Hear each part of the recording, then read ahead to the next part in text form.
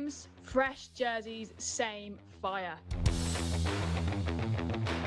Rivalries that once filled scorecards now sit shoulder to shoulder. Battles don't disappear, they just change colours.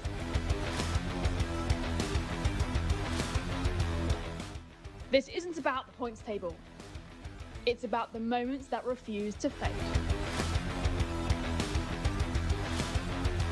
Goa sets the stage. Legends answer the call.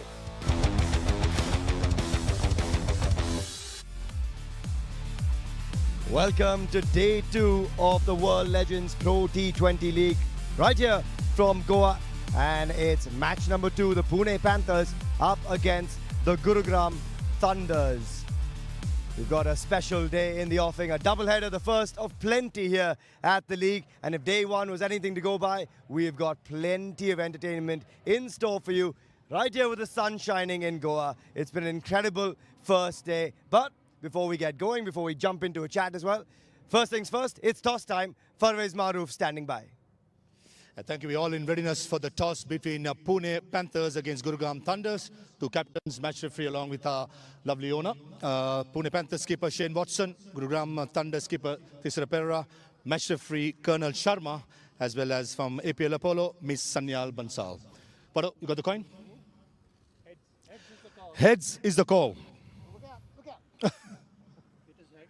It is head. Tisra Perera has won the toss. Tisra won the toss. What are you going to do and the reasons behind it? Actually, we want to bat first because of the heat, actually. So it's not easy to stay in first half. So that's why we want to bat first and put them under pressure. We want to put some score on the board and let them to pressure, you know. I'm watching the game, I'm pretty sure, yesterday. How did you see the pitch behaving yesterday? Yesterday, because I talked with some players, but there is a lot of dew. So, but in the day game, I don't think it's happening like last night. So I want to play good cricket here. And looking at your side, it's very strong on paper, but most of the guys are playing after a while. Boys are ready as well as you? Yeah, always, you know, we had a nice practice sessions last day. So I think we're good to go. Formation of your side? Actually, it's really good side. All the best, Panda. Go well. What if you had won the toss, I'm guessing you would have batted as well? I'm not sure actually, but I'm happy to bowl first. Same question to you after playing after a while. Strong on the paper. Looking forward to it? Yeah, it's super exciting to be able to have another opportunity to be able to get out with some of your mates and some of your foes that you played with or play against. It is really a true joy to be out here, being able to show a bit of our skill that's left, and we're all excited and ready to go. We are excited as well. And looking at how the surf is played, I'm sure you'd have watched it as well. What sort of a goal you think you'd like to defend the Thunders for? Yeah, it looked like a really nice surface. Obviously, the dew came in to cause a bit of a problem for the team bowling second. So it'll be interesting to see with no dew around exactly how good it is to be able to chase. But look, with the skill that's in the opposition team, we're going to have to bowl very nicely and bat well. And looking at your side, what's the formation for today? Yeah, it's a nice combination that we do have. We've got a lot of firepower, a lot of legends. So to be able to name everyone is going to be difficult, but we're ready to go. Nice to see you and good luck. Thank you. Cheers. Right, the news out from here is that Gurugram Thunders have won the toss, elected to bat first. Thanks for that, Maha. That is the news out in the center. The Thunders winning the toss, saying with the heat around, we're going to have a bat first. And that's pretty logical, Michael Clark and Dominic Cork. Guys, yesterday gave us plenty of entertainment. And if that's anything to go by, today, doubleheader, double the fun in Goa. Yeah, well, the heat is certainly around. It is warm. When we first stood here, there was a slight breeze, but that's disappeared as well. So I can understand what I wanted to bat first. I think we saw a beautiful batting strip last night. Interesting to see if it plays any different throughout the day. There was a little bit of dew last night as well, so the board just skidded on nicely for the batters, but let's see what today brings. Yeah, I think when you look at a YSI wants to bat first, I think they think probably get the runs on the board, put pressure on. I'm a little bit different, especially with legends. I just think when you've not been out there for such a long time, I'm going to see some bowlers who haven't bowled for a while, get them all together, see how you go, see how you feel, see what you've got to chase. But ultimately, it's about which team turns up and wins, the same as any game. Guys, at the end of the day, when you have 100 scored on the opening night of the inaugural edition of a league, you know things are going pretty well. Yeah. Let's just look back a little bit on that Chadwick Walton 100, because it was honestly quite special to watch. honestly, amazing. From ball one, he just timed everything. Again, I think people underestimate, it doesn't matter how old you are, how much cricket you've played, when you walk out onto a cricket field, you want to score runs as a batter, you want to take wickets as a bowler, and you want to win as a team. This performance last night, if there's better than this in the tournament, I'll be very surprised. And that's in game one. Yeah, I think what was really interesting with watching that innings, and what good players do, this man did it throughout his career. They pick length really quickly. That's what he did, even though probably the pace wasn't there as we've seen, but he picked length, he picked the spinners, he hit downtown, straight towards the side screen. And an excellent start for him, and good to see if you're a batter, get yourself in and reap the rewards. Guys, we spoke a little bit about the toss, but Corky, what I was saying, you know, I don't know if I wanted to bat first or field. Tisera Pereira was very sure. What I was like that when he played for Australia as well, let me tell you. He wasn't bothered about much, was The one thing I know he won't be doing, I don't think he'll be bowling, Shane Watson. He'll be having a bat. But you look at them, the way that they line up with Guptill and Watson in the same side, good luck with the bowlers. You know, that's two that we can talk about. So he's probably not bothered whether they bat first or chase. It doesn't really matter to them. Yeah, we saw close to 400 runs yesterday with that sort of a batting lineup. We're certainly in line for plenty more today as well. But what does that surface look like? Time to find out right here in Goa with our pitch report. We've got a little bit of joy coming our way with Monty sprinkled in. Well, it's warm, but it's breezy. It's beautiful here in Goa. Pitch number 5, the same pitch that was used yesterday, center pitch, which means 65 yards around.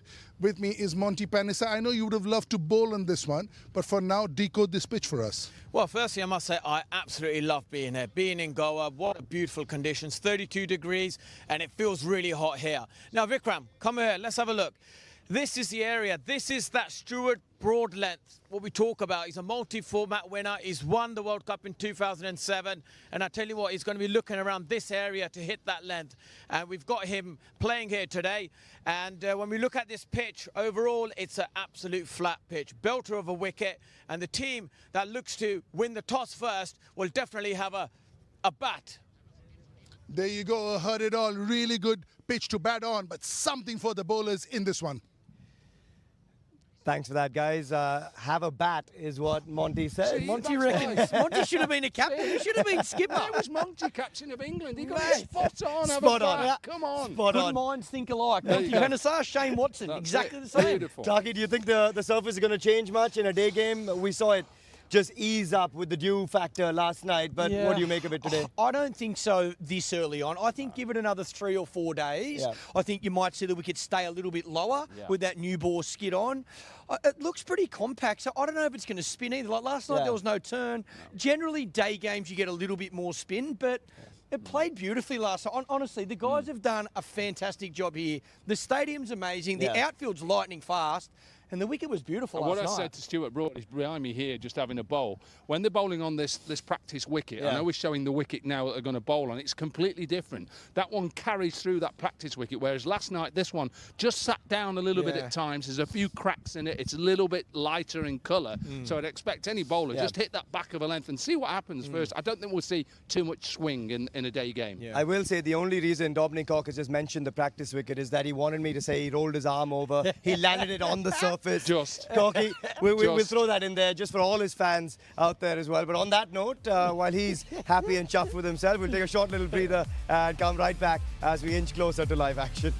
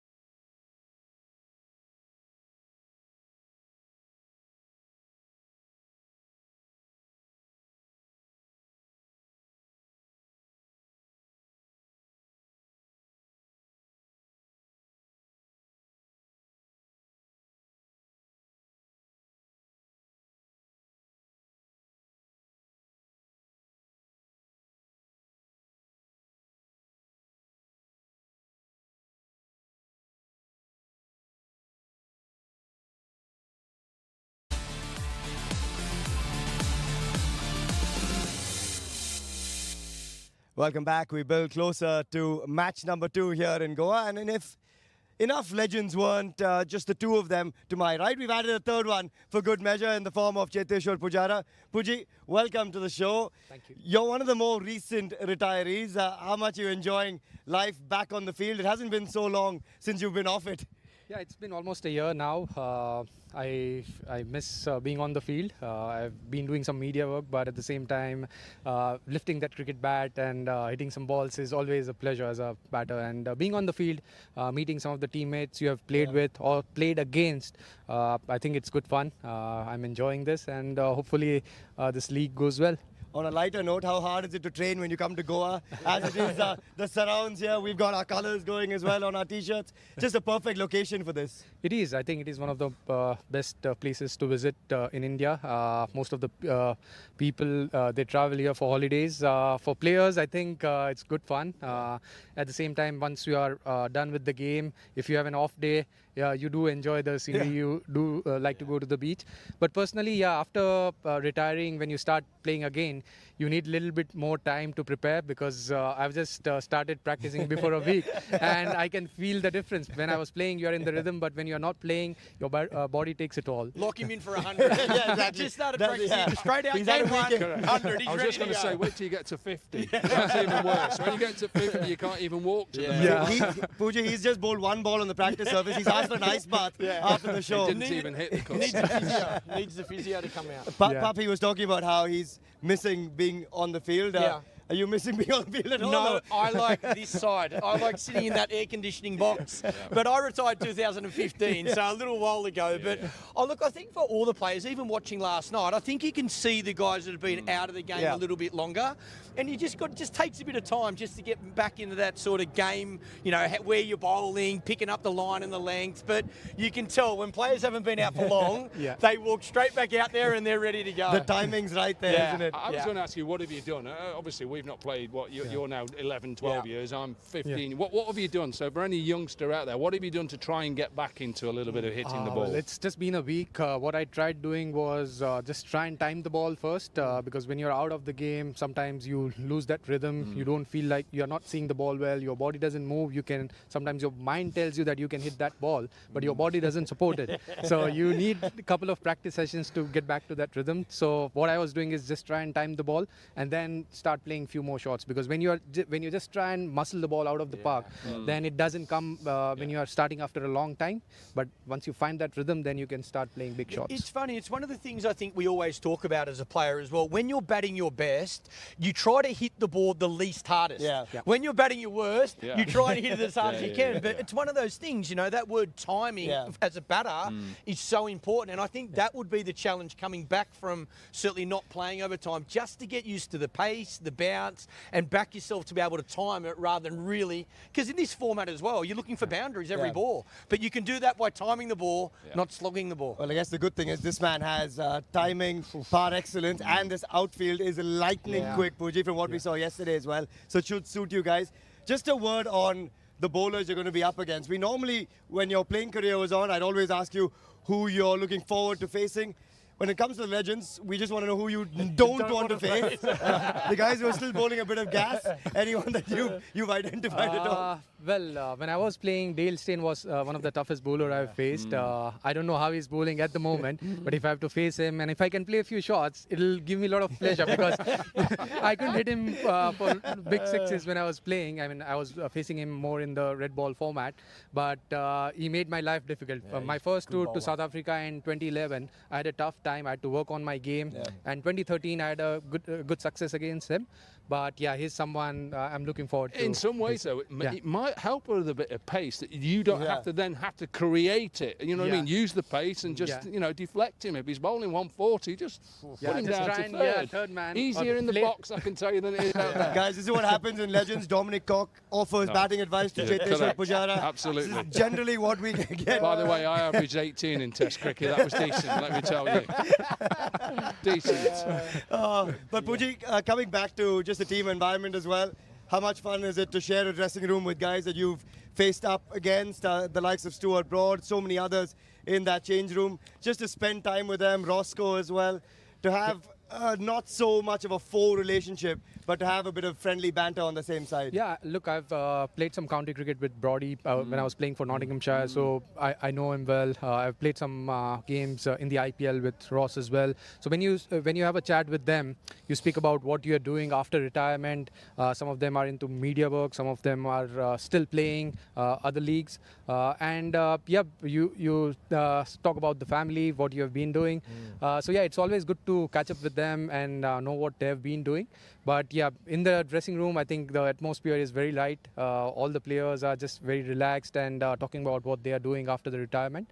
But it's always good to be around the players whom you have played with. You feel like you are still in touch with the game. I think when you talk about legends, and there's one thing that I love watching them, is that you just remember. You know, you just watch a Pujara shot today, and it might not be, you know, smashed out the ground. It might just be his typical, you know, whatever it is, extra cover drive, clip through that, and that just brings back the memories of why this man was a legend for India. And you watch them all, you know, from the bowlers to the batters. It just clicks something that brings back the memories of why this man was so good. And Pop, that's one of the beauties of the Legends League, isn't it? I mean, yesterday we saw it. We all talked about the battle between Bhaji and Shikhar. That played out beautifully as well. We saw vintage Shikhar Dhawan through the offside. For the fans at home, it's perfect. Well, I think you grow up watching, you know, players like that we get to see throughout this tournament as well. And then there's been a space where they've retired or you haven't got the chance to see them, and now they come back. So, yeah, even seeing, you know, watching Shikhar first ball, I think he played a little pull shot for four. It was like, you could still be playing. You know, guys are still, they've got so much talent. It's just, there comes a time in everyone's career when you walk away from international cricket. But that's why I think these tournaments are good. You get to see so many players that you watch throughout, you know, your childhood growing up.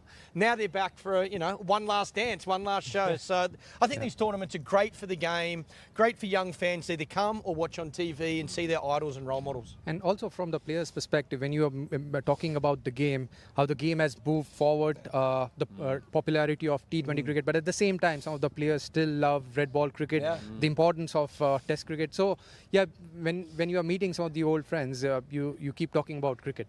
Yeah, it is. And that nostalgia factor, Koki, we all speak about it. We go back and watch highlights and replays of old games to see some of these guys come back and do it again. We saw a packed house yesterday in Goa. And for a city like Goa, for a place like this to come alive to cricket, it's normally a football arena, really, that fills stadiums. It's so nice to see. Yeah, and think about some of the international players that are going to be playing today. To watch Stuart Broad, you know, one of England's finest, with Jimmy Anderson, that combination, watching him pump his legs to see how quick he can bowl. Ross Taylor, Shane Watson, Alistair Cook, you know, another man who excelled in the Test arena. Just to watch these and just those shots that they played throughout their career. That's why we want to watch it, see how they go, put them under pressure, see if Pujara can, you know, get rid of that left leg and hit him straight out the ground first ball. If he does, I'll be clapping in there.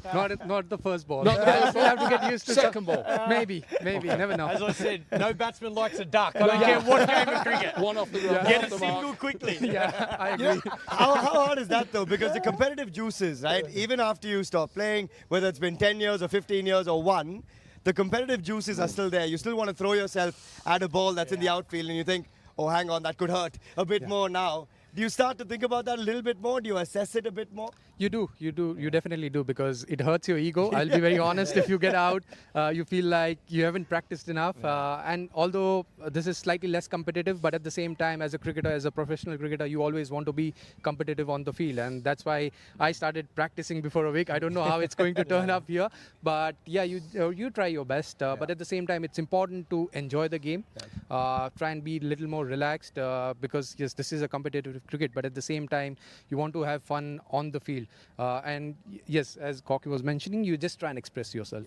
So I'll try and do that, but yeah, after assessing the pitch. Second ball. Yeah, maybe. Yeah, it's funny to think about just the way things have panned out just with one day of cricket done here in the league. But going forward as well, there's such dynamics that we talked about yesterday. You know, one of the players, Chadwick Walton, speaking of the entire dressing room atmosphere that was set up by Bhaji as well. Tisara Pereira, for you guys as skipper, what's the mood been like under him? It is pretty relaxed. We had a net session as well yesterday. Yeah, we are very relaxed, and him who has enough T20 international cricket experience, and at the same time is a wonderful guy. So yeah, our dressing room atmosphere is very relaxed. Guys are chilled, but at the same time, yeah, we had some preparation. So everyone is looking forward to this game. Well, Pooji, we're going to let you get on your way. I know you guys have won the toss and elected to bat first, so thanks so much for taking the time out and come spend it with us. That first ball, get it underway, and then we'll watch the carnage after. Thanks for joining us. All right. Good luck. Cheers. Good luck. Good luck. Good luck. Good luck. Good luck. Go well, mate. Thanks. Cheers. Thank you. Thank you. Always nice to listen to someone who's been around for just such a long time on the international scene, but a year out, and he says, you know what? I still want to come back. Right, you will see absolutely no difference. He'll walk out there and time the first ball. He was just that type of player as well. So structured, sets his innings up the same way, got all the shots. I just think 12 months out of the game isn't too long. If you've been out for 5 years, 7 years, the body hurts a bit more, but he was such a good player. And I think it's great seeing him back involved in tournaments like this. I think, like I say, not only for English fans, for Indian fans, sorry, that come and watch on TV, but he's loved all around the world. He was a wonderful player for India. And, recently, I think even in Australia, when India were there, a lot of the commentary was about, did he go too early? Did they need him in that, that top order for India? So I think it's great that he's back playing. Yeah, it certainly is. And Corky, that's the beauty of it. We say it over and over again, but some of the names need mentioning. I mean, you've got Cheteshwar Pujara who joined us. You have a DJ Bravo, a Martin Guptill. You've got Kyron Pollard. Yeah. Some of the biggest names that the sport has ever seen. And two there in India, probably legends in the IPL. When you look at Pollard and DJ Bravo, who've been around a bit, they're now gone on into a little bit of coaching, both of them. Pollard plays up a lot of franchise cricket still and can still be a major part of it. And that's what this tournament is all about, for the local fans to come and see some of the greats of T20.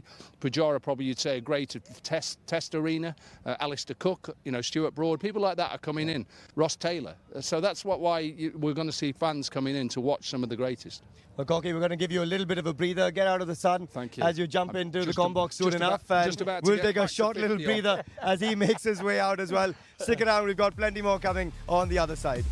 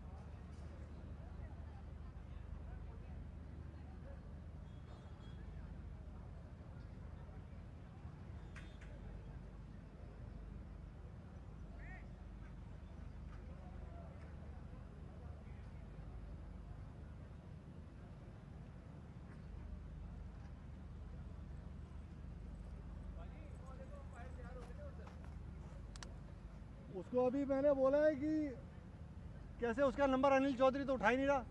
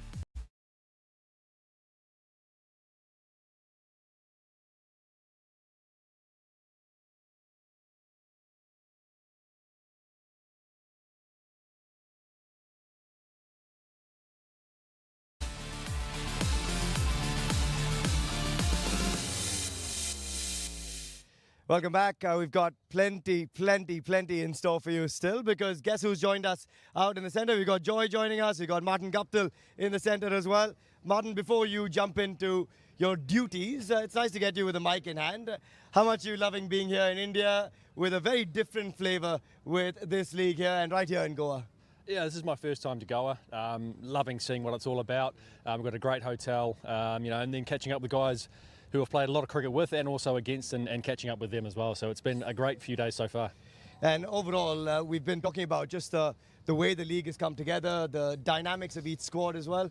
Good to see some old foes and friends back as well. Yeah, 100%. I mean, played a lot against Shane Watson. He's captaining us today, so to be able to lean against him and actually get the opportunity to bat with him as well is going to be fantastic. And then obviously I'm playing against my good mate Roscoe and also Colin de Grandhomme, who I've played a lot of cricket with as well. So it's very different, but it's also a hell of a lot of fun.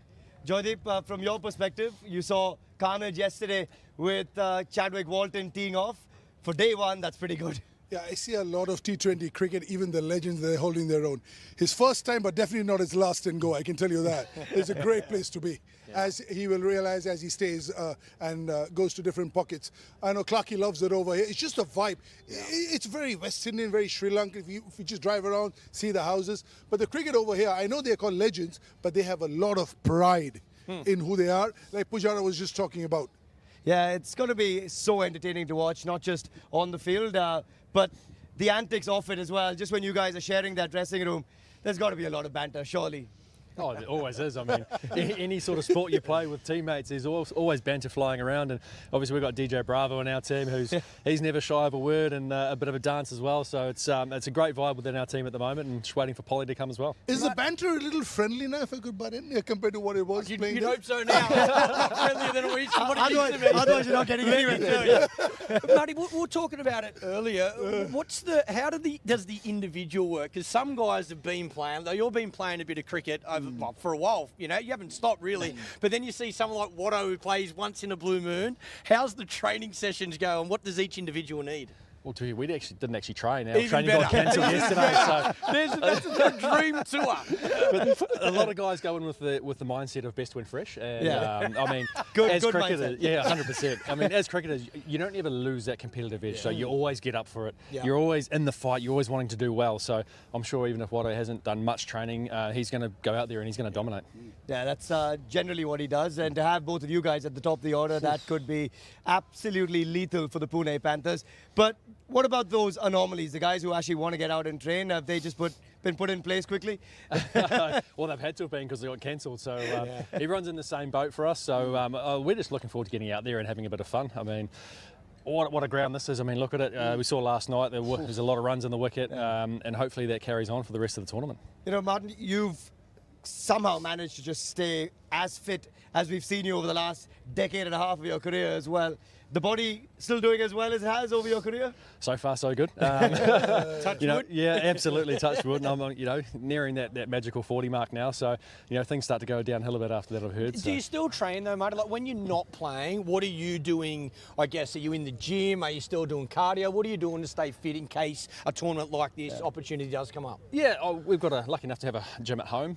Through that COVID period, we bought our house, and we thought if we keep going into lockdown at home, then I'm going to need something at home to be able to, keep fit and keep fit and strong. So we've got that. So I do most of my gymming at home, and if I do have a tournament coming up, I've got plenty of people.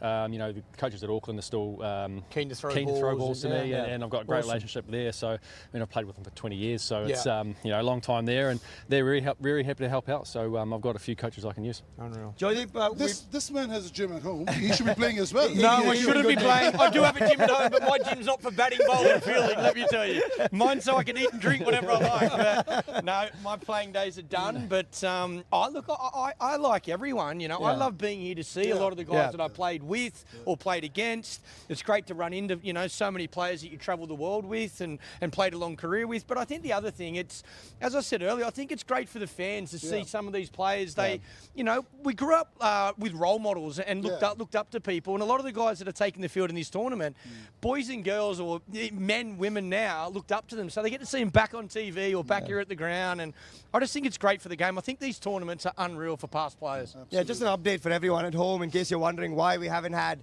live action just yet. We have had a few technical issues with some of the stuff going on around the field. So we will commence in just some time. We've had a little bit of a delay when it comes to first ball. But Joydeep, that allows us to pinch the mind of guys like Martin Guptill. We had Cheteshwar Pujara as well. You've been watching these leagues for a bit, but to have an inaugural season come alive the way it did yesterday and to have Martin Guptill, DJ Bravo, Shane Watson, some of the biggest names that T20 cricket has seen, how cool is that? Yeah, absolutely. You talk about Stuart Broad, you talk about Alistair Cook, Kyron Pollard on the way. Yeah, see, also for these guys, they've been there, done it. And once you have it, it's about the fitness and most of how you recover. Yeah. I mean, Clarky and I were talking off air. It's often the recovery, and that's the key, especially for the fast bowlers. We saw Fidel yesterday running in full pelt. So but it's great to watch. I mean, this is gold dust. Martin, you're on the right side of 40. Recovery should be okay for you versus the rest. Ask me after 5 games in 6 days. Straight to the ocean. Yeah, straight from the cricket ground to the ocean for recovery, I reckon. Pup, it's one of the better places you can play cricket, though. I mean, you think about Goa, the flavour of this entire place. It's incredible. The food's amazing. Yeah. The people are great as well. And this weather, yes, it's warm, but there's a lovely breeze blowing through too. I love it here. Look, I've been so lucky through my career. We toured, I think one of my very first tours to India, and we had 5 or 6 days off. So me and a couple of the boys come to Goa for our first holiday back in 2004. Yeah. So, look, it's a great place to holiday, but now you add cricket, it's a dream come true. Yeah. So, yeah, there won't be anybody that's disappointed coming here and watching and supporting, or even for the players. So many players. I think that's a big reason why a lot of the guys said yes to this tournament. Because it's in Goa, a lot of guys haven't been here, but heard a lot about it. So, yeah, you'll have a great time. It'll be hard to get people to leave, put it that way. Martin, have you had a few tips of what you should be doing on the off day, the few off days that you guys might have? No, not yet, and unfortunately we only get one off day. We've got quite a packed schedule, so makes it a little bit more difficult to get out and about, but I'm sure we can organise something to go out and have a look around. Yeah, I don't want to be around you guys the day after that off day. It's going to be a tough one to get on the field the day after that. But Joy, just when you look at this venue yesterday, to have a crowd that turned up the way it did, we normally associate Goa with football, with the fervour of the feet. However, to see cricket land up in the south of Goa to this beautiful 1919 stadium, it's amazing. And this is the first time they're having a tournament of this magnitude over here. And how good have the facilities been? Yeah. Just the pitch, the boundaries, the side screen, the scoreboard, little things that matter, the dressing room. These things matter. It'll get better as you go along. There are always teething issues, but this is a super place to be. I think the other thing, it's super important, even from a player's perspective. You can say yes to a tournament, but when you turn up, you do expect the facilities to be no different to what you played when you represented your country. Yeah. And it's important as well because, again, you've got to recover. You've got to play back-to-back days. You want to be able to do recovery. You want to know you're running on a good outfield. You want to know that the lights are good if you're catching a high ball or facing someone fast. So it's all these things that I guess to a lot of people you don't think too much about. But from a player's perspective, it's significant and it makes you come to a tournament and if things are perfect like they've got here, you just keep coming back every year. Yeah, it is so special to see the way this has come alive. And actually got going the day before the first game even came up. But Clarky and Martin, we're going to let you guys head off, and thanks so much for joining us. But on our way into a short little breather, have a good look at the opening ceremony because we had Sunidhi Chauhan belting out some fabulous tunes on her way to entertaining us here in Goa. Short breather, we'll be right back.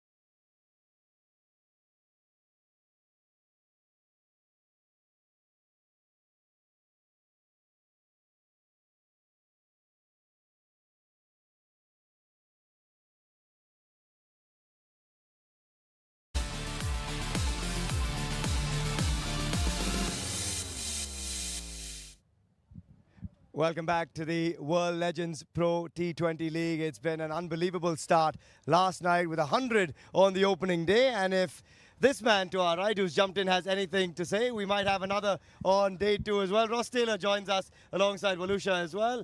Valusha, of course, brings us all of the local flavour. But Roscoe, I'm going to come to you first because it is great to see you here. Goa is a fabulous place for cricket to arrive. Nikhil Chopra knows it as well, and lovely to have him here. And one of the iconic voices of the league. But guys, how much have you enjoyed just being here, catching up with all your old teammates, guys that you've played against over the years, Ross?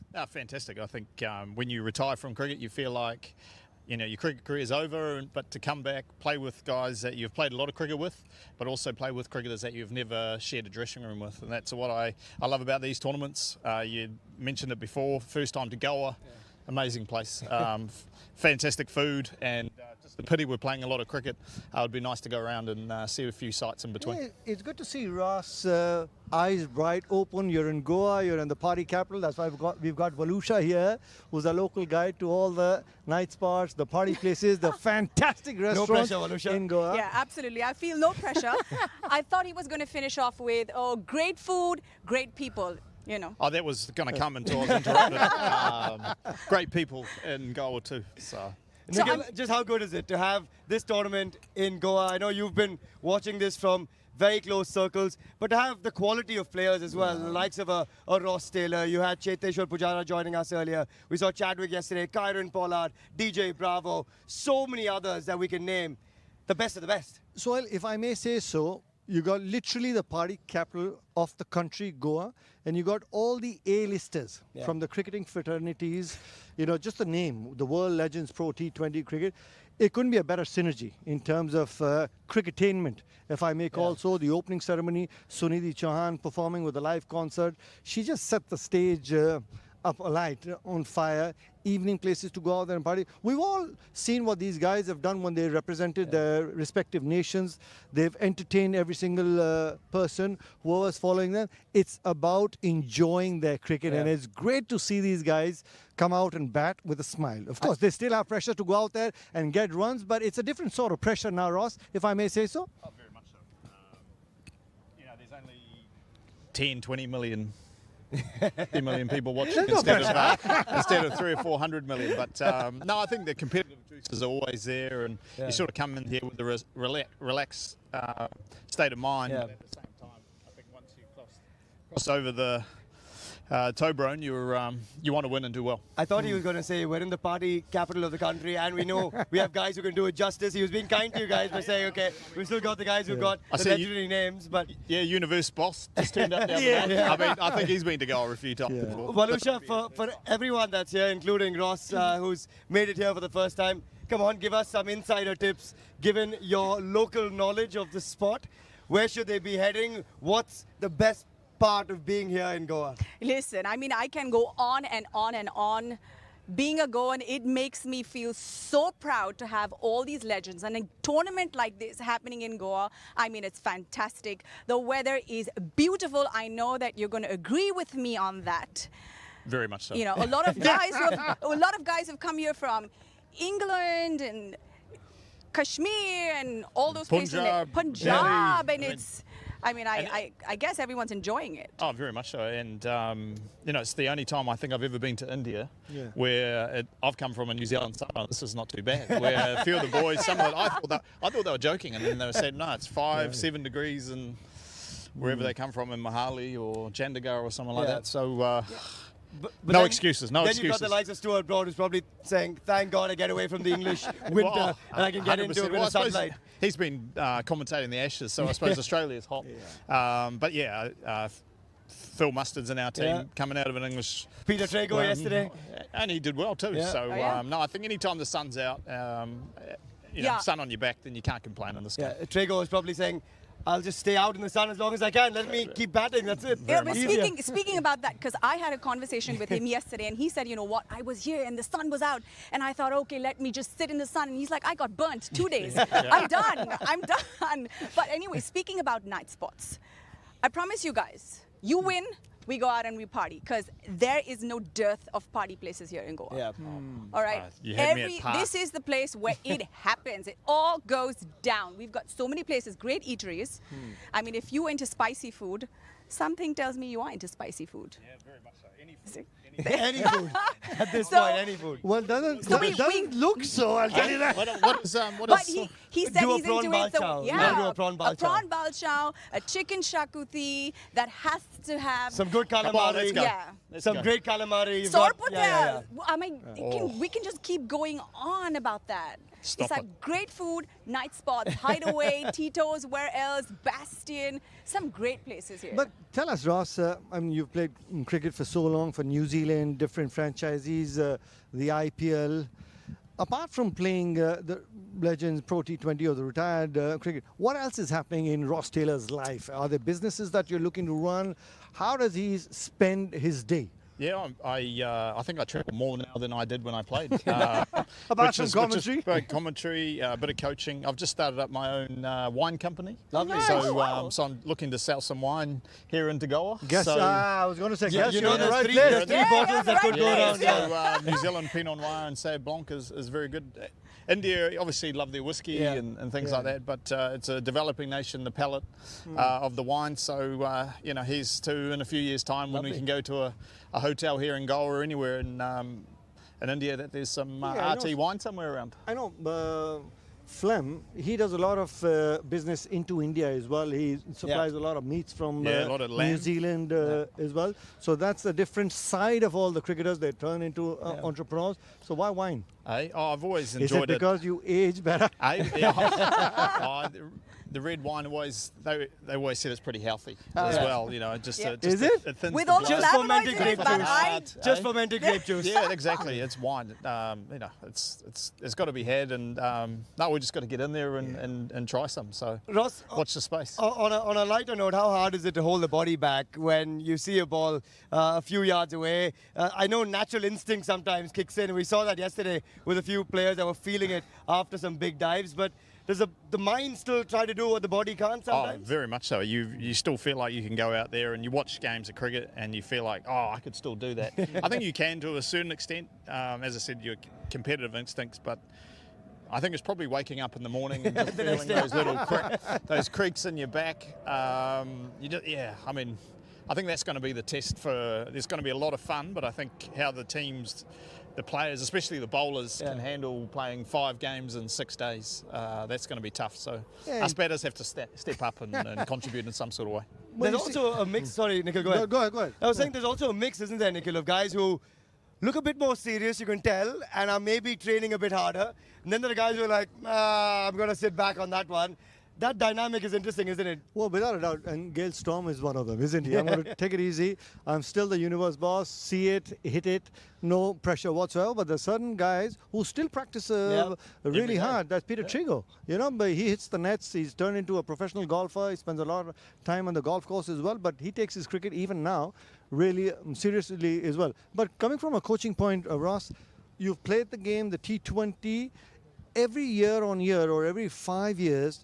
Do you see the pace of the game change?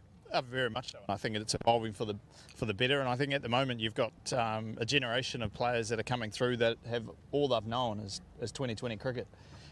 Obviously, when I grew up, 2020 was in its infancy. We'd only just started playing international cricket at that level, so see these guys come out and smack the ball from ball one out of the ground. It's like what we've been seeing in the India-New Zealand series as well. 200 plus runs are getting chased down in 16 overs. 150 and 10. Yep. So it's a different sort of pace. I feel sorry for the bowlers. Am I allowed to say that? Well, we saw it last night, yeah. We did. It's but ridiculous. Is it something, are the batters training like that during net sessions? Does it come from within, or do they have that sort of pressure? It's all about strike rate, the number of deliveries you play. There's no more in T20 cricket when you're saying, well, let me try and pace my innings. Yeah, no, I think players are playing 360. A few times people were just hitting it in a certain area. But I think their fearlessness and when players used to. Bowlers bowl bounces now, they're ramping, reverse sweeps. It is very hard for captains and bowlers. So I think there will be a switch at some stage where the ball will start dominating a little bit more and bowlers will come up with things, just as batters are doing it at the moment. But at the moment, it is definitely a batter's match. Yeah, the innovation and the winner's mindset at the moment, unbelievable when it comes to the batters. But speaking of batters that had all of it on display, we saw that yesterday from Chadwick Walton. So Ross, we're going to let you guys head off and get prepped for this encounter, but we'll take a good look back at some highlights from last night because it was carnage off the bat of Chadwick Walton. We saw that lovely battle between Bhaji and Shikhar Dhawan as well. All of that before we head into a short breather.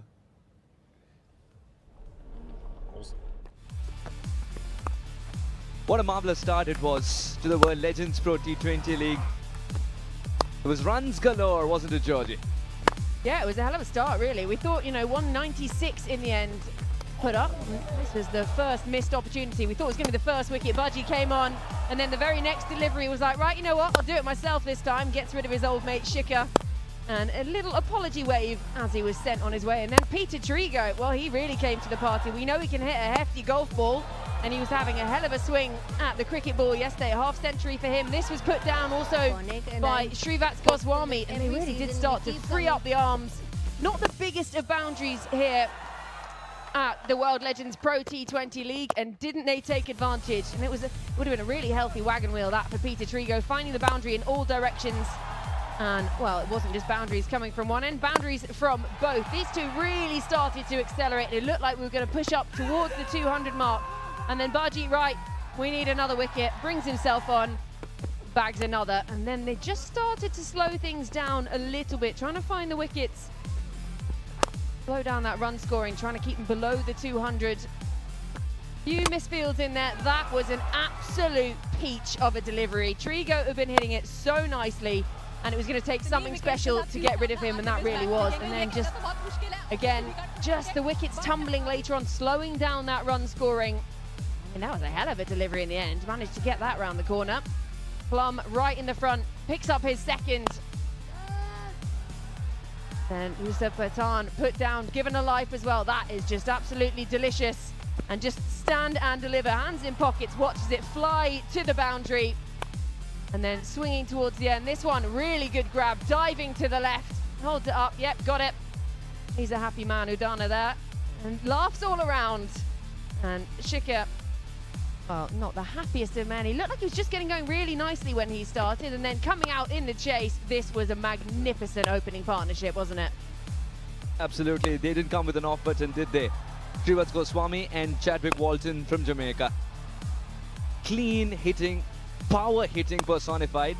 Srivat was very adventurous, especially through the offside. Wait for the cut shots as well. Very elegant as they come by. Knew how to deal with the spinners. Chadwick Walton, I think if he writes a book, it's going to be called Stand and Deliver. That half century was subdued celebrations because he knew there was more to be taken. A couple of chances were spilled indeed, and those chances proved to be very, very important in the end as Chadwick Walton kept on accelerating. Mission 197 got there easily in the end, Warriors.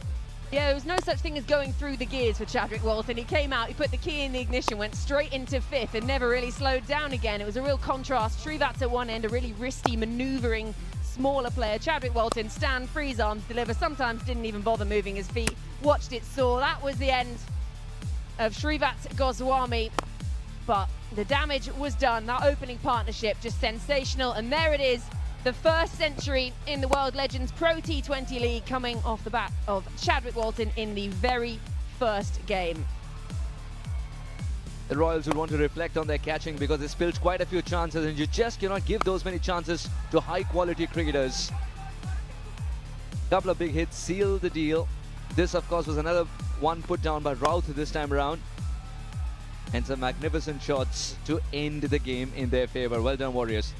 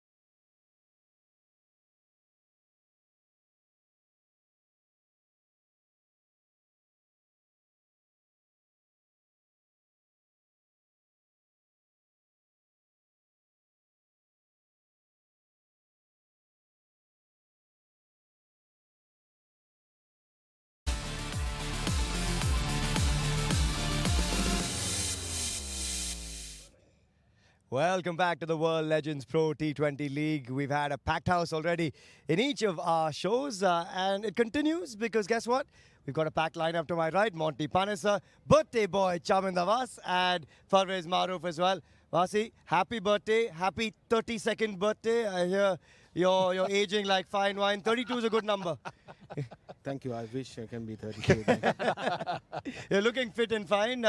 Not a bad place to celebrate your birthday, Chaminda, right here in Goa with a bunch of guys that you've played a lot of cricket against, with, and watched with a keen eye as well.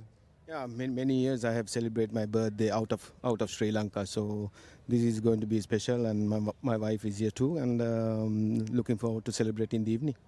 Ma, to be here in Goa, you've got the look going already, looking comfy, the sun's out, there's a nice breeze blowing, great cricketers on display. I mean, you can't ask for too much more. Yeah, it feels like so. The vibe, the weather, everything, seems like we are in Gaul. I mean, Vasi will second that to me. I think it's all about the festival of cricket, isn't it? Fast players going out there, putting up a show. Players like Vasi coaching sides. I think overall it's a win-win situation for everybody. As broadcasters, we love covering the old players playing cricket again. So I think it's going to be very, very important in the next 9 days as broadcasters, as well as in the coaches, the players, that everyone has fun. So all about end of the day, you have fun and you entertain people. Monty, speaking of entertainment, we saw entertainment galore last night to start things off. Chadwick Walton, Shikhar Dhawan, Harbhajan Singh. We had a blast in the combox as well. How much are you loving being here in Goa? Oh, I'm absolutely loving it here. Love being in Goa. The people are so lovely, hospitable. Love being in India as well. And especially the weather back home. I think it's -5 with snowing. Yeah. So great time to be here. And it's, absolute privilege to be here with some of the great, legends of the game. Yeah. Some of the people who've, done really well in T20, World Cups. Done, won numerous tournaments, around the world. And, what a privilege it is, some great players here. And I'm sure cricket fans around the world will be tuning in because they'll be supporting their own, cricketing stars. Vasi, I have to ask you, when you come to a Legends League, how does the coaching style change? Because obviously you can't quite push these players the same way you'd push a youngster who's trying to make their way into a Sri Lankan squad. So how do you adapt your role as a coach as well? Well, they're all legends, they have played a lot of franchise cricket and respective countries. And you just to guide them and, just give the instruction and they will do wonders in the middle. Are they listening to any of the instructions, or are they saying, you know what, we're in Goa, man, we're not listening to too much here? Well, there are certain things you have to apply and they absorb really well, and great to them, they will do wonders. Maha, when you speak of the man to your left, a legendary name himself, what's he been like around a dressing room, and what do you think the players are going to benefit from to have him as coach? Playing days, he was a nightmare to have because he used to train like dogs. You run kilometers after kilometers. We are in the gym, late nights. But first up will be him. He'll give us the wake-up call. Okay, 7:30 gym. So that's how we were brought up, and we were lucky. Youngsters like me, Kulasekara, and all these players, train under him. I mean, played alongside a lot, but as well as trained. So we understood the game the hard way. Yeah. So that played along with. That's one reason why I respect him a lot, because he knew as a player then when to push, when not to push. So similarly, I'm sure he would have carried that philosophy in his coaching as well. So that's what having each other, by playing days as well as now. So overall, as Vasi said, it's about the legends going out there having fun. It's not about training for 2 hours, training for 3 hours. It's not that. These players have it in themselves.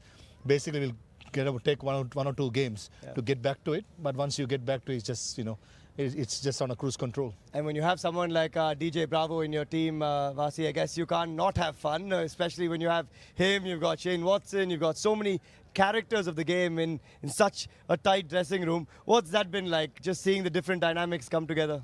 Well, some sort of experience they can, all the local players can learn from these guys. They have done wonders, and it's good to have these guys playing once again this kind of tournament. I'm quite happy. Monty, what about you? Coming into a tournament like this, we always wonder how the cricket's going to shape up first up, and last night gave us a sign of things to come. That was only day one. We've got 9 more days of scintillating action. Doubleheader today. For the fans at home, they're being treated to something quite special. Absolutely. Look, I thought the cricket was brilliant yesterday, and that was a tremendous 100 from Walton as well. The cricketing shots that he played were strong cricket shots. It wasn't anything. We've seen obviously the ramps and all the other shots that people play, but that was brilliant. Batting as well. So from a bowler's point of view, there's some great legends here. Some of the youngsters can learn from different conditions. Like Stuart Broad, he's absolutely one of the great seamers of all time, in world cricket, and I'm sure the likes of other youngsters around him would learn and how he will bowl on this pitch compared to some of the bowlers yesterday who got hit out of the park. Yeah. That'll be a huge learning curve. But generally speaking, it's great to see the likes of Harbhajan Singh. One of the legends of Indian cricket, and yet again showing how good he is, even playing in these sort of Legends League games. But I think the major thing is that you learn so much as well. You learn from the experienced players, the younger players who are playing in these sort of with the teams. That that's a once in a lifetime opportunity. And I think it's absolutely brilliant what the organisers have done. Yeah, and Chaminda, speaking of that experience, you've got a wealth of experience in your squad. I remember at the auction, you guys celebrating certain picks, a Shane Watson, a Martin Guptill. You guys were so happy about a few picks in particular because they were hard to come by with the bidding wars. Have you spent a bit of time with them yet? I know some of them have flown in recently, the likes of Martin Guptill. What are some of those chats like when you first get that team room coming together? Well, we had a few team meetings, and we just said a chat how we go about this tournament, and everybody's contribute. And Shane Watson, Bravo, and Guptill has played a lot of cricket, and they shared some things for the younger players. I think the players absorbed really well, and they are looking forward to this tournament. Yeah, looking forward to as well. Thanks so much for joining us, Vasi. It's going to be great to see you as a coach and your Pune Panthers go well also through the course of this tournament. But we've also had the chance to catch up with some of the legendary names in the league, and two of them, we've had them on the show too. Ross Taylor and Cheteshwar Pujara, their thoughts ahead of this league, how much they're looking to take away from it, and just being here in Goa. Have a look.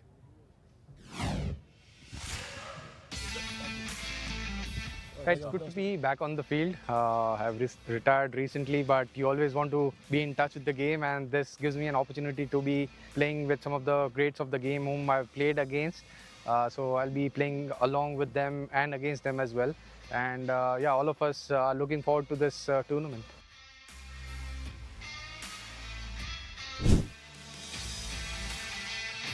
And when you're playing at this level, the competitive juices don't ever leave. The boys want to get out there and win and do well. So hopefully the body can hold up with such a high intensity game of 2020 cricket, but playing so many games. But we'll just have to wait and see. Good to have a great look at those two iconic names of Indian cricket. Cheteshwar Pujara, one of them, of course. We've had a couple of others in the mix, but also someone like Ross Taylor from New Zealand coming in, plying his trade, enjoying himself, telling us about his businesses as well, and his wine business now flourishing. That's part of the beauty of this league, is you get to understand, Maha, the different sides to some of these legendary names that we've seen on a cricket field, and now they're up to so much more. I think it's playing days. On a personal point of view, playing days are all rivals. But this is what Legends Cricket does. We all together having a great time and talking about the games that we used to play, the reminisce the old days. And end of the day, as I said, it's all about having fun going out there. And I'm a strong believer. Legends Cricket, you don't do much team meetings, you don't do much training sessions. It's all about, it's all in your body. Just get out there, get the job done, have fun, entertain people, because cricket is an entertainment game. It is. So go out there, have fun, basically. Yeah, we're inching closer to live action here between the Gurugram Thunders and the Pune Panthers. Let's just give you a good look at the playing 11s for both these sides. And we'll start with the squad that is batting first. And that, of course, are the Gurugram Thunders, who will be batting first. And when you look at this lineup, it is a stellar lineup. I mean, you've got the likes of Phil Mustard, Ross Taylor, Cheteshwar Pujara, Colin de Grandhomme. Take us through it here, Rufi. Oh my God, the batting order. Yeah, I think they'd be quite happy to get at least 175 in this pitch. But if they don't, on a slow pitch, I think they'll be quite unhappy. And even Akshay Bakar in that side, I think he's underrated as an off spinner, but he can get the job done. End of the day, again, it's about the start in the power play. And then when we look at the Pune Panthers, Monty, this is a star-studded squad. Shane Watson, Martin Guptill, you've got the likes of Faiz Fazal, who's exceptional as well. Dwayne Bravo, so many other names like Anishwar Pandey, Ankit Rajput with international experience. They've got the chops too. Yeah, that's an unbelievable batting lineup there, and especially the likes of Watson or Martin Guptill. If you're a spinner, what are you going to do? Are you going to bowl it quick? Are you going to dart it in?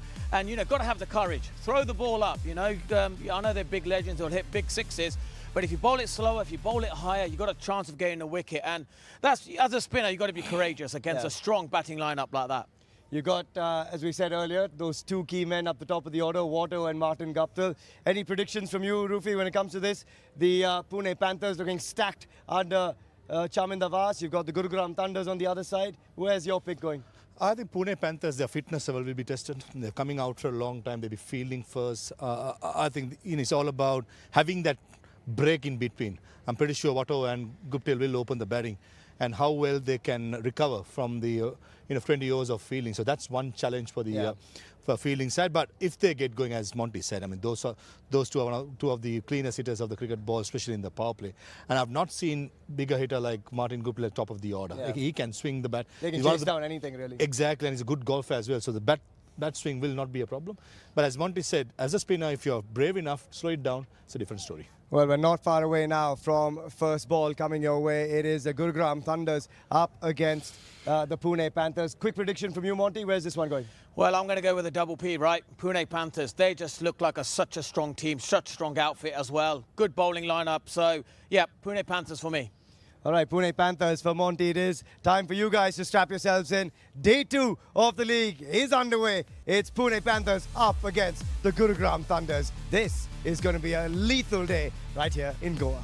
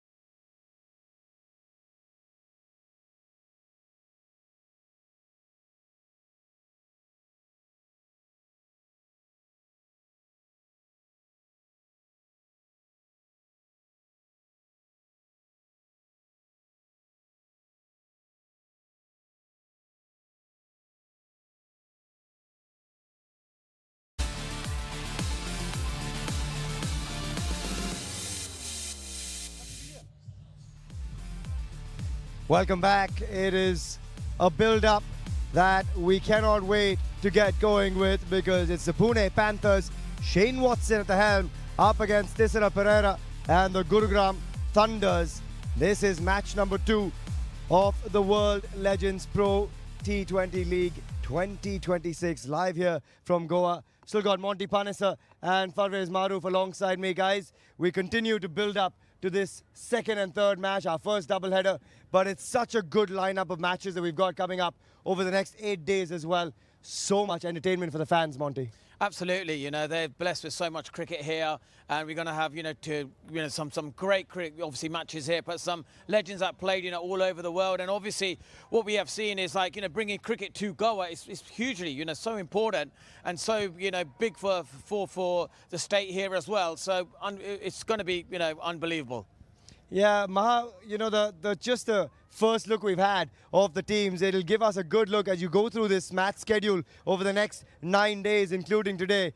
It is so nicely poised for what's coming your way. As we said earlier, we have the Panthers up against the Thunders today, and that's going to be live in just a bit. We've got the Rajasthan Lions up against Maharashtra later tonight, and then tomorrow as well, another doubleheader. Dubai Royals, we saw them yesterday do a great job against the Warriors. However, they did come undone.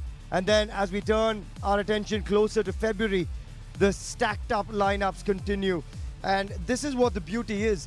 Night after night, as we head towards those playoffs and the final, the semi-finals coming your way on that critical day, the 3rd of Feb, before that final on the 4th. Every night, Maha, every single night, you've got the opportunity of watching some of the biggest names in the sport go head-to-head, share dressing rooms, and for the fans at home, not a single day's break, doubleheader after doubleheader. It doesn't get better. I think I'm just counting back of my mind how many runs and how many wickets within the players. Easily can be about 20,000 plus test runs, close to 3,000 plus wickets. Oh, more than that, yeah. So that's what Goan people, as well as the entire people watching this coverage in the world, will be watching out. So I don't have to say much. These players have made them themselves, as well as their brands. So basically, they come out there, have a good time for 10 days, play cricket, enjoy the atmosphere in Goa, the vibe in Goa, and go back home happy. Yeah, Monty, that's the cool part, isn't it? He mentioned just guys with tremendous numbers. Ross Taylor alone has 18,000 international runs. We saw Shikhar Dhawan with close to 10,000 T20 runs. This is the caliber of names we're speaking of here. Absolutely, with Dwayne Bravo, he's had 17 titles in all this 600 plus wickets. Yeah, 600 plus wickets. We've got Kieran Pollard, he's played over 700, T20 games. And it's just unbelievable. There was Shane Watson who scored 100, in the IPL final for Chennai as well. So, some of the big names here who have done, so well in, some of the other leagues all over the world. Just to bring them all together here, you've got to put your hats off for the organisers, for people in Goa as well. Everyone just trying to, bringing this tournament together must have been, not easy, and they've done an unbelievable job. Yeah, and we were speaking about that champion, DJ Bravo. The numbers are staggering. You've got 600 plus wickets in just the T20 format. And he's second only to Rashid Khan. Rashid has 696 and is still playing. DJ Bravo with 631. Sunil Narayan with 613. And Imran Tahir shy of 600. I mean, those are crazy numbers. And here he is in Goa, giving us the opportunity to watch him again. Yeah, absolutely. I think he's a world beater. He has won World Cups. He has won IPL trophies. And he's been part of the IPL backroom staff as well. So, I mean, DJ Bravo itself is a brand. And, he's a player that, I remember when I went to Afghanistan to cover the league there. And I was told how closely DJ Bravo worked with the Afghan side for the World Cup. And he has won hearts around the world. And he keeps winning hard as a coach as well. So it shows the character. As a coach, you need to have the character. And I think DJ Bravo has got every box ticked. Yeah, just an update for everyone at home as well. We mentioned there's a few technical difficulties here in Goa, but first ball now will be at 4:10 p.m. So not so long from now. Just the update for all of you at home waiting eagerly to watch this one get underway. But that is what it is, isn't it? The anticipation of every match. As he said, someone like DJ Bravo suddenly sharing a dressing room with the likes of a Shane Watson. You've got Cheteshwar Pujara on the other side, who's recently retired.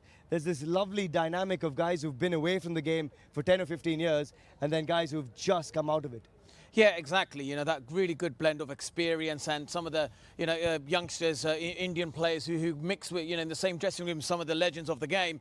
That is an opportunity for them to learn something about themselves as well. Yeah. And also, play alongside them. How do they prepare? How do they, some of the players, will not have a major preparation. The others will, hit a lot of balls or bowl a lot as well. But it's just about learning their preparation and then learning the tactical nous as well. Yeah. What decision makings are they making? Why are they doing that? So that's the other side of this league, which I often talk about. Some of the youngsters in Indian cricket who are playing right now, mixing, with some of the, worldwide talent that have been, the big names that we have here. Yeah. It's unbelievable. Some of the big names that we have. So Alistair Cook is our own, Morgan. We got obviously Harbhajan Singh we know about, and Stuart Broad as well. Which I recently spoke to him, and he goes, he hasn't bowled for 2.5 years. But I tell you what, I watched him in the warm-ups. It looked like he's still play for England. He's unbelievable. They could have used him in the Ashes, maybe. Oh, absolutely. Ashes was, they needed Stuart Broad. They needed his planning, his strategy there. And he obviously, his voice was unbelievable in Australia. They loved him over there. But yeah, that's an opportunity, also, to learn from some of the greats. Monty, you've played in a couple of the leagues, and I know you've had a blast as well, both on the field and off it. For everyone at home, just share a few tidbits of what that dressing room environment is like. What's the banter like now that all of you guys are on the same side? You're no longer playing competitively on the field, vying for World Cup trophies or big trophies like the Ashes or the Urns. Tell us a little bit about that dynamic now in the dressing room when you head into one of these. Yeah, look, we all obviously reminisce some of the stories as well, I remember playing, with Ross Taylor as well, and I used to somehow get him out. I don't know why I used to get him out, but we always talk about that kind of stuff. Or then, like Sean Marsh, I could never bowl to him because he's a left-hander, big guy, hit me for big sixes. Chris Gale is another one as well. So what it is, when I've played alongside some of these great players, it's just lovely just to be in the same dressing room. You learn so much about just how they went about their preparation and what they're doing right now with their lives as well. And we're seeing the likes of a Priyank Panchal there on your screens, mixing it up with the rest of that squad. It's so nice to see, as you said, guys like him who've still been around the game and are still continuing to play a lot of cricket, rub shoulders with some of the big names and some of the biggest names that have ever played the game. And Maha, for someone like Priyank Panchal or anyone else along the Indian lineup, such a cool experience too. Yeah, and less pressure. Yeah, absolutely. I think he's a legend in domestic cricket, state cricket for Gujarat. He has done many good things and recently retired. So for him to rub shoulders around, some of the stars of the game, yesteryears, will be a dream come true for him. And one more player I'd like to point out also is Akshay Vakar, the off-spinner, who played a lot of games for Vidarbha, won many trophies. I think these kind of players is a win-win situation for them. They played lots of state cricket, Ranji Trophy cricket, was given so much and made a name for himself, but never made to play for India because obvious reasons.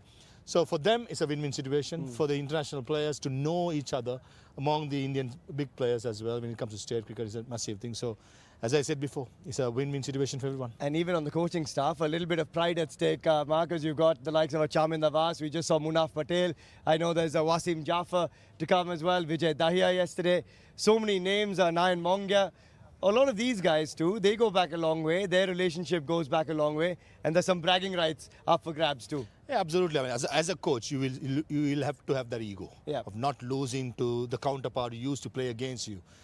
I'll talk on behalf of Charminder Vas since I've known him very well. He's a bad loser. He's a sore loser. He hates it. So I just can imagine if one game his side Pune loses, I can imagine Vasi going to his own world because he's that sort of a character. He thinks a lot about the game. But in Legends League, it's a different story. You don't have to think much. But knowing Vasi, he's a perfectionist. He likes to do everything spot on. So it's going to be battle within the battle among the coaches, as you said. Yeah, I know Charminder Vas knows his real estate, and there's a lot of real estate in Goa. So if he wants a long walk by the beach, perfect place to do it as well, right here in Goa. But we'll take a quick look back at the highlights from yesterday. Chadwick Walton gave us absolute carnage in front of this crowd in Goa. Have a quick look because this is worth watching over and over again. Yes, indeed. It was a Chadwick Walton show, but that was in the second innings. reaching 196. Shikhar Dhawan and goal. The Royals got there in style. They believed it would be enough. Some fluent shots, especially through the offside, as you would expect. And then Gabbar with a battle within a battle here as well. The second one knocking the middle pole, the inside edge, and that's exactly why camaraderie came through there, not just competition. Michael, you enjoy those little battles, don't you? Did I ever? This pitch was beautiful for batting in both innings. Have a look at some of these shots. We saw a couple of missed opportunities. This was one of them. High in the night sky, tough to pick up. Trigo was on fire. From ball one, come out and hit the ball sweetly. I guess the key in this format is being able to find the boundary, and he did that. Timed the ball beautifully. There's a good look at how he used the pace of the quicks, but also the power. Used that power against the spin as well to be able to pick up the boundaries. Budgie was the pick of the bowlers though, kept tossing it up, found a way through. Got Shikhar the first one, that was the second. But yeah, it was the partnership batting. They would have thought they had a very competitive total. Some good finishes as well. Good partnerships at back end. Thought that about 200 was par, and that was the big wicket. That was the defining moment. Getting Trigo with an absolute beauty. Indeed, and Subodh Bhatti continued to bowl in the right areas, picked up 2 wickets and also took a fabulous catch, which you would see in a bit. This was so well controlled, but was also very, very short for Rishi. Subodh Bhatti keeping it tight, picking up wickets at regular intervals. He was a little miffed with that effort, but that's when the Royals decided to tread on and on. 170, then 180, eventually 190. It was an absolute perler of a catch. Didn't pick it up, went the other way, flew to his left-hand side, took an absolute beauty. Could not believe he hung onto it. Shikhar Dhawan and got the opportunity out in the field. Knew what they had to do. There was a little bit of swing early with that new ball, but the dew had set in. The wicket had quickened up, skidded on beautifully. That brand new ball was probably the best time to bat, and this opening partnership were phenomenal. Indeed, the righty-lefty combination went hammer and tongs.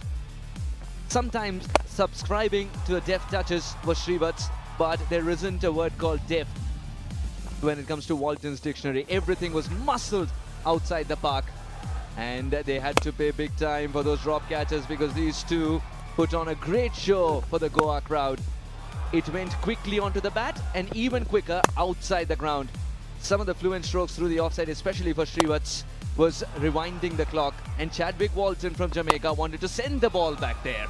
Yeah, tremendous partnership batting, getting the opportunity, really going on, capitalise. I think that right-left-hand combination just put the bowlers off.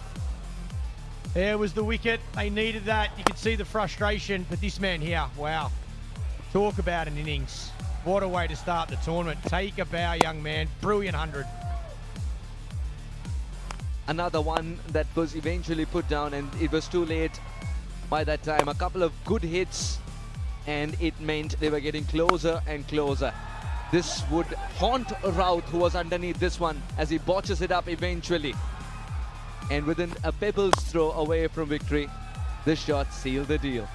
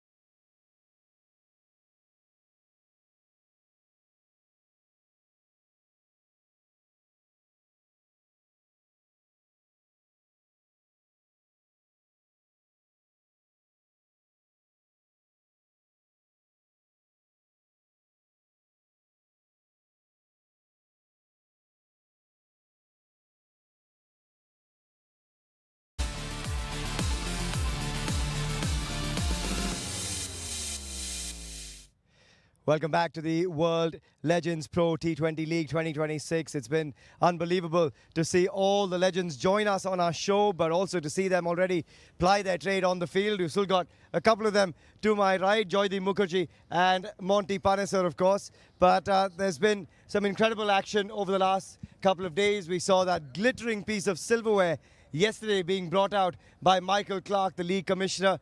And that's what these guys are playing for. There's so much at stake. There's pride at stake as well. But these visuals, fantastic to see someone who's lofted World Cup trophies in his name, to see what he's done with Australian cricket, to come out with this glittering piece of silverware. Outstanding moment for the tournament as well, Joydeep. But the crowd around Goa being treated to a spectacle thereafter. We knew that we set the tone early in this tournament. Some of the biggest names in world cricket are here, and you would have probably not got all of them unless they had retired.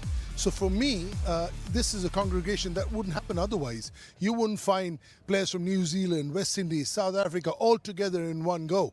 And some greats from England as well. If you just look at the big players that are here, some massive players. Yeah. We couldn't have gotten close to them in their playing days. And here they are playing in Goa, just awesome. Yeah, we saw Irfan, in between overs, signing a bunch of autographs. That battle of Bhaji versus Shikhar Dhawan, who've, gone back such a long way as friends as well. They've played each other. Bhaji had him 3 times in their T20 careers. He got him a 4th time yesterday. Monty, these are some of the small battles within the war that people come out to watch. Yeah, absolutely. And I think that's what the great thing about the league is, that you reminisce those battles that happened maybe 10 years ago. Now you're seeing it here.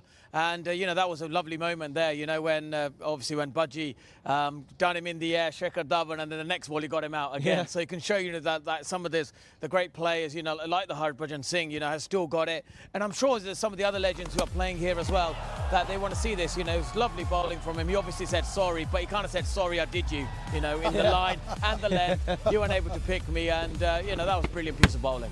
Yeah, it was. I spoke to him after in the post-match presentation. He made sure, Joydeep, that he mentioned, I almost had him the previous ball. Yeah. He got that little inside edge that beat Srivas Goswami, unfortunately, and missed the stumping. But then, next ball, chopped on, he'll take it. It's all about the bragging rights, and this one finished last night. This would go on even after a week, 10 days later on the golf course. Remember that one I tossed you up? I got twice in 2 balls. This will go on for a while. But it wasn't just with the ball in hand. He was committed on the field as well. Monty, we're talking about a Legends tournament here, but watch this. Harbhajan Singh on the field, diving around, sliding everywhere. Wow. The commitment, incredible. I know, unbelievable, isn't it? Like, even now he's so athletic in the field. Agility is amazing. And he's probably just telling everyone, yeah, I still got it. I still got it in the field, and certainly has. He's never lost it, and he's always had it. But it's funny, isn't it? Because, as you said earlier, there's that competitive juice that stays within each of these guys. No one wants to lose. Farwez Maroof saying Chamin Davas was such a sore loser during his career that when he's now here as a coach, there's no way he wants to lose to another coach. You had a great question to, I think it was to Ross Taylor, where it says sometimes it's the mind that feels. It was, 10 years back. Yeah. It's the body doesn't back it up. Yeah. But in that split second, it's very difficult to differentiate that. Natural instinct. You actually go for it and say, oh, shouldn't have. Yeah. You've won a Legends League, haven't you? Well, I got to a final, and unfortunately, that's almost like winning. Yeah, it was exactly, and that was the first sort of when we played, and now it was with Yusuf Pathan and Irfan as well, and back then they were like, even now they're legends as well, and that was only a couple of years back, but it was just again, lovely to be with them in the same dressing room, how they sort of prepare for the big moments, how they just love the big challenges, Whenever there was a big moment in that game, like Yusuf Pathan would raise his game. He would just love the big moments. And that's the sort of thing, that's the great thing about playing in these leagues, is that you learn so much. You learn so much in terms of in the game situation. You learn about, whether there's going to be a lot of cricket to be played, how they rest and recover. So there's so much, that planning going on, which is just great to see, and to bring it all together here in Goa, it's unbelievable. Honestly, magnificent effort from everyone, putting this together. Yeah, we know that first ball is going to be at 4:10 p.m. but it's worth also going back and looking at the schedule over the next 9 days. It all started yesterday with the Warriors from Delhi up against the Dubai Royals, but the next 9 days the schedule is so packed as well, because when you look at the matchups you have through the course of these 9 days, Joydeep, for the fans at home, we've said it before, we'll say it again, just the caliber of players you have on display, starting today with the Pune Panthers, who've got the likes of a Martin Guptill, Kieran Pollard in a couple of days, DJ Bravo, Shane Watson, Upul Taranga, Amit Mishra, so many big names. You've got up against them the Gurugram Thunders. They will play later as well on the 31st against the Rajasthan Lions, who've got a stacked squad themselves. But just some of the names that you've got: Stuart Broad, Sreesanth, Ross Taylor, Cheteshwar Pujara, Tisara Pereira, we saw yesterday, Bhaji, Shikhar, you know, the biggest of biggest names, Stuart Broad in the mix today as well. 9 days of raw entertainment still to come, and in Goa, it doesn't get better. Alistair Cook and Kieran Pollard to join the party as well. There I you mean, go. this is massive. I can't think of a tournament because even in the IPL, it's only 4 foreign players. So there are 7 Indians playing in every team. But over here, there's no bar. So we could have 7, 8, 9 stars in 11. This is unbelievable. Yeah, it's outstanding to watch, and we're building closer, as we said, to 4:10 p.m. First ball in this matchup between the Pune Panthers and the Gurugram Thunders. We'll take a short little breather, and we continue our build-up on the other side. Stick around.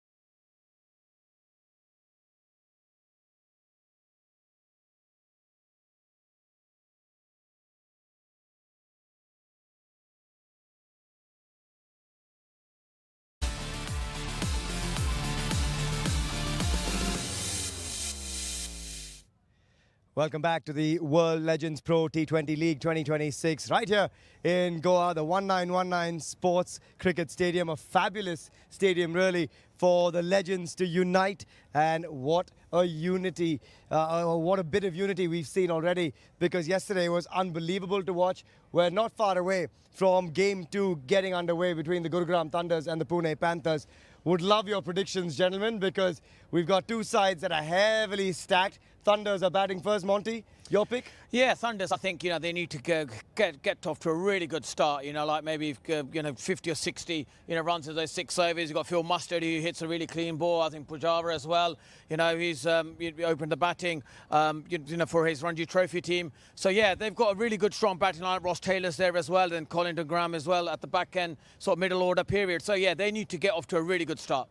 Yeah, let's just take a look at the two playing 11s for this encounter. It is match number 2 early in the tournament, but they'd want to set the tone right.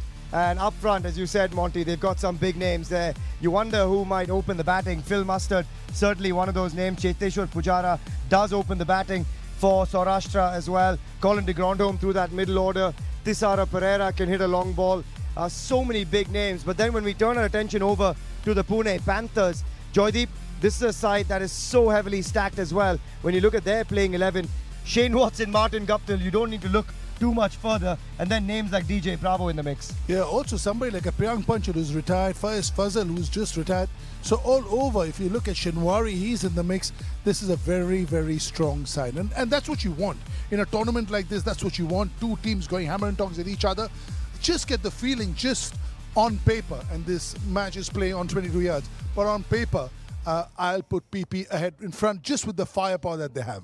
Yeah, because you look at the way these teams are stacked, it's so hard to pick. But the legends, they're back in business as well. We saw it yesterday with almost 400 runs scored. Yep. But we've got one man who's got more than 600 wickets himself in the T20 format, and that, of course, is the champion, DJ Bravo.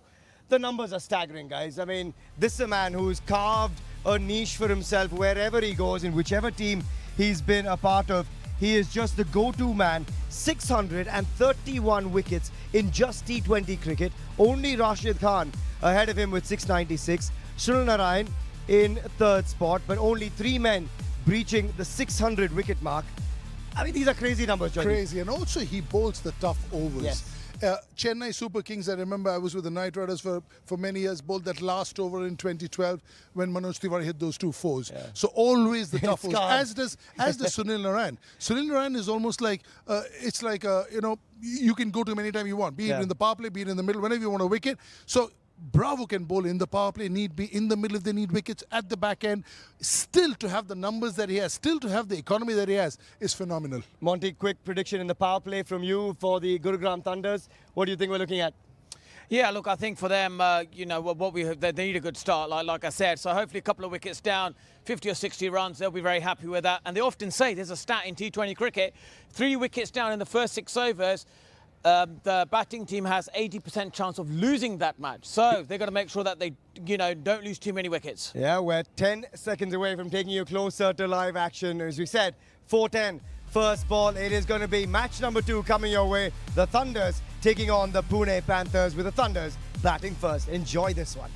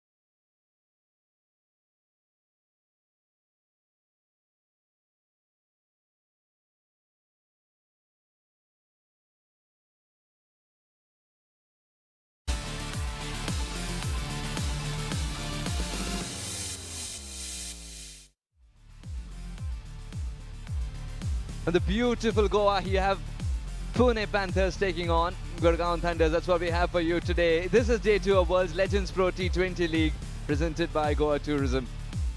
Legends indeed, karenge shore.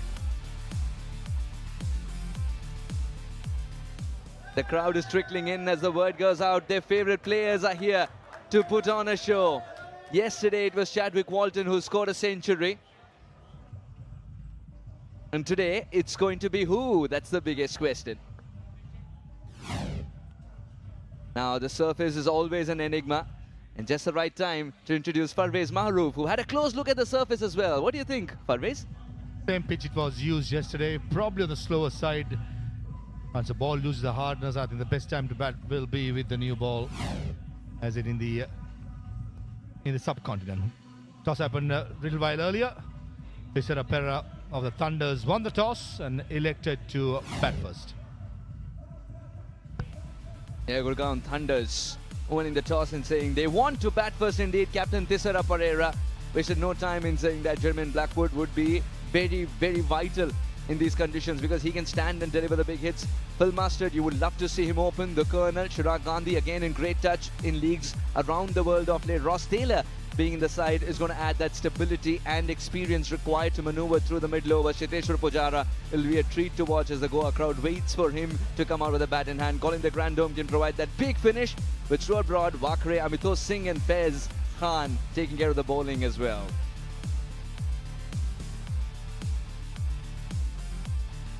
The Pune Panthers led by Shane Watson, they be bowling first. Watson and Guptill, that's an opening partnership to watch out for. Abhishek Sakuja, Priyank Panchal, a big player in the domestic setup, as well as Faiz Fazal, has done wonders in the domestic setup. Samir Shinwari, the all-rounder from Afghanistan. DJ Bravo in the house with his medium pace and batting at number 7. Rahul Yadav, the wicket keeper. Asad Pathan, the batter, probably batted in the top order. And Ankit Rajput, the quick, along with Ishwar Pandey, the 11 players of Pune Panthers. Experience as well as full of class. A quick recap, it's the Thunders who won the toss and they said they want to put the runs on the board. Remember, we're going to give you a double dose of cricket starting today in the World Legends Pro T20 League. Yesterday we had the Delhi Warriors take on the Dubai Royals, a fabulous game of cricket. Now Pune Panthers versus Gurugram Thunders. And tonight we have Rajasthan Lions squaring off against the Maharashtra Lions. It is going to be a Lions contest. Tomorrow the Royals will take on the Thunders and Warriors would be doing so versus Pune Panthers. Wow, Rajasthan Lions and Dubai Royals is another important game on 29th that I'd love to watch.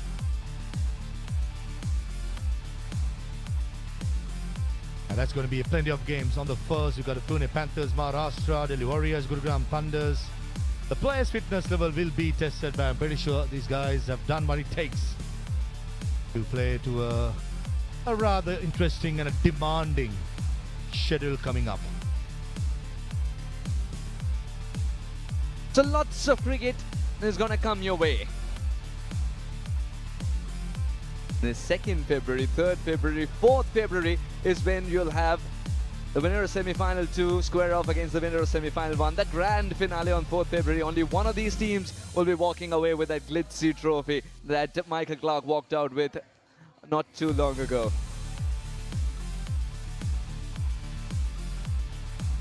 They're all geared up, itchy to go, because this is the World Legends Pro T20 League. 2 masters of the game in the same side.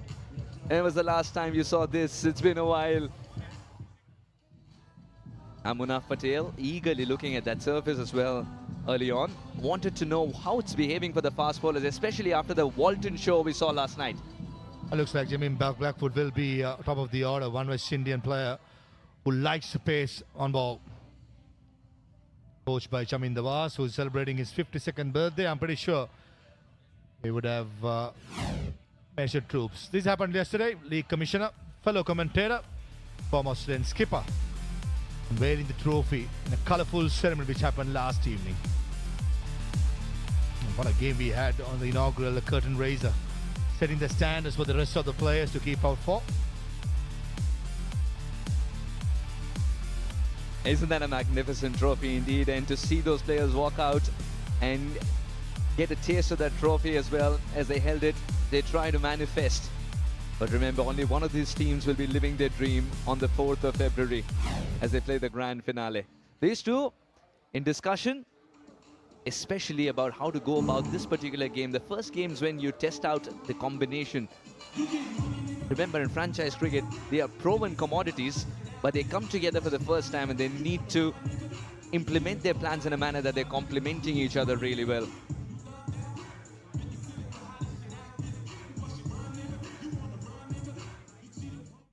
One combination I'm looking forward to watch is Shane Watson and Martin Guptill opening the batting for Pune. That's going to be, if those two players gets going. We've seen in the past, we've been seen in the Legends League cricket, as well as the players like DJ Bravo in the middle order. What experience there. Bravo and Shane Watson, 10,000s of runs, well, more than 600-700, close to 1,000 wickets. It's amazing. This is what Legends cricket is all about, and World Legends Pro T20 League has done well to get everything in one place, and all the players in a place like Goa, for me, it feels like home. Same vibe, same weather, and certainly enjoying myself. I'm pretty sure all the players as well. Indeed, there's just so much to do. And if you can add cricket to the itinerary, what better than that? So World Legends Pro T20 League brings you that opportunity as well. So come to Goa, watch the games live. We've got sandy beaches, stunning, vibrant nightlife, laid-back culture, Portuguese architecture. Add cricket to your itinerary with the World Legends Pro T20 League. Outwalk the two openers. This is going to be a really big day in the World Legends Pro T20 League, especially after the benchmark that Walton and Srivatsa set last night with a fabulous run chase of 197. They made easy work of it, but during the day, how does the surface behave? Lots of questions. All those would have an answer at the end of the 2 to 3 hours of play that we'll have here. Watch out for the man on your screen. He's already looked around the ground and said, this looks minuscule to me. He's waiting to launch those big sixes, Martin Guptill.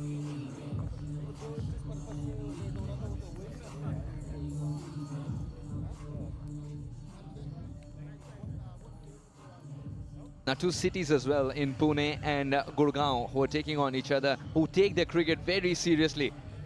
They will stand behind the legends every time they step onto the field. And Gurugram Thunders have trusted Faiz Khan with the opening slot today. And Blackwood, who speaks only one language, that is to hit the maximum. Be prepared for those wonderful sixes when Jermaine Blackwood gets going. Be very interesting to see him take on Ankit Rajput, who's got that hint of swing, just enough to tease the batter, drive, make him go into that drive. Gentle breeze as well out there. Nice and sunny. Wonderful to play cricket. A gentle breeze will aid probably a bit of swing that Rajput can be dangerous at. In his younger days, he used to hit the deck much more harder, with probably lacking pace now. Best thing to do is to make use of the breeze, whatever is available. But got to be really careful with the length against a player like Blackwood, who likes to go down the ground, the ball being pitched up. So certainly one area that Rajput got to be mindful when it comes to bowling to Blackwood. Countdown is on. Moments away from achieving greatness once again in Goa when it comes to cricket. Cricket's back on the map when it comes to Goa, and quality cricket it is. The big board, let's play, it says. Umpire says, let's play first ball. And runs on the board right away. A quick recap, it's the Gurugram Thunders who won the toss, and they said they want to bat first. Starting with a righty-lefty combination. Confirmation, the Thunders won the toss and elected to bat first. No hesitation there. Sun beating down. It's not going to be easy for the fielding side to come back in the second innings time to chase it down, because the fitness levels will be tested. Rajput will probably enjoy bowling to the left-hander. I should take it away from Faisal Khan. This slip in place. So the length going to be very crucial. The DJ Bravo in short fine leg and deep square leg and deep third man. The two fielders outside the circle. Guides it in the gap, and the outfield will do the rest. He's timed it good enough. Will trickle to the fence. What a start for Khan when it comes to World Legends Pro T20 League itself. The first ball he faces sends it for 4. Decent seam position. Not a bad delivery at all. Faiz Khan, but he made sure that he used the depth of the crease to very good effect. Elegant boundary to start off the innings for the Thunders.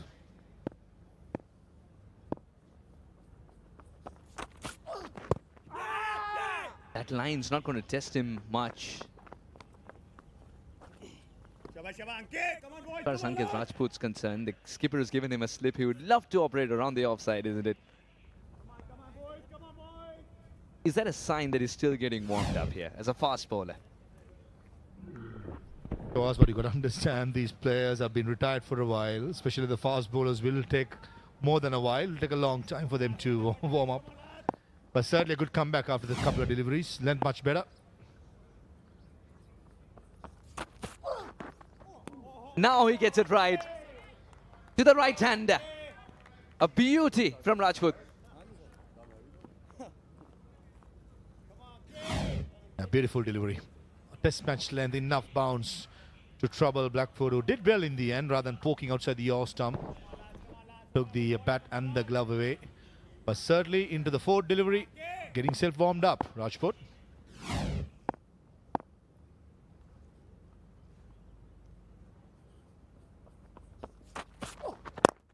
Now the rhythm is back.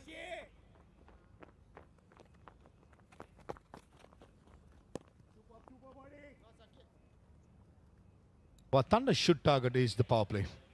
I think with the new ball, probably the best time to bat with balls getting onto the bat. And once the ball loses the hardness, the shine, the seam getting softer, that is going to be the real challenge for the middle order batter. So I think Khan as well as Blackwood should target probably the first couple overs just to get a sighter and then really go after in the power play. Nicely played this one away. Will definitely be another boundary. Khan's loving this language. 11 for no loss after the first one.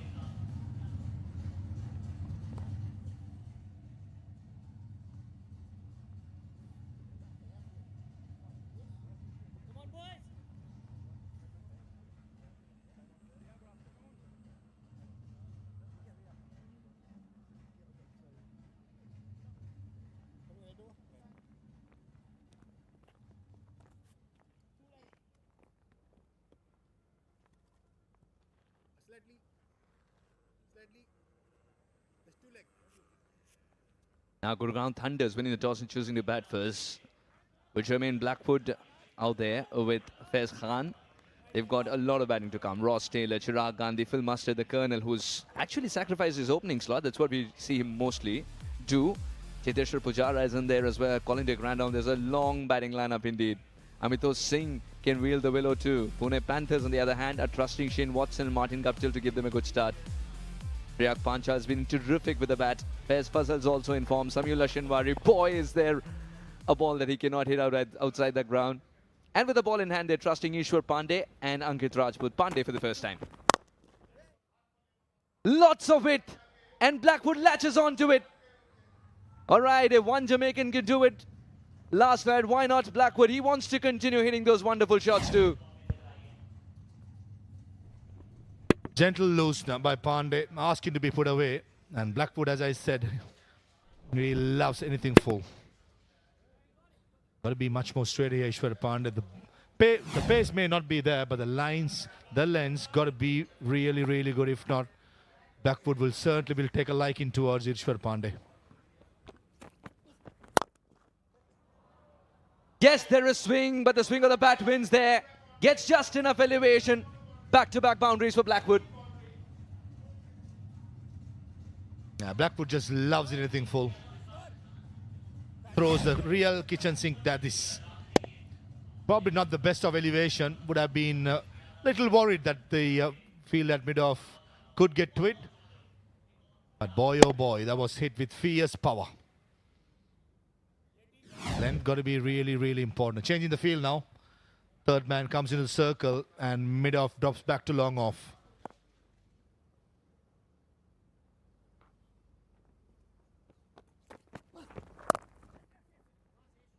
So measured this time, Blackwood. He was so certain he wanted only a single.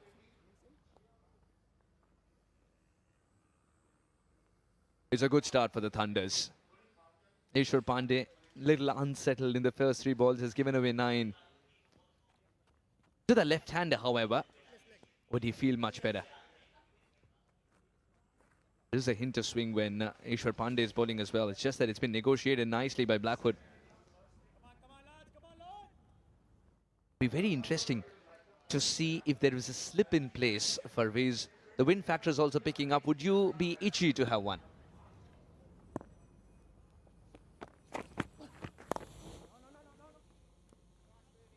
Gets away with this one, Pandey. Yeah, got to be really careful here, Ishwar, with the fine leg in the circle. That's one line that you want to stay away from. Yes, there is a bit of movement back into the left-hander. But if he can start around the 4th off stump, finishing around middle stump, that will be a line that Ishwar Pandey should be targeting. Nothing straight though. Certainly have lost a lot of pace, but not the guile, not the seam position here, Pandey. Good running between the wickets. This is good cricket all around. Been very quick to get to it as well. Might see him in action too if it has something for the spinners, this surface. Terrific. Because he knew how hard he's hit it as well, he'd already calculated if he can complete that single. Well done, Khan.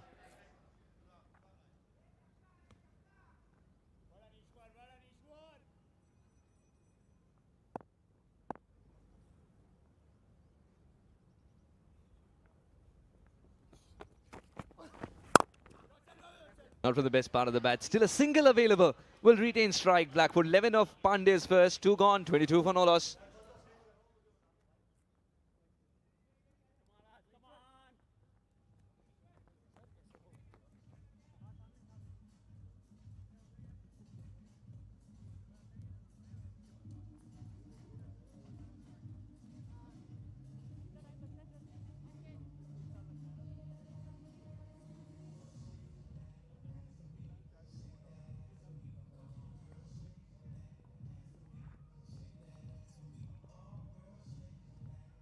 .22 for no loss in 2 overs. This is a good start for Gurugram Thunders.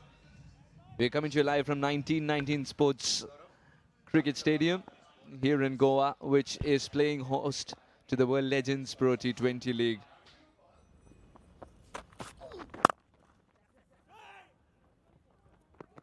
Marvelous effort that. There was no one backing up. Still the dispatch rather quickly. Rajput loves it.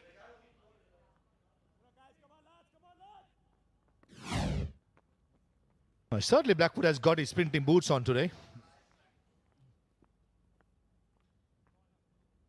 Shinwar did well. Yes, he was wrong-footed, but in the end, the commitment level was good, trying to run out the batsmen of the non-strikers.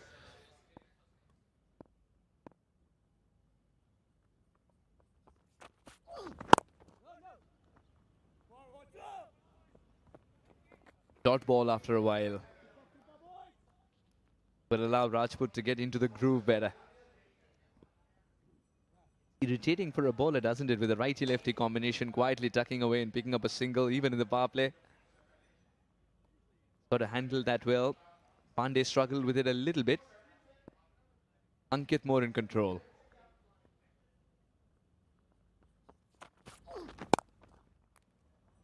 Width on offer, but the wrist protection for just that kind of a shot. Played uppishly, but Rajput has got it covered behind square cover point. Chamin Nawaz celebrating his 52nd birthday from the broadcast crew, wishing the great man a very happy birthday. Next to him is Upul Tarango, is not playing this side, just been relieved from the duties of chairman of selectors in the national setup in Sri Lanka. 2 of the greats of Sri Lanka produced.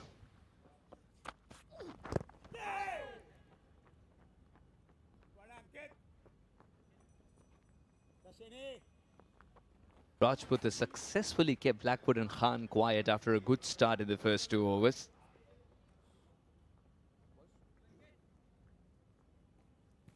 Started well. First got 3 deliveries, probably getting himself warmed up. And now Rajput is just hitting the right length.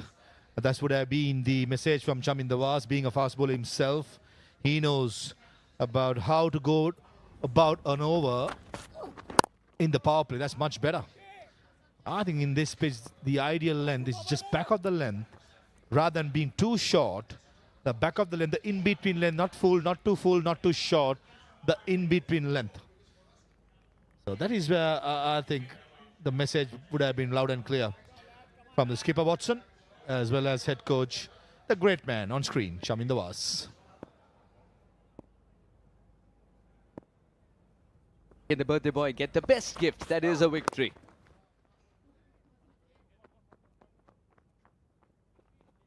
He's been kept busy there, the fielder. What a collect this was. Yadav take about 26 for no loss.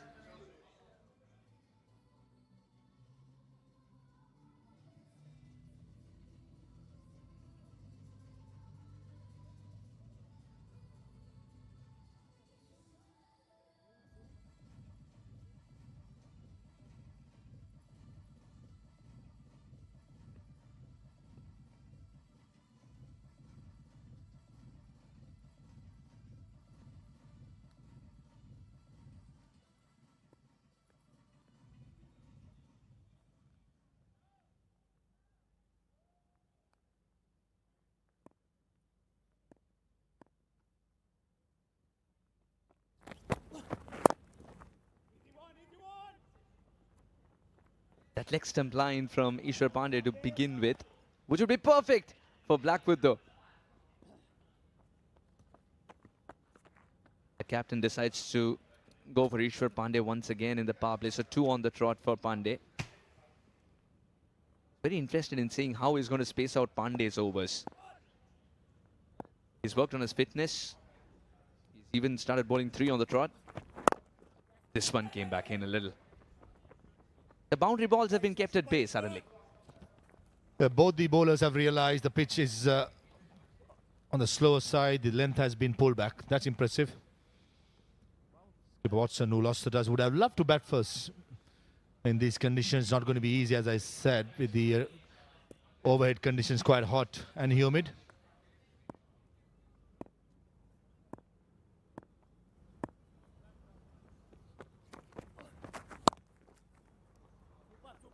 Lower delivery. Read it nicely though. Pandey was touring with the Indian side, waiting for his debut.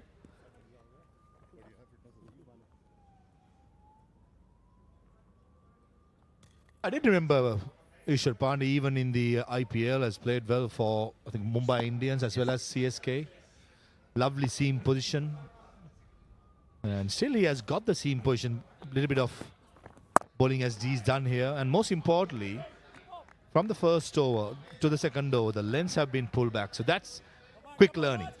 Maybe the body may not be there giving you 100%, but inside hard, your instincts takes over. That's a brilliant record.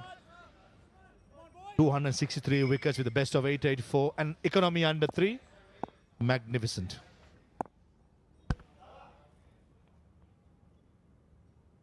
"14 deliveries since the last boundary. Very impressive. He's such a quick learner as well, Pandey. Doesn't mind the binary digits. Right, 5 deliveries, no boundaries in this over. Only 4 singles. So pretty sure Faiz Khan will be probably waiting for something full or something short to tonk it over mid-wicket or over the offside. So this will be an important delivery to finish off the 4th over.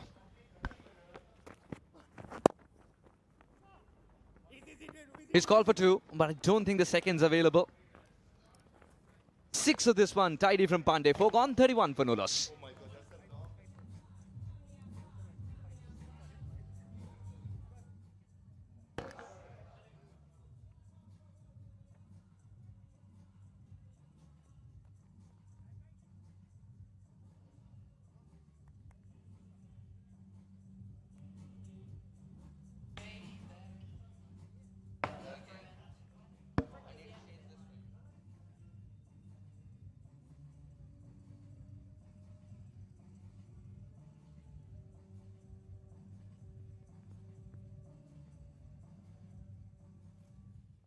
31 without loss after 4, but it's not been easy going for the two out in the middle. It's hot out there, and, well, they're really struggling to find these boundaries at the moment. Yesterday's evening's game, complete contrast to this.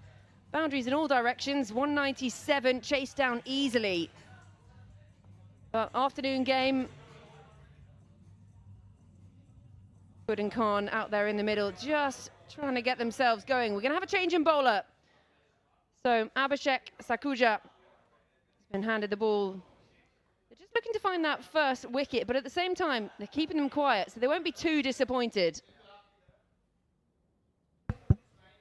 Yeah, surface looks a bit slower, Georgie, I think, today, during the day, than we saw last night. I think that's the dew as well last night. That dew factor just slides that ball on, makes it better for batting. But, yeah, these two out there, the only positive, or the major positive, haven't lost a wicket at this stage.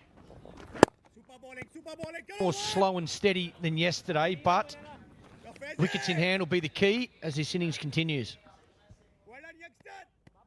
Yeah, as you say, wickets in hand, always handy down the order when you can really just start to free up your arms, flourish, and know that you've got batters in the hutch. But at the same time, you don't want to get bogged down and just too slow early on. Coming towards the end of that power play as well, they've not really managed to capitalise at all. I think in this format, this is the time where one of these guys, both 15 off 12, 15 off 13, one of these guys can really go hard the back end of this power play. I think, again, only 2 fielders out. You see Shane Watson making some changes to his field here. Been out there for long enough, probably just got to take that risk. Look to really get towards that 60. As close as you can to 60 off those first 6 overs.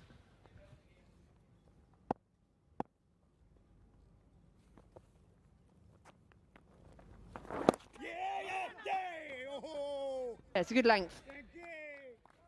Turned away, but dealing in singles at the moment. 18 balls now since the last boundary, and they were beautiful, some of those boundaries early on. Brought back well, bowling team. Getting a good length here at the moment. You see that angle into the right-hander. Letting him free his hands.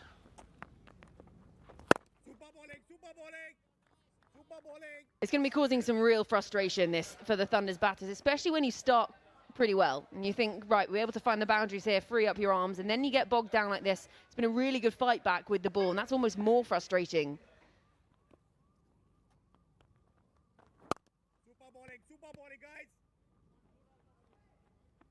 Hitting a good length. You've got to find a way just to put that bowler under pressure, not allow him just to bowl that one area. Good change of pace. He started well, just 2 singles off the first 4. This is where the batter's got to make a play. You've got left, right hand. Might be that sweep shot with the spin.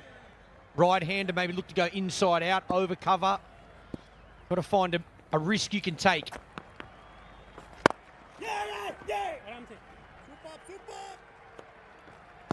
Left armour to the left-hander. As you say, with that continual right-left combination, having to adjust the field every delivery as well.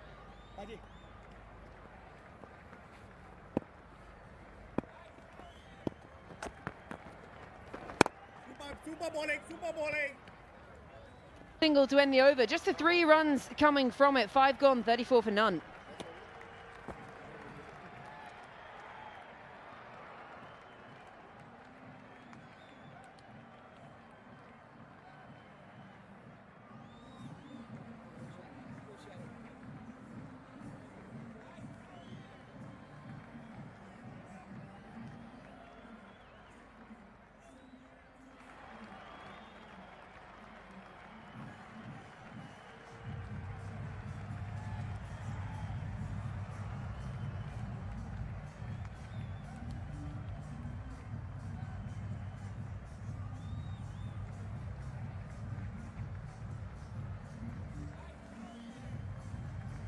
Beautiful from above.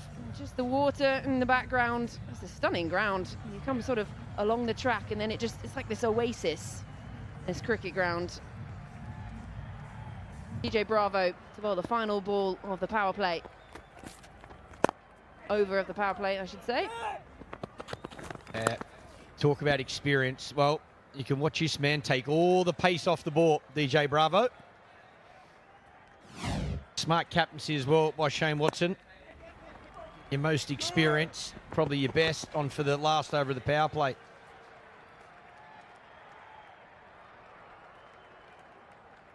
Yeah, he's happy with that. Good effort from his keeper. Saved a couple of overthrows. Yeah, 35. 5 balls left in the power play. They're going to have to go as hard as they can here. But it's not easy. Look at that experience. 582 matches. Wow. Hasn't he been phenomenal? Not only for West Indies cricket, but for all the franchises he's been a part of.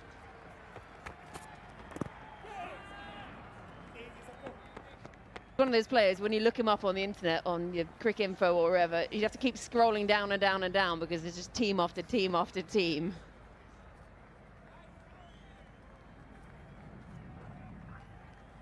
There you go. Second most wickets in T20s, only behind the great man Rashid Khan. Good company is there as well.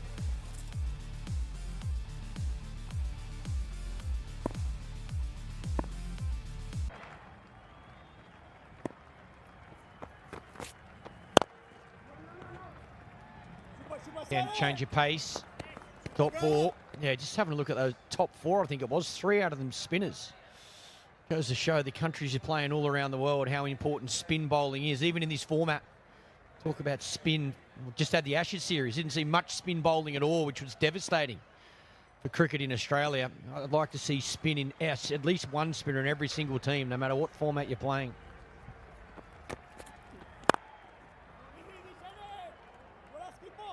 It's done well there. Dodgy bounce. I'm actually quite pleased. It's taken you a whole 2 days. I've been in your company. You've only just brought up the Ashes. I didn't play, did I? So, yeah. And I wasn't surprised. I knew the Aussies would win, so no surprises there. No, it wasn't. It was great for Australia to win. Don't get me wrong, but I think the series let a lot of people down. I think the fans expected some really tight cricket. So, but as a past player, anytime you win, you're happy. You don't care if it's by 1 run or on day 2 in Melbourne. Goes aerial this time, inside out, and finally they find the boundary. Just full and wide, swings his arms through. It's a nice shot. Needed a few more of these. Bravo again, change of pace, gets a bit wider though on this occasion. Cover up inside the circle, and he gets it well enough.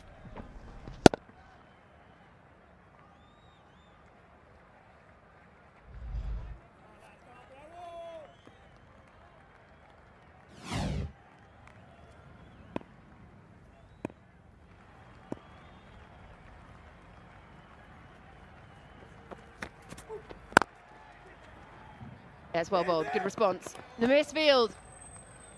It's gone for 4. Did it go through his legs?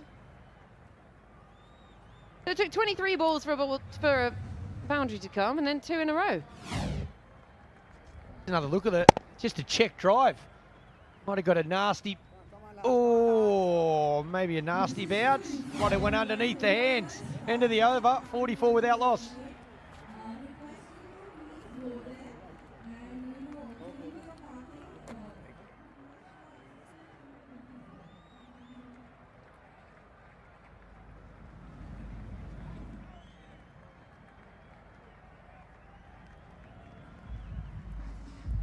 So 44 for none at the end of the power play. You would say, well, Thunder's probably not particularly happy with that one. Panthers feel that they've owned the power play, not taken a wicket, but they have kept them quiet, these 2 openers. 4 off the 36. Just that little misfield at the end of the over. Give back-to-back boundaries. It's one of those ones you just don't want to be making eye contact with your bowler when you misfield like that. Just a little extra bobble. As Clarkey was saying, just think one of these has really got to try and be the aggressor in this partnership now.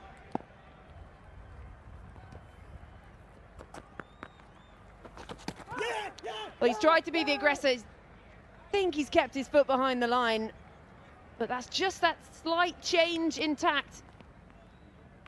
They're going to review it.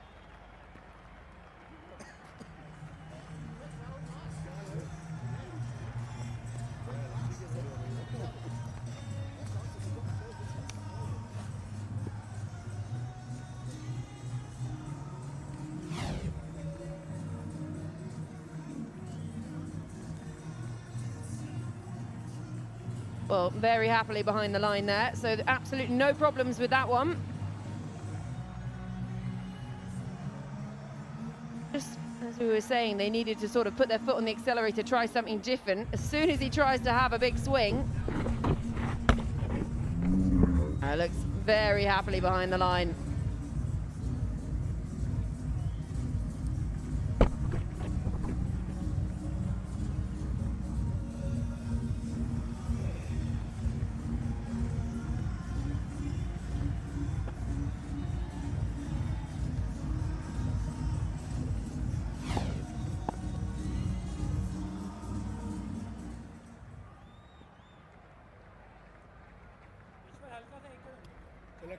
Come on, lads, come on, lads.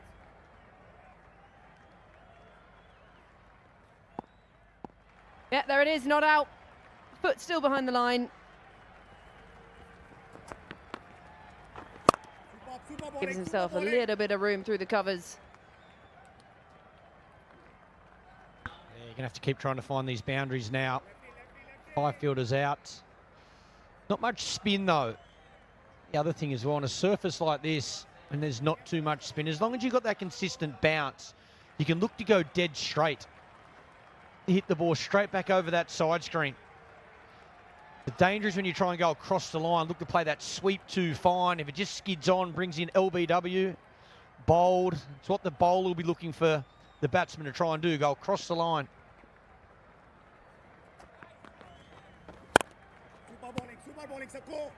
Again, just missed time. They're dealing in singles. As soon as he tried to go aggressive, he had the review and he's tamed it back again. I think the other advantage as well, bowling first tonight, because the game was delayed, that dew might come in as well at the back end of the innings, so chasing down a total might be even easier than you probably expected at the toss of the coin, something that mightn't have been thought too much about. But yeah, at the moment, it just seems quite hard to find those boundaries. Wicket's quite slow. Ball's a little bit softer, 6.4 overs in. 5 fielders on the boundary as well. Partnership's building, but one of them, if not both of them, have to go very soon. He tries to go, definitely not where he was aiming. Not at all, had absolutely not a Scooby where that had gone. And Watson nearly got a catch here, short third man.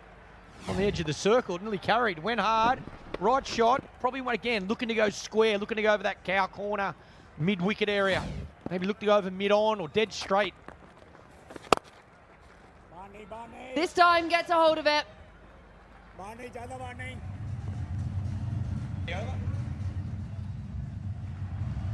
it's gone all the way. 6 to end the over. Finally a bit of aggression. 7 overs gone, 53 for none.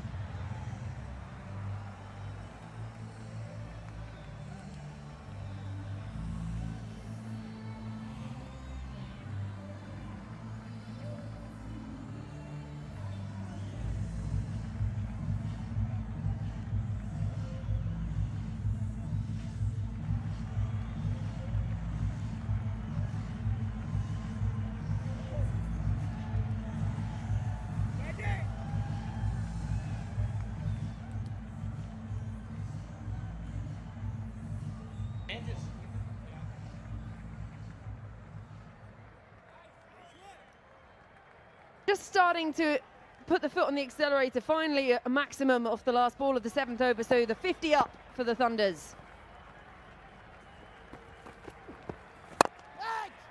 Down on one knee, beautiful, that's more like it. Nicely played, again back over the bowler's head. Looking to go dead straight, just toss this up a little bit of air out the back of the hand, no real spin. Nice shot, clears the front leg. Not quite out of the middle, but it's what they need. Oh, and he's gone this time. Finally, they get the breakthrough. The first wicket goes down. Blackwood looking to try and go back to back, and he's on his way. Yeah, class bowling. Again, a little bit slower, but this time straight up. Ball before, he hits it from outside off over the bowler's head.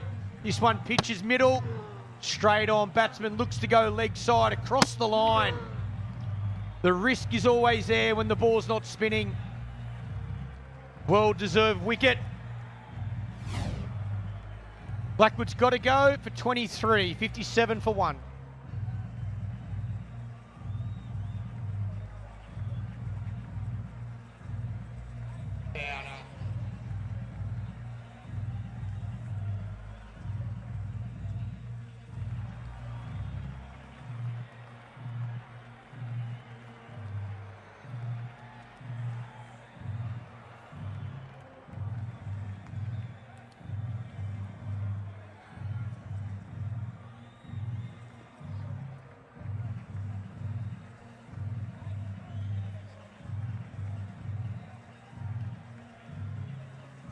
So Blackwood looking to try and push the foot on the accelerator. Sent on his way, 57 for 1 now, and it brings a man who needs very little introduction out to the middle, Chicheswa Pujara. 71 matches, best of 100 not out. We saw best of 99 not out yesterday. Much happier with this one, your triple figures. Can he continue this momentum? Quicker one from Shenwari, and he's off the mark straight away with a boundary. Nothing wrong with that. Good way to start. Spoke to him in the lead-up before the game, in the pre-show. Said he wanted to give himself a bit of a chance at the start of his innings, but nothing wrong with that. Gets it short, and the placement's perfect. Beats that man at long on.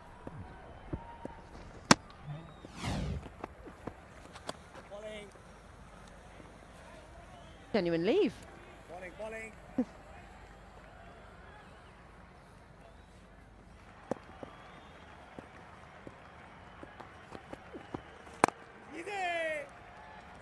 Yeah, it's good bowling this. We'll come back to the boundary of the first ball. Pujara's innings.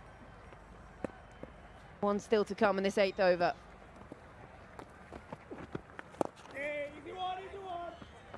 Just a single to finish the over. So 8 overs to come to a close. Thunder's 62 for 1.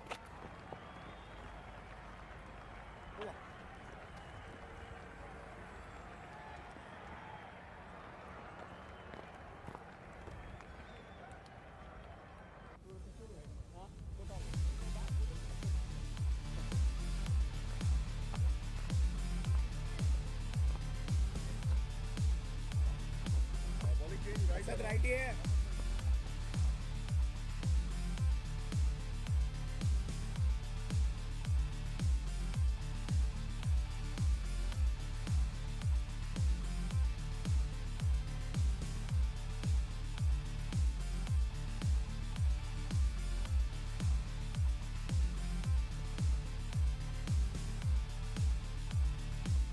Super bowling. Good start. Alternate.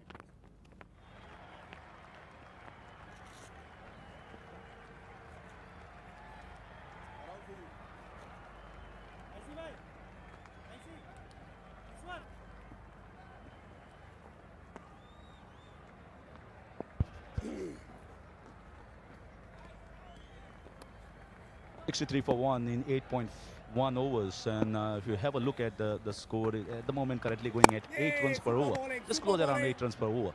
Pujara just come onto the crease and struck a beautiful boundary to get himself off the mark. Yeah, it was really good to see Pujara off and running. We spoke to him in the pre-show and I said I wanted to see the first ball hit out the ground. He said no, just get off the mark. But he gets off the mark with a beautiful shot.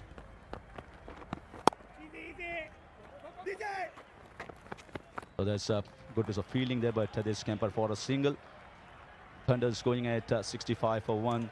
Well, Dominica, don't you think that they need to push a little bit here? They've got a good start. They've got a good start in the terms of they've not lost too many wickets. They just lost one now. But T20 just overs just goes with the wink of eye. So they need to push it a bit. Yeah, well, we saw a big score posted yesterday, didn't we, in that night match, the opening game. And that wasn't enough, 197, and it was knocked off quite comfortably. So, yep, Thunders have got to get on with it right now and try and get themselves to at least 170, 180. Oh, that's lovely shot. Just went down the ground, but didn't get hold of it. Maybe just wanted to hit it too hard and got the fielder in the cow corner region, settle it out for a single.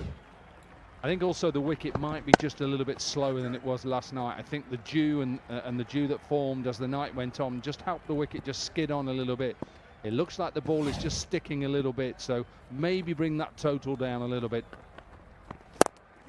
This time also trying to go downtown, just not middling the ball. But certainly compared to the last night's game, in today's game, the day games, I think is going to be slightly different. 68 for 1 after 9.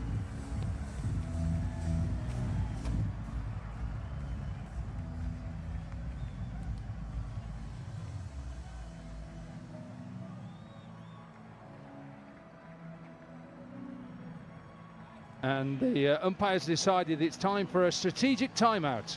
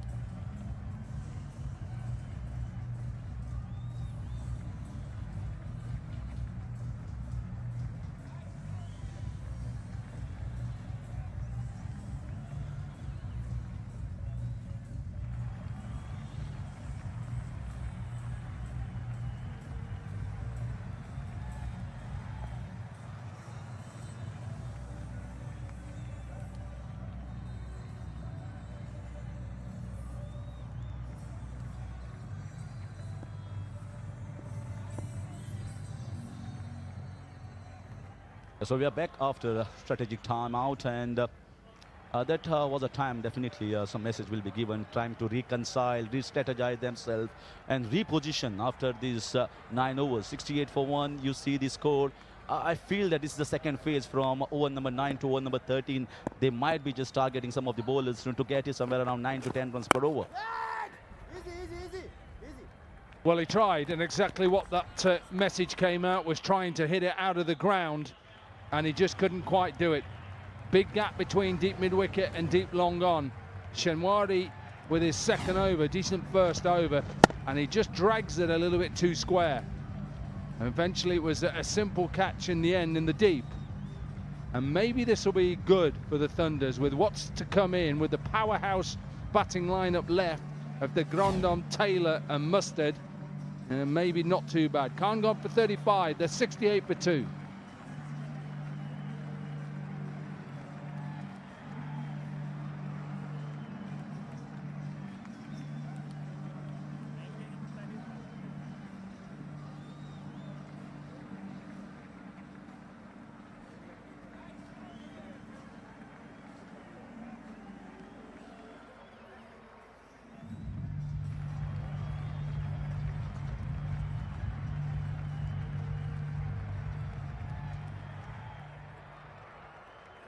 Phil Mustard marks his entry on the crease for the first time in World Legends Pro T20 League.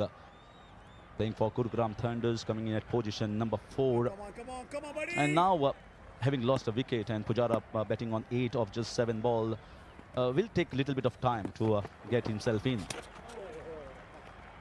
That should be wide down the leg side.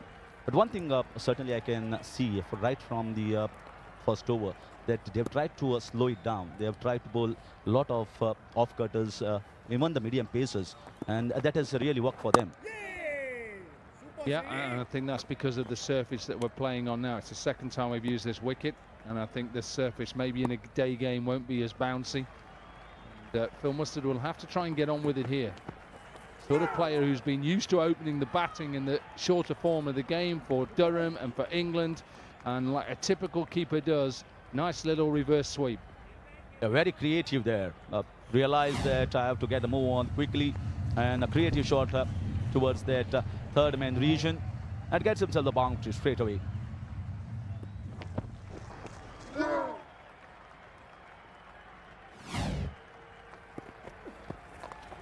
And once again, trying to play a Xerox copy of the earlier one, but this time finds the fielder. Oh, that's not the best of the throws. A keeper won't be happy with that. That was actually a simple take for the fielder. No one was running anywhere. So I thought I should have been a dot ball for the bowler. Going with a single, 73 for 2.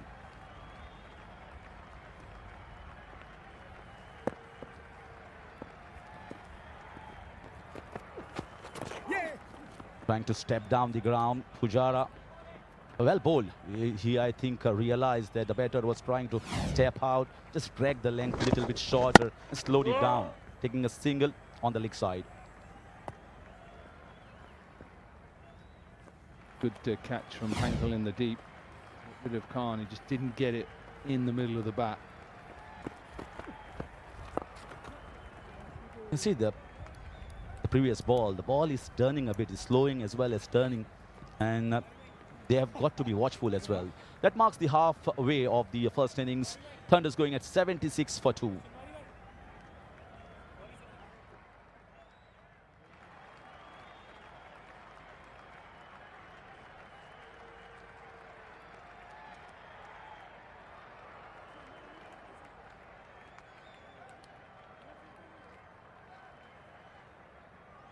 Shandwari somehow is really doing well, and it's 2 for 17 in just 2 overs. He's been very effective on this wicket, which has been slightly slow, and that's why Pune Panthers have been able to control this game so far.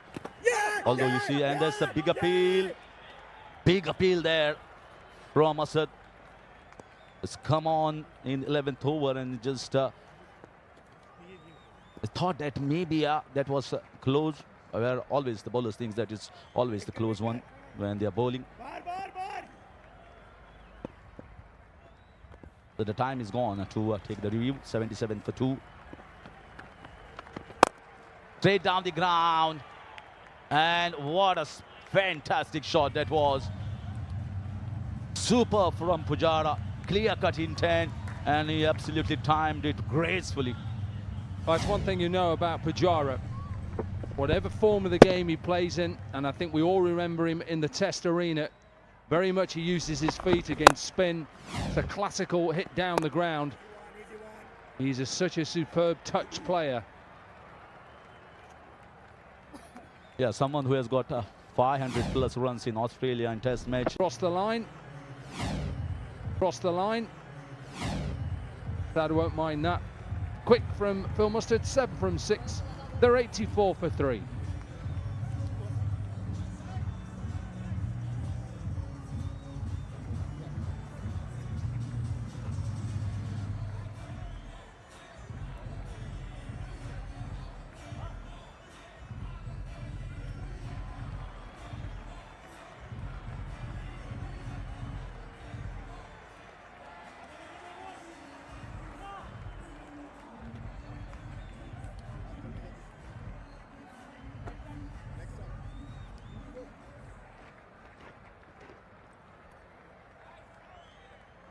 In comes Thisara Pereira. Look at the T20 career there. 385 matches, close to 5,000 runs, and a strike rate of 150 with 12 50s and 1 century to his taking.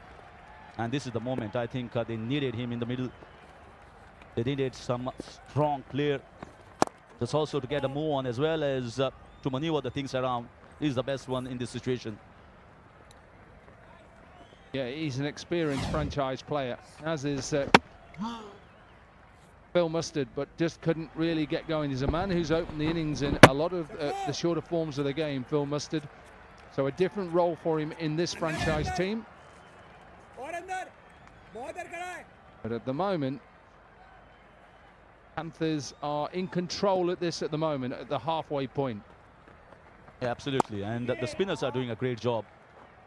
This was slightly short, pushed in a little bit, and he's tried to cut it away, find a fielder. Dot ball marks the end of over number 11. It's 85 for 3 Thunders.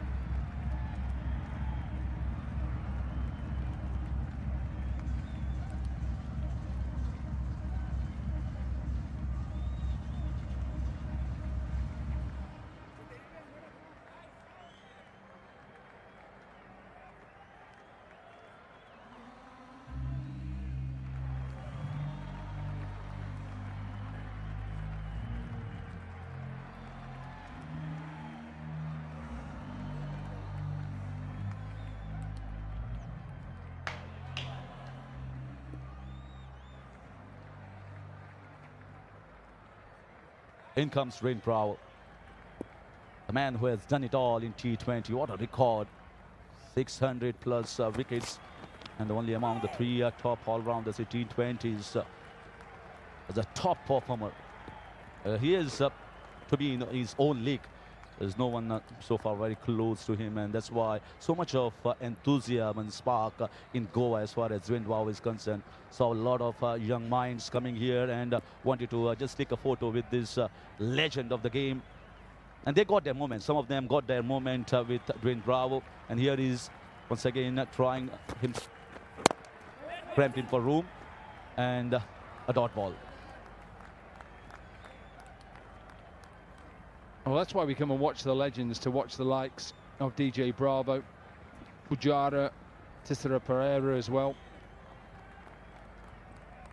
Why it's great to see these former players who have been a big part of Indian cricket for a long time in the IPL and still are in the coaching world.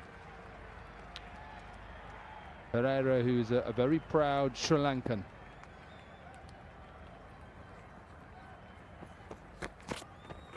Another one down the leg side, but he's just slowing it down. He's not bowling outright fast. He's just bowling well within himself and just trying to roll the fingers over the ball and play down the leg side. Someone who is having 17 T20I titles, well, is something to speak about. This great legend. I don't think he's trying to slow it down. I think that's as quick as he can bowl, if I'm honest. I asked him this morning, I said, how are you feeling? He said, I'll tell you after this first innings. Yes, I think he'll bowl his little off-cutters and leg cutters, but I think this is as quick as you'll see some of these bowlers bowling at the moment. They haven't played for a while.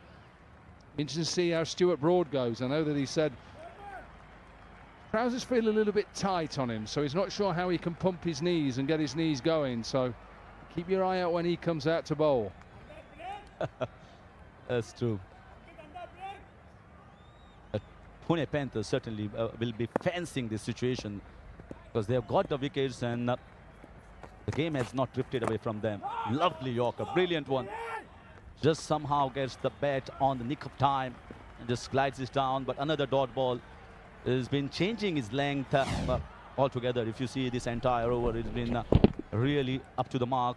Sometimes bowling the full length, sometimes bowling the back of length, and has been as impressive as always we have seen.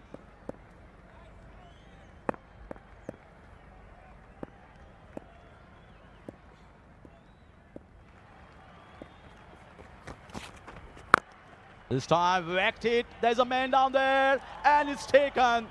It was traveling and traveling quickly, and that is the DJ Brow's dance. Here's the champion, a champion striking in his second over. Well, that was a fantastic catch. It was traveling at the rate of knots and he just picked it beautifully. Yeah, Pujara just dragged it, didn't he? Clever from DJ Bravo. He just took a little bit more pace off. We've seen that dance all around the globe. He enjoys playing the shorter form of the game. Pujara gone for 16. Thunders 86 for 4.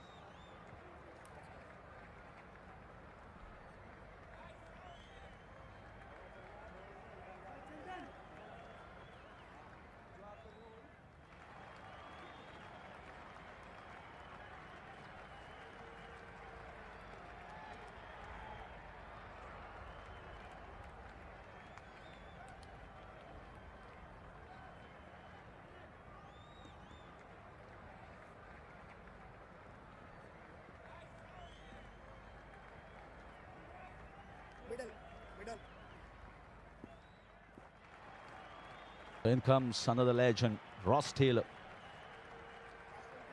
Leading run scorer and leading century maker for New Zealand in ODIs. More than 8,000 runs and 21 centuries. And also the second leading run scorer for New Zealand in international cricket. Well, just behind Kane Williamson.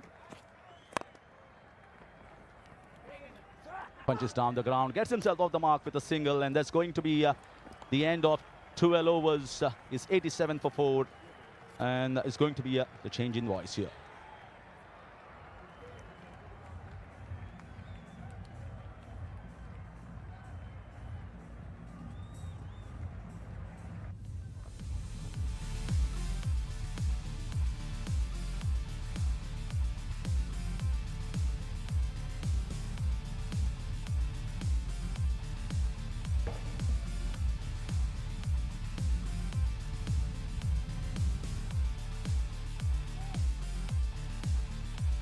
$87 for 4 at the end of 12. It's been a difficult period for Gurugram Thunder, especially for the batters out there in the middle.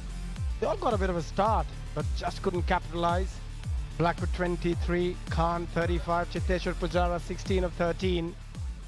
Bill Mustard was a big one. He could be dangerous out there in the middle.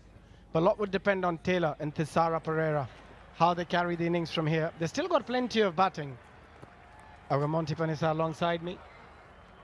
And we'll go for a dugout interview with Tanya. As a millennial, most of us have a very special memory. 2007 T20 World Cup का final और वहाँ पर एक catch जो आया सीधे mister Sreesanth के हाथों पे, हम इन memories को कभी नहीं भुला सकते. बहुत खास रही है Sreesanth. Welcome, good to have you here. Thank you very much. Thank you. First things first, ये जो लीग चल रही है यहाँ पर ऑलमोस्ट सारे आपके फ्रेंड्स हैं. आप ही की टीम में रॉस टेलर है, स्टुअर्ट ब्रॉड है, चेतेश्वर पुजारा है. मेरे साथ जो खेलते हैं वो मुनाफ पटेल अभी हमारे टीम का कोच भी है, तो बहुत अच्छा लग रहा है. But it's a wonderful initiative. Hats off to Mahesh Bhupati and Bhaiya has been behind this wholeheartedly, the entire team. So first of all, huge congrats to them. And this tournament has got such amazing potential और मुझे पूरा यकीन है कि जैसे players बढ़ते जा रहे हैं और हर साल में कोई ना कोई रिटायर हो रहा है और the standard of cricket will get better and better every year. So I am really excited. अच्छा, जब अपने फ्रेंड्स के साथ खेलते हैं ना, द एक्सपीरियंस इज डिफरेंट. लेकिन अगर दोस्त कोच बन जाए, हाउस द एक्सपीरियंस देन? ये देखो ना, आज बाहर बैठा है मुझे. क्या कोई शिकायतें आप बोल सकते हैं यहाँ पर? कुछ कोई शिकायत नहीं. At the end of the day it's for the team. और मुझे लगता है कि he is done so much for the country. Munaf Patel, if you really look at, well done. I think we reached. Yeah, we need to have some competitive score. So Munaf has been extremely excellent for national team, not just winning the World Cup, but I remember him being in MRF Peace Foundation. I think he was surely the fastest bowler India's ever seen just before his surgery. So now being with him in the same dressing room, and he's the coach for Delhi as well in a lot of other tournaments. So brilliant there. Taylor to, you named them, and it is good to see bravo to everyone. So I think one of the biggest thing in this tournament is entertainment. And अभी गोवा में family भी आएंगे, बच्चे भी आएंगे, तो festival जैसा एक एटमॉस्फेयर है. तो I think it's one of the best thing that could happen to cricketers. लेकिन you are someone who loves dancing. हम सब ने देखा है, ग्राउंड पर देखा. अब ग्राउंड है, गोवा में ग्राउंड है, गाने चल रहे हैं. कभी-कभी मन कर रहा है that I need some time to go out and dance. मैं तो वैसे ही पीछे डांस कर रहे थे. Obviously I was telling her I missed the Suniti's concert. You were not there. I was not there because I was in Kochi, and maybe in the grand finale, on the fourth, I think finale, I think someone's going to be there. I think that's the best thing about festivals, and we need to have tournaments like this for retired cricketers and all the other sports, because it's fun bringing the family back, getting to know the kids, get to see your dad's side of what they used to do. I think I'm genuinely excited. As playing is one thing, not playing, okay, it's fine. Have fun. You're just chilling. Yeah, but as long as we're winning, I'm absolutely happy. I really love this spirit. मैं सोच रही थी मैं गोवा में हूँ, आपसे बात करके मुझे महसूस हो गया मैं गोवा में हूँ. Thank you so much. Pleasure. And all the best. Thank you very much. Take care. Cheers. Bravo is back. With his third over so far has been excellent. Going a sixth over, picked up a wicket as well. Still managed to squeeze a single here, Thisara. Monty, they'll have to do something special. They have to get to 150, 160 at the minimum. Yeah, absolutely. I think you're spot on there. This wicket sort of is kind of like slowing up a little bit, and you can see the reason why Dwayne Bravo is bowling his variation. And that's we often say that, you know, he's got so much experience in T20 cricket. That's one of the reasons he's able to quickly pick out the right balls to bowl. There's obviously variation in length and line. And that's the difference with someone who's taken over 600 T20 wickets. Yeah, I was just going to say, there's a reason why he's second on the list of the highest wicket taker in the history of this format. Has been exceptional, not just with the ball, with the bat, in the field, and also with his inputs in terms of his experience, sharing that experience in the team.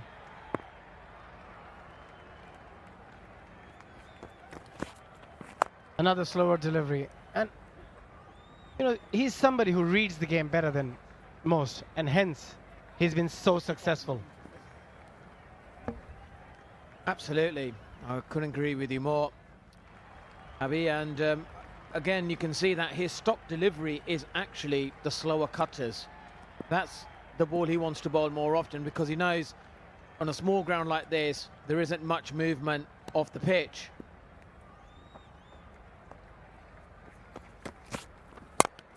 Oh, that seems to be a good hit, but straight into the hands of Shane Watson.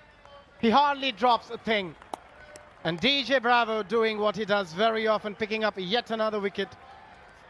Number 2 for him, and that's a huge blow. Thisara Pereira is such a dangerous campaigner. He's got to make a walk back to the pavilion. Yeah, this is a great example of just using his experience. He knew Pereira wanted to hit him. They needed a boundary, and then he just completely did him there with the length and the line.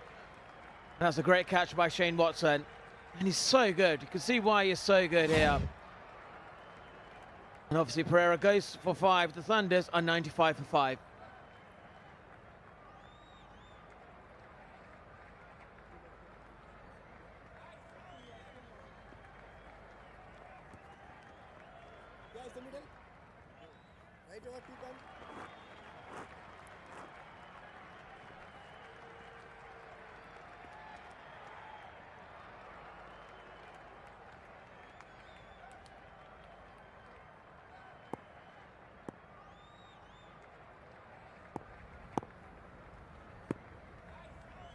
Ball into ground home, another power hitter.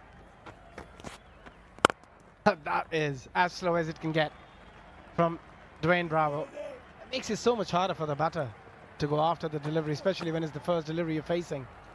Yeah, and again, you look at, here's the wicket moment here. The length was slightly back, hit the pitch a little bit harder. Pereira couldn't quite get the elevation, and that was a neatly catch taken by Shane Watson. And making sure he lands softly on that surface, Watson. A bit of swing, though it was full, but still an exceptional over. 3 from it and a wicket. 14 gone, 5 down for 96.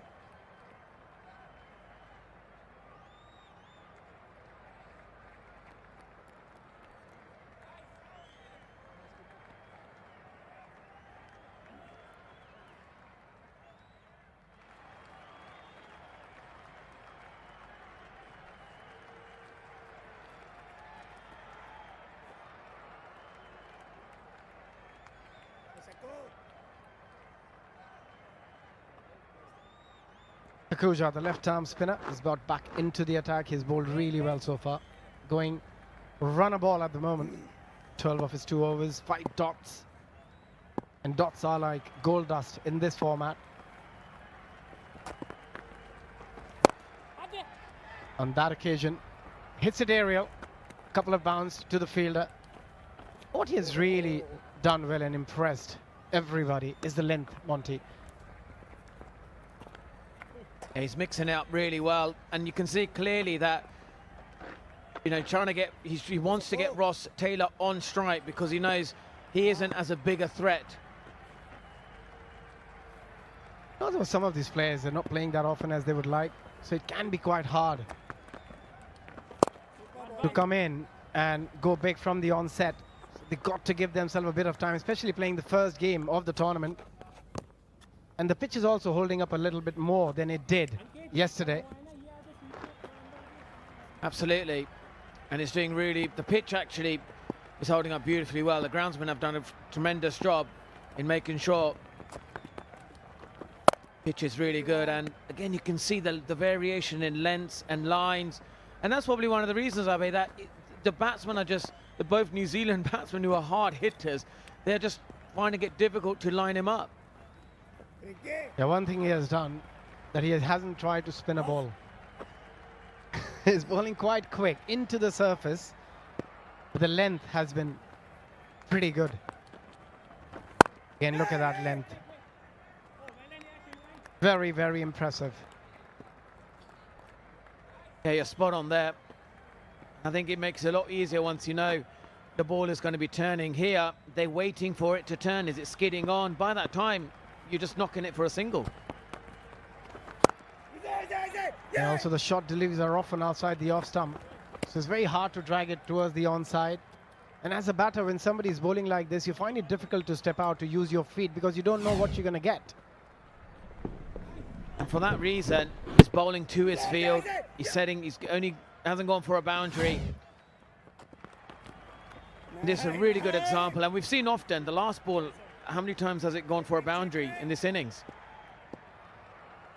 I think that's something which is very common in T20 cricket, and that's why you put that much more emphasis on that final ball.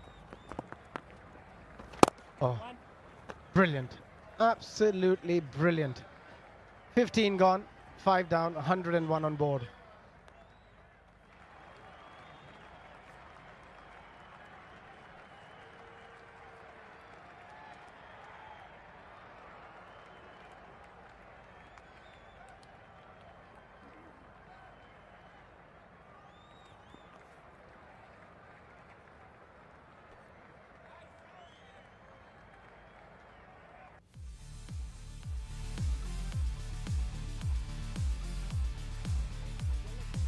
If we look at the Manhattan, it keeps getting smaller and smaller.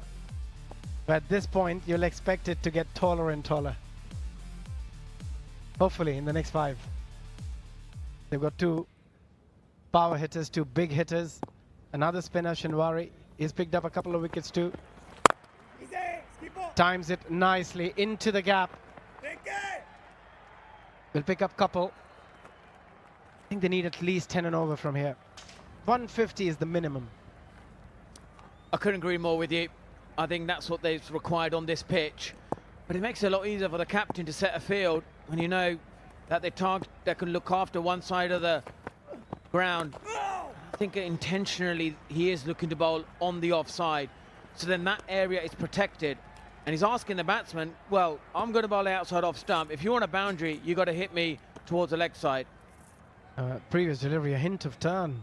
We haven't seen that very often. Just shows that it's a bit more for the spinners. Also, it's a day game. The pitch is a bit drier. That's a quicker delivery. And nicely played by Ross Taylor. Just getting on top of that bounce and just paddling it behind that short fine. They needed that boundary. Here was a line there, wasn't it? It was towards the pads, which made it really easy for Ross Taylor to place the gap behind square. And he did that tremendously well. More than the offside. And on that occasion, he gets it. He gets us absolutely right. Another APL Apollo maximum from Ross Taylor's bat. And this is beautiful striking. Again, the length was a bit full up. He got underneath this one. And then he target the leg side, gone over, long on. Beautiful striking. And this is hit with tremendous force. It's amazing how he managed to get it through onside. To a delivery which is way outside the off stump. Gets it again. And it's going to be back-to-back APL Apollo maximum. Ross Taylor is turning the heat on here in Goa. Though it's quite warm anyway. He certainly is. It's the 3rd boundary of the over. And this one's the best one of the lot. He got deep into the crease. He picked the variation, but he's picked his spot as well. So strong through the onside. Has always been. Pressure on the bowler. It's been a big over. They were looking for one. 19 already. And you can make it 25 with 3 sixes in 3 deliveries. Another APL Apollo maximum. 16 gone, 126 for 5, and this time for strategic timeout as well.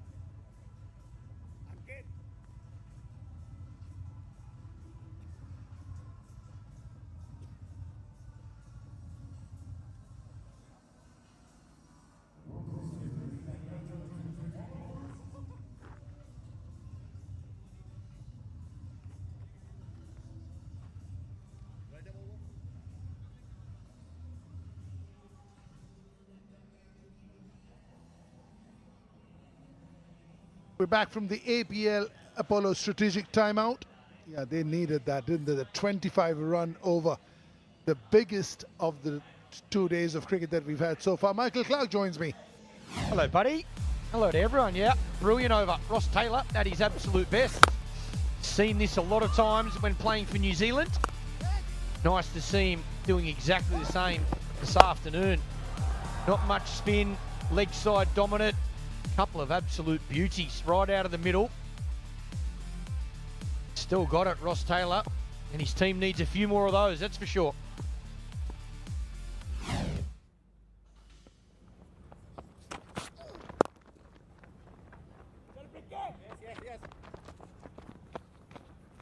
Grandham will pick up 2.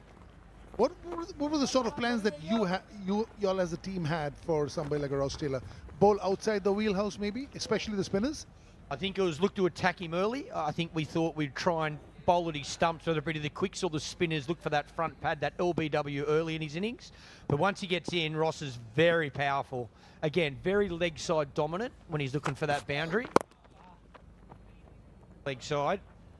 Another single out to deep square leg. Yeah, I think you've just got to, with players like that that are so strong, if you miss your mark, they're going to capitalise. So you just got to be really disciplined on hitting the right areas. And sometimes as well, you've got to accept good players. They find the boundaries, don't they? Ross is certainly one of those. He was an absolute star for New Zealand cricket over a long period of time and made a lot of very important runs.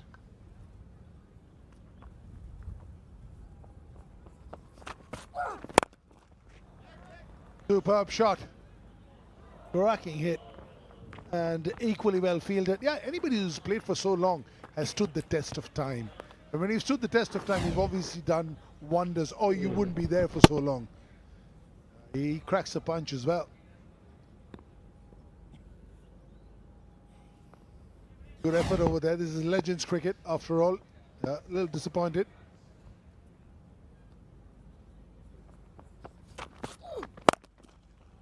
Has he got enough? He certainly has.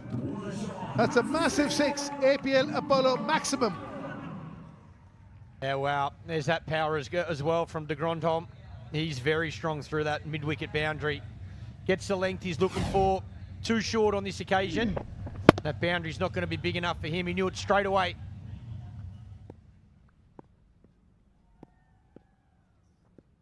The Thunders needed this upsurge.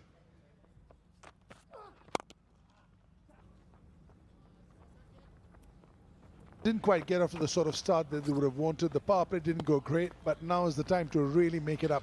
We saw even close to 200 yesterday. Wasn't enough, Clarkie.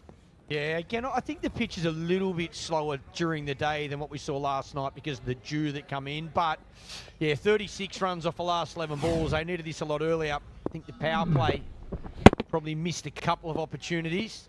Put some pressure back on the bowlers. There's a look at that 6. Yeah, this partnership needs to go as deep as it possibly can and to continue to find those boundaries with the remaining overs. 138 for 5.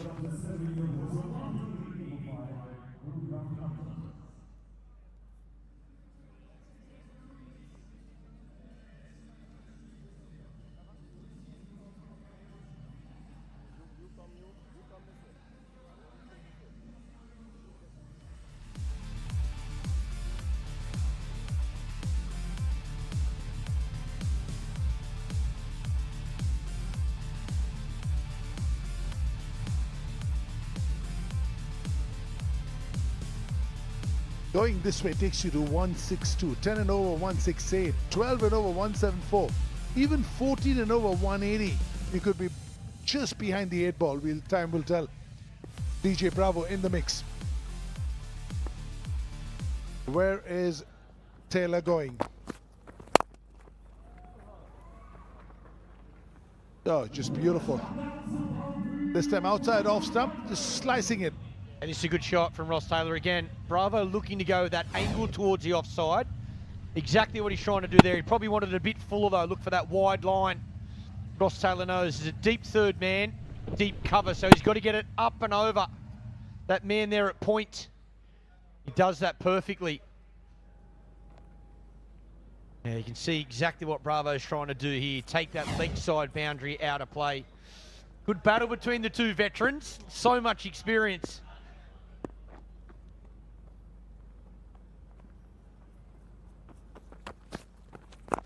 Oh, beautifully bowled. Talk about the loop from the spinners. Look at the loop from DJ Bravo. He's enjoyed it. And he's huffing and puffing. Don't know if he's done an ab from bowling or an ab from laughing there. Yeah, he's still got it. There's no doubt about it. Bravo. 2 for 19. Into his last over. Maybe not as fast as he was in the heyday, but all the skills, all the experience, and that smile has never left that face. Always enjoyed his cricket, no matter who he's played for, West Indies, all the franchises, in any form of the game. It's great to see him back out there. Just get the feeling that he enjoys life, enjoys playing cricket, and it's all about, sometimes we take a lot of stress. Just a party for him. That's the ball he was looking for earlier, the one he got hit for 4. Just a little length. That's superb. Yeah, that was Bravo's greatest strength in the shortest format. His execution under pressure, as good as anyone that I saw play with the ball. When the game was on the line, he could hit that mark. He could hit that 20-cent piece, whether it's like that a Yorker, whether it's a slower ball to take out one side of the ground, whether it's to pick up a wicket. He could bowl him at any stage. He could bowl in the first 6 in the power play. He could bowl last over of the game. His execution under pressure was just magnificent. Toe end of the bat, mid-off in the circle. That will go for 4. Yeah, what you correctly said. He was Mahendra Singh Dhoni's go-to man in CSK. Be it the power play, be it in the middle, whenever they wanted a wicket, whenever they wanted a little decrease in the run, and right at the end, he was always there. Not the quickest ever, but still held his own, bowling 18th and 20th. He used to, when he was a youngster, when he first came into the West Indies team, he had a quick bouncer. Quite a skiddy bouncer. It was sometimes hard to pick up. Got a lot of guys out trying to take on that pull or hook shot and hitting it straight up in the air because it hit you a little bit faster than you expected. Maybe not these days, though.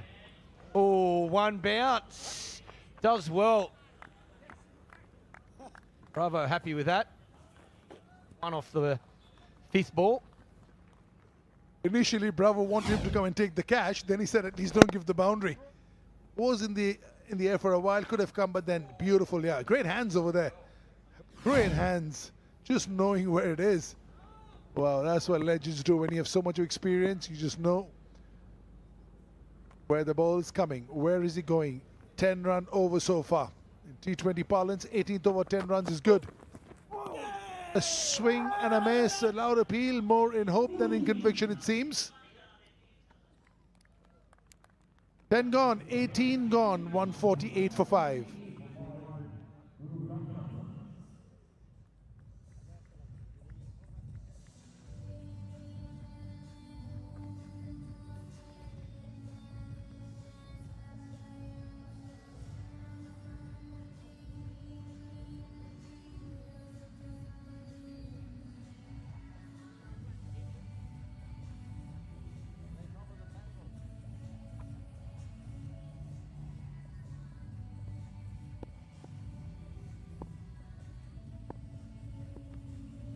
Just gorgeous, isn't it? This is such a beautiful stadium, and in Goa, there's always a party on over here, and this is added to it.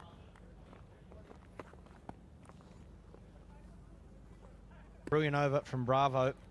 Now they go at 14 to down to 166. The other thing I'm concerned about is, will Dew come in? Because the game started a little bit later, will we now see Dew play a part in the second innings, which will certainly favour the team batting second, chasing?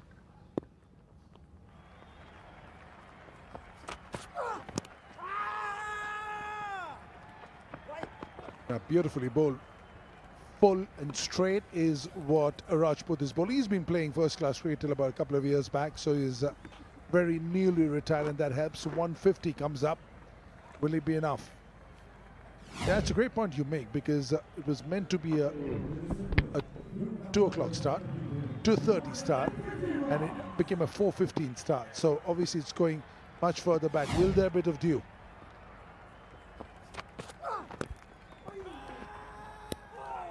Just brilliant. He's always had this. Played a lot for UP, played in the IPL. Fast bowling. Not only is it that Yorker length that you're looking for, but it's the angle. How that misses leg stump, who knows? Who knows? Missed opportunity from the keeper. Direct hit would have had him. Yeah, brilliant execution again. Looking to angle in, aim for that leg stump, hit the base of the stump, and let the batter get underneath it.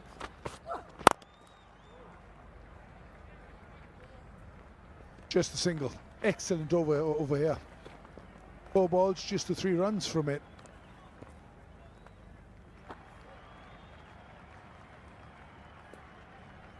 Taylor back, 37 of 22. Random also 24 of 15. Both batting at 160 strike rate.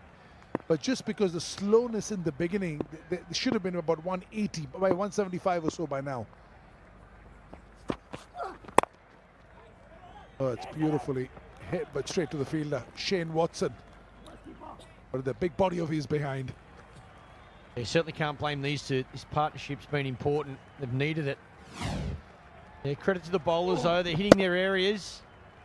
This one finds the fielder. Oh, Watto nearly went between the legs. Does well. Captaining today. He'll be looking forward to getting out there and opening the batting as well. Oh, excellent piece of fielding over there as well. How good are these boys? Well, 19 gone, 5 from the 19th, 153 for 5.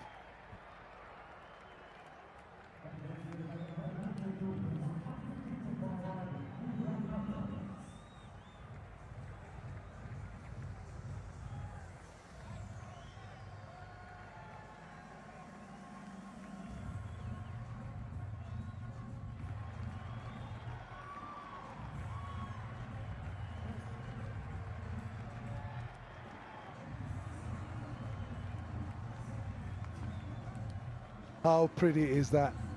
Oh, just gorgeous over here. Clarkey on his first trip, but not on his last. Definitely not my first. This should be my 4th time, I think, to go up. Come here a few times for holidays, not so much cricket, but now there's cricket. Gives me another excuse to come back here. Yeah, very beautiful. Good people, good part of the world. Lovely food. certainly where we're staying, the food's beautiful, and this ground, phenomenal. Wish I got to play out here.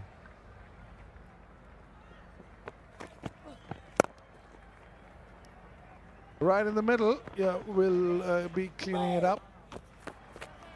Yeah, also, Clarky, this ground has never held a tournament of this magnitude. So for them to hold on to what they have, the facilities, the pitch, everything else that goes with it, is highly commendable.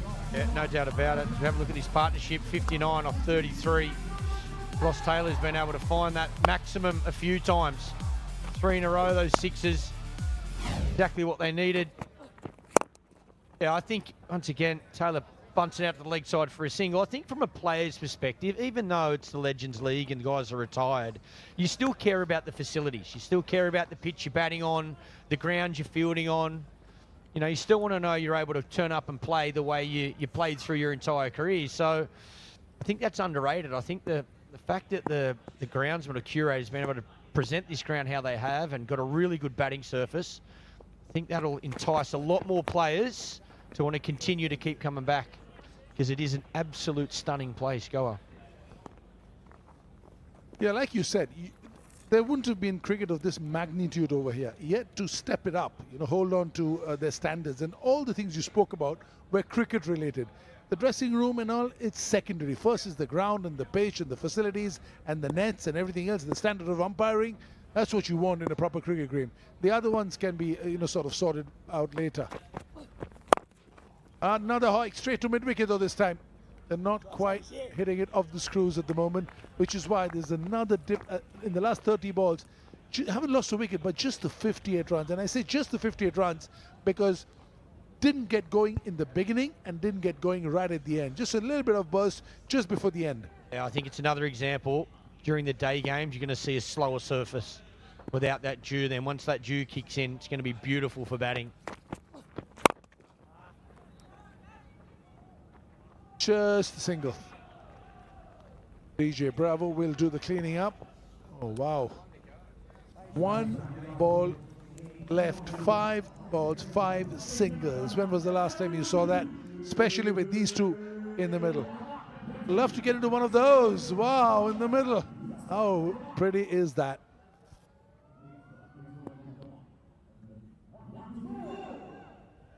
Where is Ross Taylor going?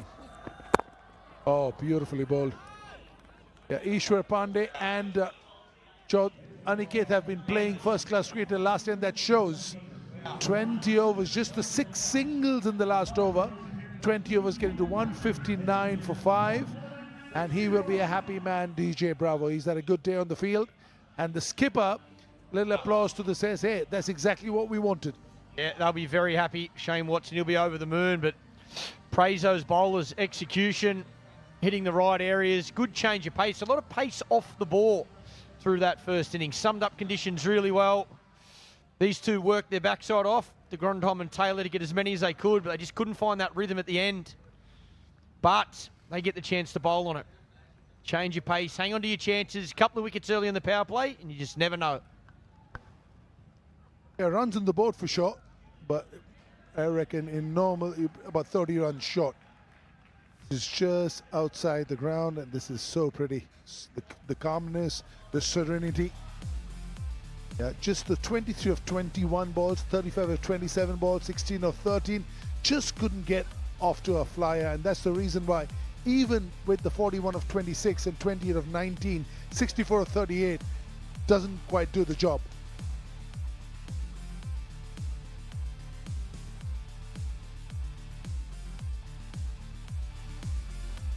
Yeah, there's the partnerships. 57 up the top, but it was off 44 balls. There's a couple of more of those 64 off 38s from Taylor and de Grandhomme. Power play up the front, so important while the ball's at its hardest to maximise. For the bowlers as well, they all played their part. Wickets through the middle. Bravo, he was the pick. Again, just his experience and class. 2 for 25 from his 4, but everyone did a good job. Alicia downstairs, let's go and catch up with her. We have with us a man who has always worn a big smile on his face.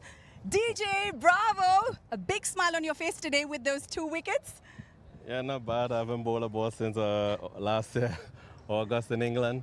But it's good to get my first game out of the way. That's muscle memory, and it's 159. I think we did a fantastic job. A very good batting lineup. So credit to the bowlers, and hopefully we can get those runs. So do you think Shane Watson, Martin Guptill are going to do the job for you today? Yeah, well, if we have to win the game, definitely one of those two definitely have to get off. And if they get off, I think we're going to win the game. Having said that, we have a very decent batting lineup. But yeah, after a very shaky start, it's good to get active and get going, and looking forward to the remainder of the tournament. There was a big smile on your face after that wicket there, Pujara's wicket, and a celebration as well. Yeah, because he's class. He's a class player, and I think the ball before was a very good Yorker. He tried to run it down third man, so I said, okay, I'm going to take pace off for the ball this time. I know he's very leg-sided player, so I wanted to take him wide and then take pace off, so it worked today. And yeah, every wicket I enjoy. Well, it did work, and we had a celebration dance as well. Can we see that again? Yeah! Well, thank you so much. Wishing you all the very best. Back to you guys at the comm box. All the best, sir. Well, the dancers never left him, neither has his bowling skills. What a cricketer over the years. Pune Panthers need 160 runs from 20 overs at 8 runs and over. We'll take a short break, and on the side, back.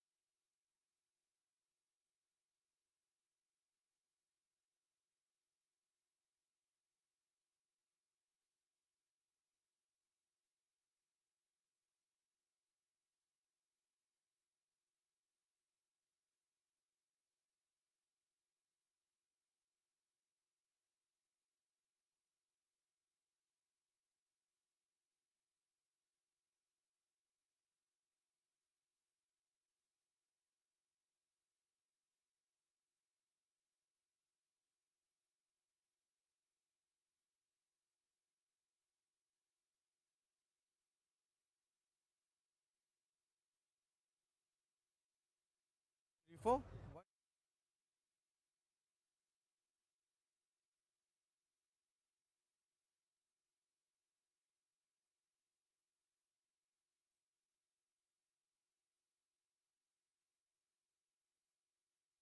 उधर गई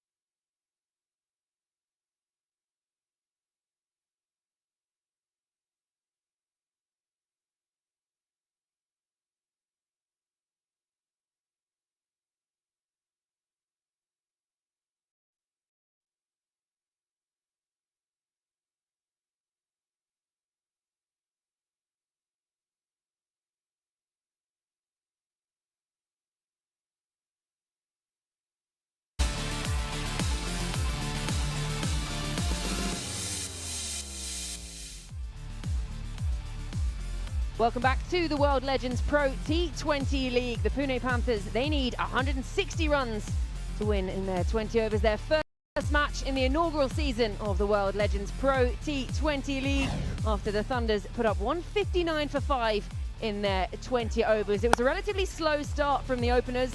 They just struggled to really find the boundaries much at the beginning and looked like they were going to be cruising, and then the bowlers really brought it back in, slowed things down as wickets started to fall, but later on got themselves back in the game, and at times striking really, really nicely. And that was the first wicket to go down, just swinging across the line as they tried to accelerate a little bit. And wickets falling at regular intervals. Easy enough on the boundary. Second wicket to go down, the third, Phil Mustard. And just getting into their business, the fourth one to go down, the big one, Pujara, and this up in the air, call it early. The captain, Pereira, captain gets captain, caught by Watson, and then these two out in the middle, Ross Taylor and Colin de Grandon really doing the heavy lifting, striking to all parts and swinging across the line.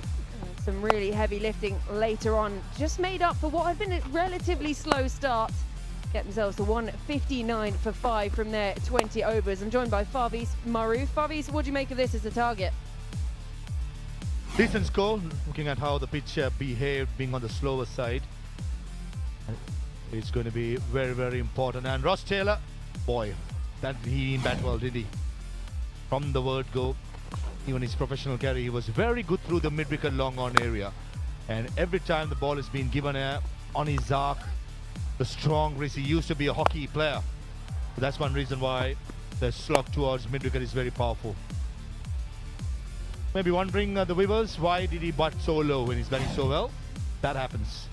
And one thing I'm still looking forward to is Stuart Broad with the new ball against Shane Watson and Martin Guptill. That's some battle. Showing your age there, Faviz.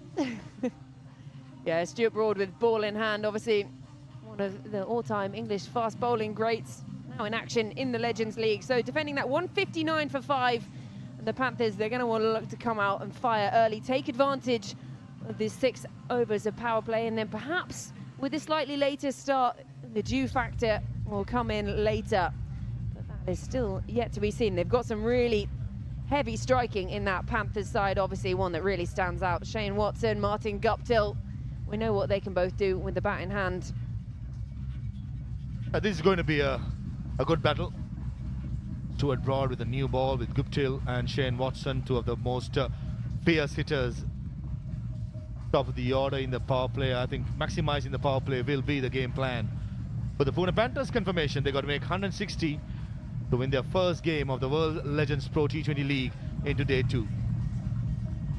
Contrast to the game we saw last night as well, that target was a 197, so much lower, but different conditions, afternoon conditions. Yesterday was all about the dew factor, the first game as well, and just getting into the tournament. So interesting to see a different kind of chase here.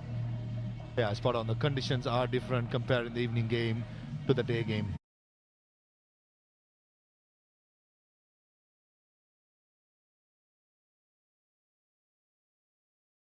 To get through it with the ball swinging or seaming. I don't think there have been any seam movement, but possibly if Stuart Broad can find the right length, there may be some swing. I got Malik the Pushukumar, the left arm spinner, Akshawakar, the off spinner, Tisera Perra himself in the middle overs, bowling those slow balls as a medium pacer will be a crucial factor.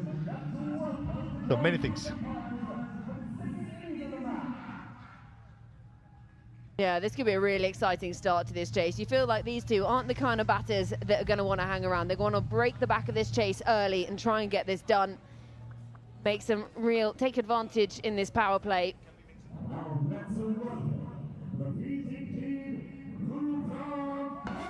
Also good news for the first time in Legends cricket around the world, World Legends Pro T20 League, bringing in first time live when it comes to the batters talking to us. That's Martin Guptill via us. Whenever we can go to him and have a chat. That's some innovation just to get into detail about the thinking pattern. So certainly that's something to look forward to. Now, I've been in a commentary box before that Martin Guptill has actually hit the ball through the window of. So if I could speak to him and say, please don't hit it at me, it'd be quite nice. But Got to take on this man, Stuart Broad. This is such a great start. Match-up. Stuart Broad, ball in hand. Martin Guptill, Shane Watson out there in the middle. Look at that. 359 matches, best of 120 not out, 59 50s, 600s. It's a healthy enough strike rate as well. Just 3 runs shy for 10,000 runs. What a servant he has been for New Zealand and franchise cricket all around the globe. Not far behind Shane Watson. Brilliant numbers for him as well. IPL winner, World Cup winner. He used to bat in the middle, bat at number 7 when he started his career, but as soon as he got promoted up the order, the different force totally.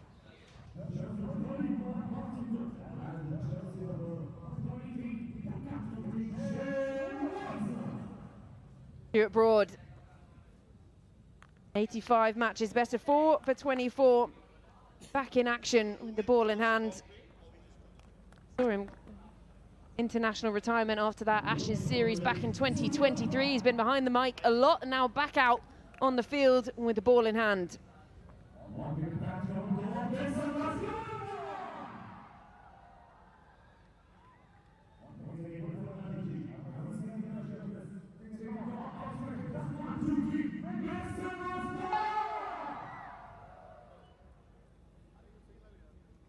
A slight delay here as we wait for the first ball. The wind just picking up a little bit outside. We can see the umbrellas and the flags fluttering around. Watson and Guptill just waiting.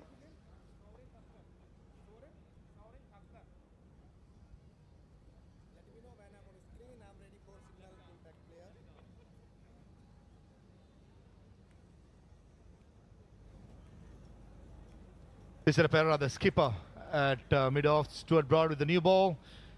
And Shane Watson and Stuart Broad, they've had 40 times they face each other in international cricket. And Stuart Broad had dismissed Shane Watson 13 times. Confirmation for the impact sub. We'll get you the confirmation as soon as we get it.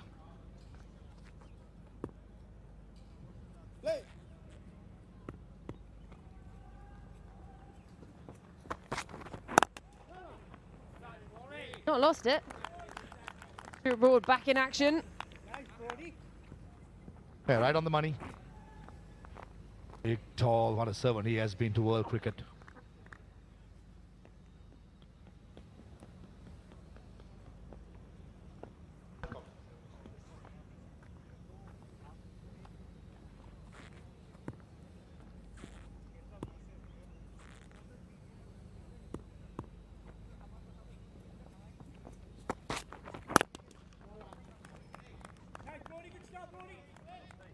We've got Martin Guptill wired up. Martin, if you can hear me, Farviz Maroof along with Georgie in the com box. How are you? Martin got me here from the com box, Farviz Maroof and Georgie Heath. Yeah, I can hear you. Can you hear me? Oh yes, 100%. Yeah. Looking forward to getting back to the strikers and wearing number jersey 31. Yeah, it's my number. Worn that all my career. Stuart Broad straight away, right on the money. Yeah, you don't lose it, do you? To be fair, Watto looks in pretty good touch.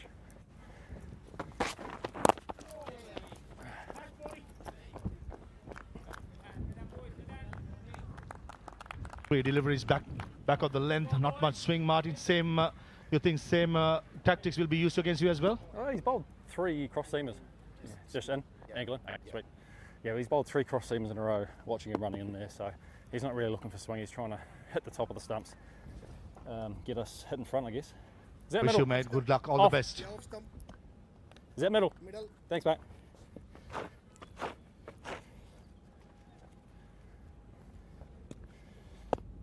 Tidy start this from Broad, just a single for first 3.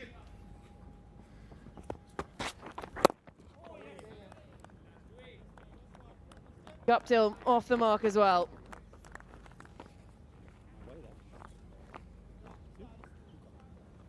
Good start by Stuart Broad. Back of the length. We understand there's not much swing or seam available, so the length's going to be important. And being a tall, lanky bowler, the natural length will be back of the length. And I think he's just ideal on a sore surface.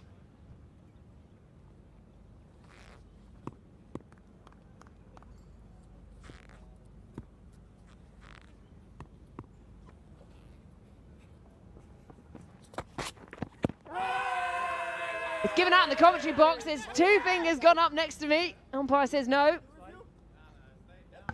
I will be very surprised if Tissara Perra don't go upstairs. Stuart Broad, usually he thinks everything is out. Gets the captain to go upstairs. Not this time. It looked close. Probably drifting down the leg side, but the ball did not get up as Shane Watson expected it. It was back of the length. Cross seamer. Yeah, probably going down the leg side. Sensible call by Tissara. And the Thunders not to go upstairs.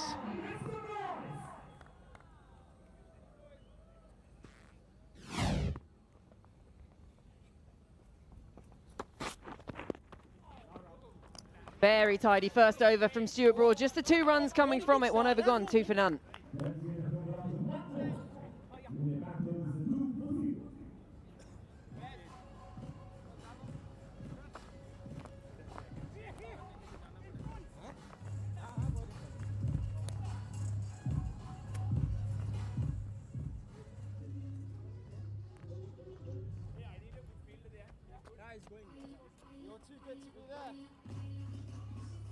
Yeah, really tidy start that from Stuart Broad. Just the 2 runs from the first over with the dream start.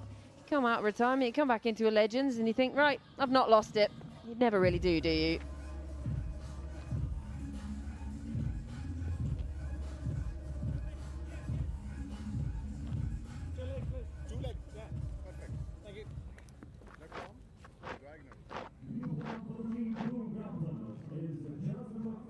Saurin is going to be the new bowler for the second over. Left arm spinner in the power play against Guptill and Watson. This is going to be interesting. Both these batters love to go downtown. Mr. Perra, bowl call to get a left arm spinner ball into the right-handers. 2 fielders outside the circle at deep mid-wicket and long off.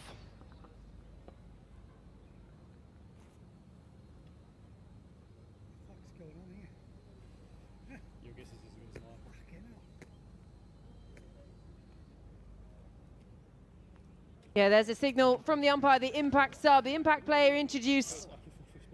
I think they'll tell him that the impact's been brought in. I don't know, do you have to tell him he's the fucking bowler? Yeah, so Soren Taka comes in for the Thunders. Comes in for Chicheswa Pujara.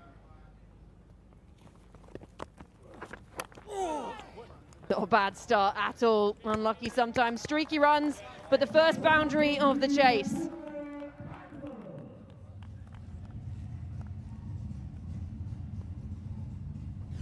A streaky way to find the first boundary, inside edge.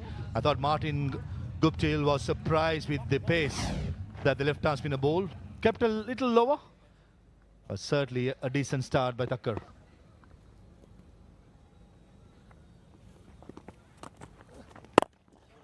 Yeah, well bowled. Yeah, tidy. Really tidy.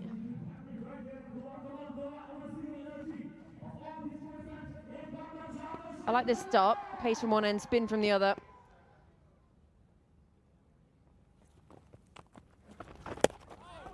Little quicker this time, just straying in line. Nicely kept by the Colonel. Phil Mustard behind the stumps. Firing it in, Saurin. He's not giving any air. He's just going wide of the angle and making sure he's targeting the pads of Martin Guptill.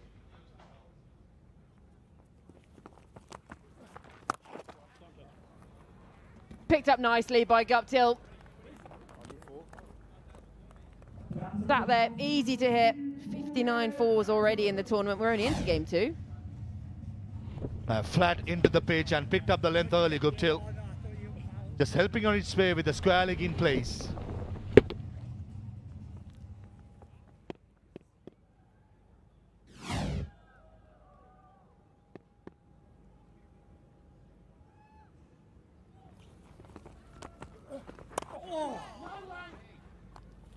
Inside edge this time. Little smiles from Stuart Broad.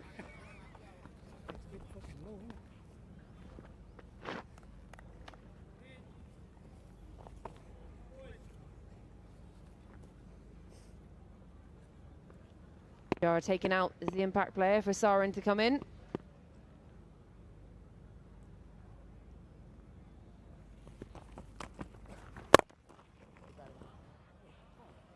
gap. That's going to be 4 all day long. Power along the carpet from Guptill. And he's racing along now. Martin, that was an easy delivery, isn't it? Right in the slot, the first 4 deliveries, nice and flat.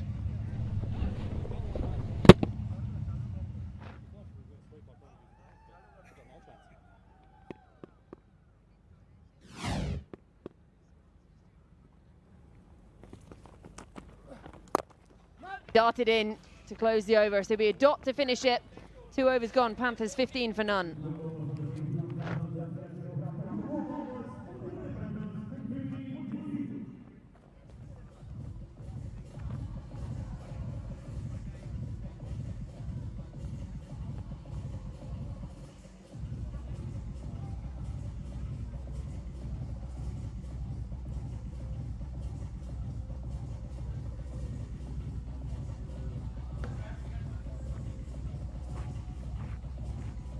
Martin Maruf from the combox. Last over, all deliveries firing into the leg stump. The only one delivery outside the off stump. Ukraine through the offside. So the game plan for both of y'all looks like trying to target the pads.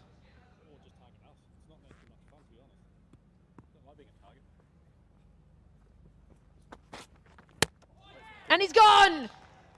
Stuart Broad strikes for the first ball of his second over. Shane Watson looking to swing across the line, and the captain is on his way.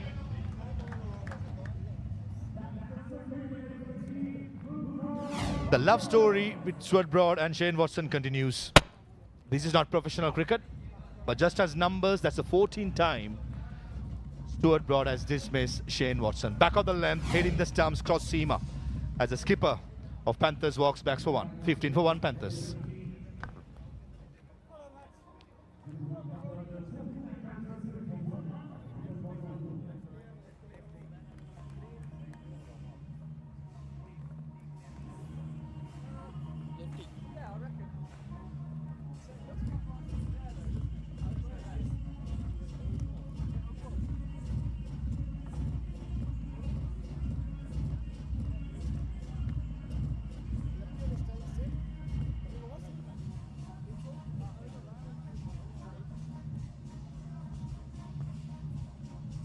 Stuart Broad strikes first ball of his second over, sends Shane Watson on his way for just a single. And there's the signal again from the umpire, the other impact player into the action.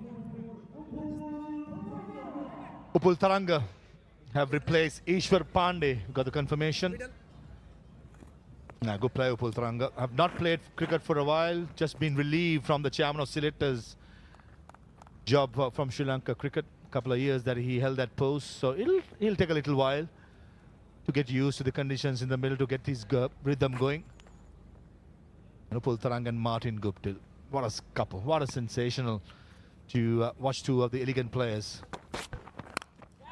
Finds the edge, no slip, races away, he's off the mark with a boundary. Now, my memory goes back, Upul Taranga, Stuart Broad, even in the playing days professionally, that's the line that Stuart Broad continuously attacked Upul Taranga. Question has to be asked from this Ribeiro, where is his slips? That would have into the breadbasket of the first slip with the third man in the circle. That's not a line to bowl. If he's bowling that line, that particular length, I think the third man better off saving the boundary. As I push at it, just missing that outside edge. Martin. Couple of good deliveries to the left-hander by Brody going across. Well, that's the beauty about T20 cricket. There's no slips, so any nicks are 4, unless it goes straight through behind. Just on facing the left-arm spinner, the 5 deliveries you face, he was into the pitch much quicker, and only 1 delivery outside the awesome. The game plan is going to be back of the lane to your pads. Yeah, and I felt like he's bowling about 120 Ks as well. That was rapid. So we will change from left-arm spinner to left-arm seamer.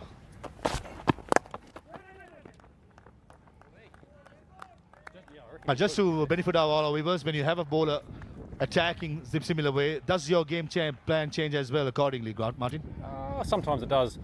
I think with the up and down nature what we've seen in this wicket so far, you've got to try and keep your front leg out of the way and try and use your bat. Obviously you're going to get away with a couple of lucky ones as I did first ball, but I think you just got to keep looking to score. If you go into your shell, you know, that becomes a lot more difficult. Waiting. Oh,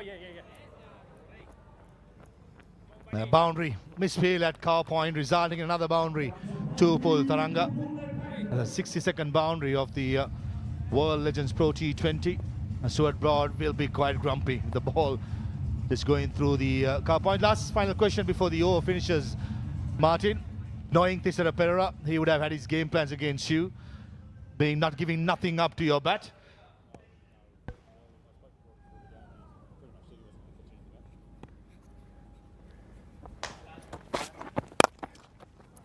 Final ball, push through the covers.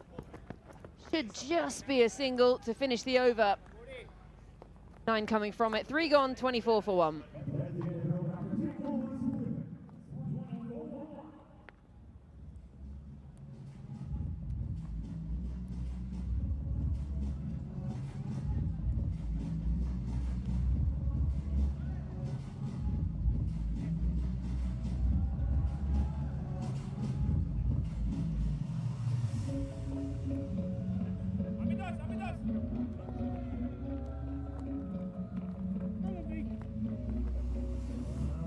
Gone 24 for 1, the 1 wicket to go, that of Shane Watson, bowled by Stuart Broad for just 1 from 6. And we heard Martin Guptill saying that he was looking in really good touch. They'll have been pleased to get that scalp early because they know just how dangerous that partnership could have been. Martin Guptill still plays comparatively, so it's just a matter of spending a little time in the middle and making sure that the partners from the other end gets used to the condition really well, especially with Upul Taranga's case. They have not played for a long time since, as I said, he had a important portfolio serving Sri Lanka cricket. So it's all about getting back to the groove, getting a feel of being in the middle.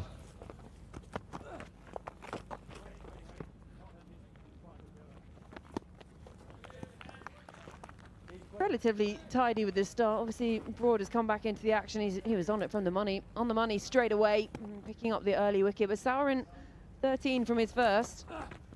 Just gives it that extra flight. It's helped on the way. No one out there because it's gone all the way, and he gets the double teapot from the bowler. With the turn into the dugout of the Thunders. That was excellently timed. Upul Taranga against the left-arm spinner. He plays his shot quite well. Vacant. And our ball boy is almost taking the catch.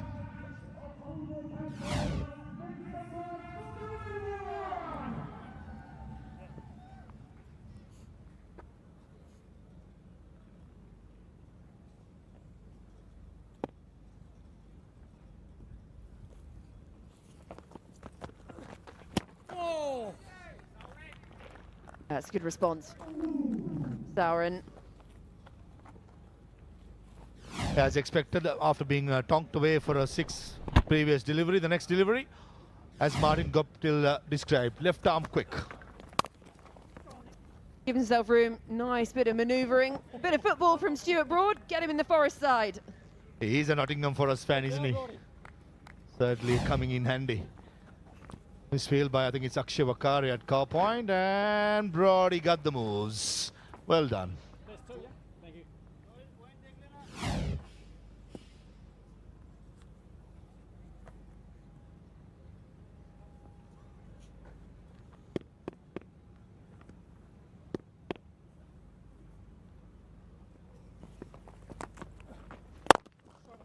Frees his arms, Martin Guptill, that is massive, goes all the way. Second 6th of the over. Martin, in your arc, off it goes. That's something you've been waiting for a long time.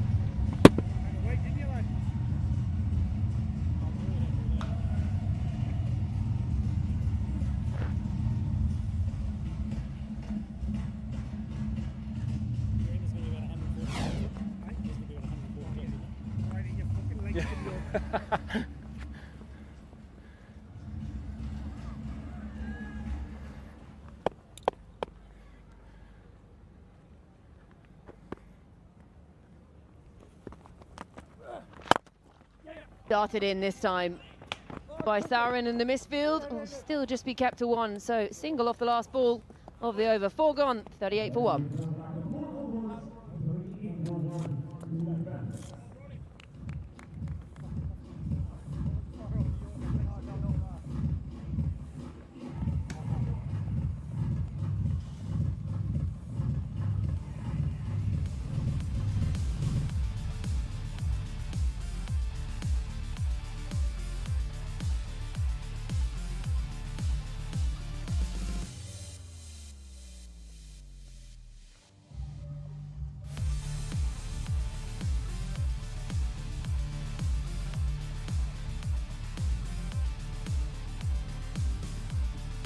4 gone, 38 for 1.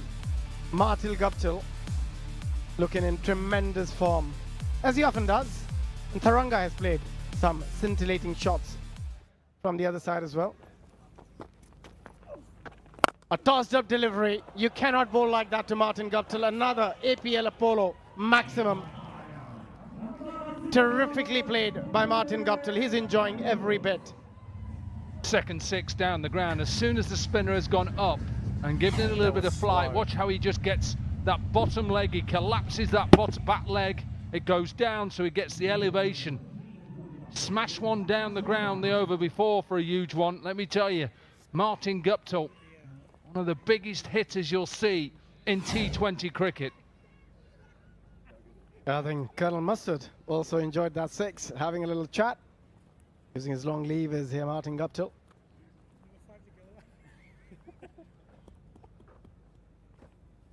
A very strong position. The Panthers, after losing their skipper, Shane Watson. His partnership of 29 of 12 is really put the foot on the accelerator. He goes again, and the result exactly the same. Another Apollo maximum. Guppy, can you hear me? It's Corky here in the comm box. I've been hearing you the whole time, Corky. Mate, come on then, what are you waiting for? What are you waiting for? Tell all those boys and girls, when the ball goes up, what are you thinking? Exactly what I've done the first 2 balls there. If it goes up, it's going. That's simple. Yeah, and I need to place my divot here too. And what is the Colonel saying behind you? Oh, he's basically egging me on to hit 6 in a row. Come on then, show us again, right? As soon as he goes up, you're just going to go downtown. Well, that's the plan A. If not, if he goes into the surface, you're going to go square? We'll see if it bounces first. Come on then, show us. Show all these people in around the world you always want what to see you my can power do. fade, don't you? I just want to see that. Come on, Guppy.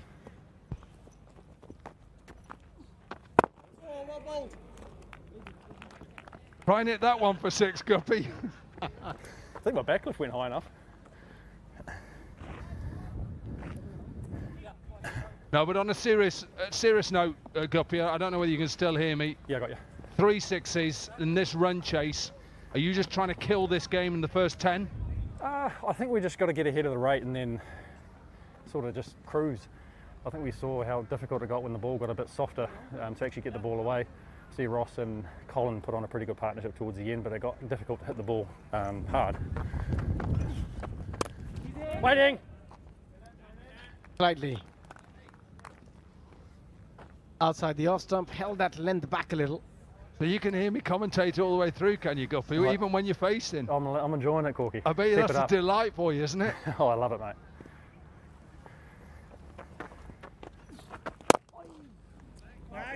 Nicely bowled. After getting hit for a couple of 6s, it's pulled his length back ever so slightly. 50's up for the Panthers.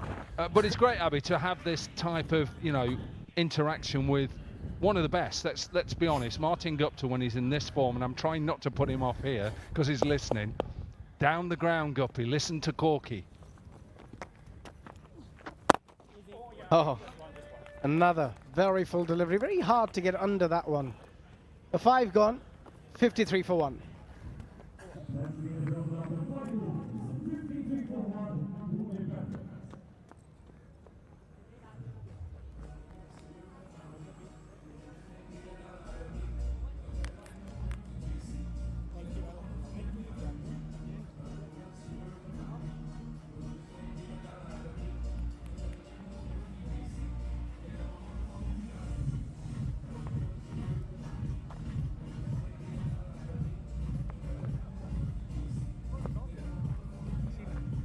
Martin Guptill, 34 of just 13.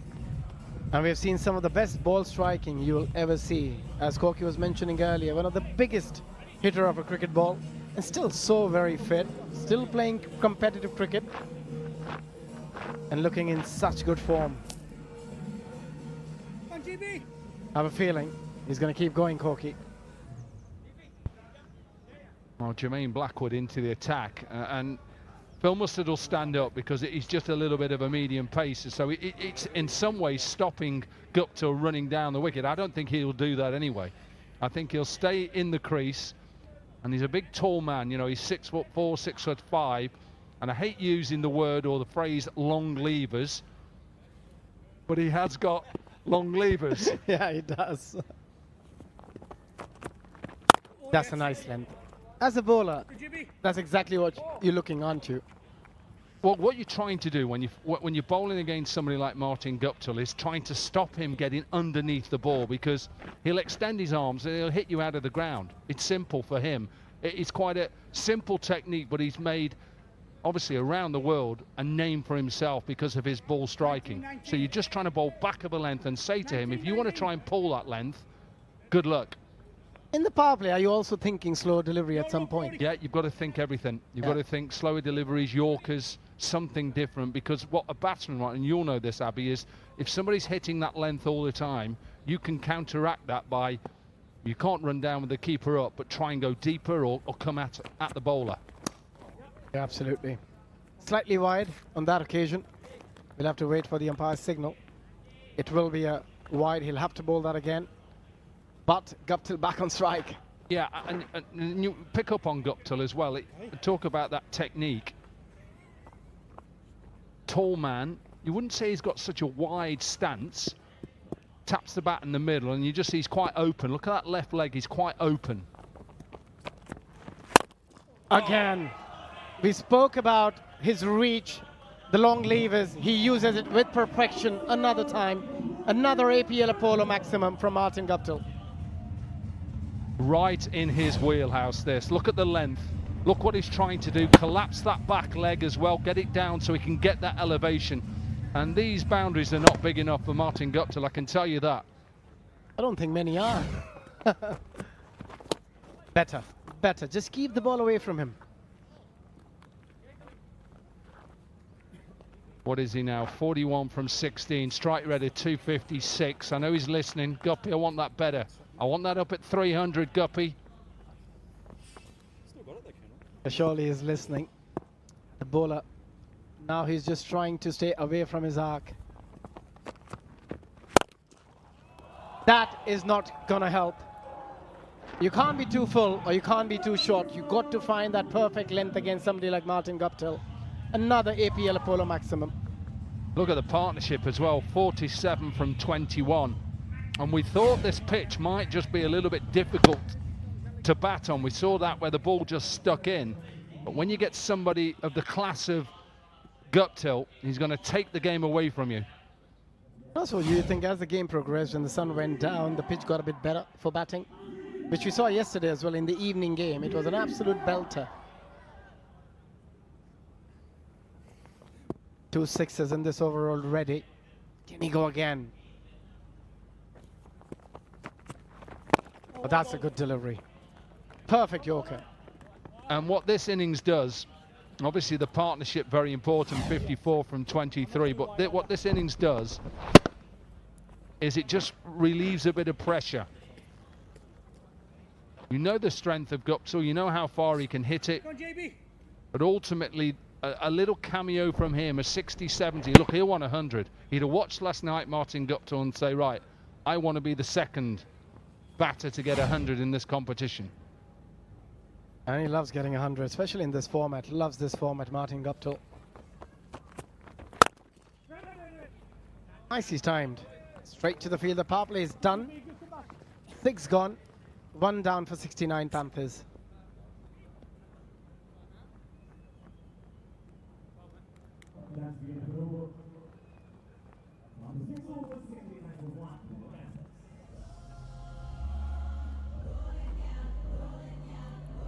TP.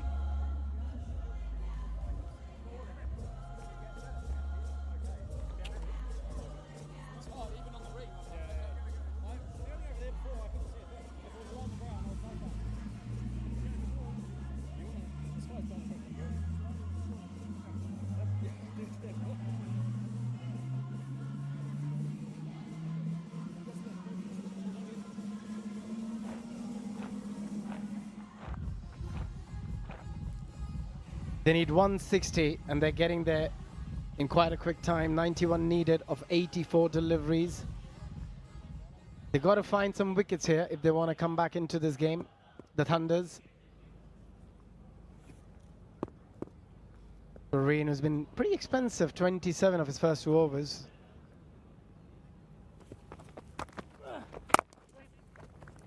Much quicker delivery on that occasion. That's good cricket, isn't it? If you can't hit those 4s and 6s, keep taking those 1s and 2s. Yeah, and because they're out of the power play as well, so a little bit of relief for the bowler that he can have more than 2 fielders out of the circle. But I think it's important when spinners come on against somebody like Martin Guptill is bowl into the surface at times. Can't be too short because they'll pull you, but into the surface. And Taranga is such a good player. So much class. He's got the power, he's got the touch. Just 1 shy of his 50, Martin Guptill. And in very quick time as well. Just 19 deliveries. I know you want to see that strike rate going up a little. Corky. I was being a bit harsh. It's quite good at 257. Guess it's 50. That is terrific cricket from Martin Guptill. Magnificent innings from him. Yeah, 3 4s and 5 6s.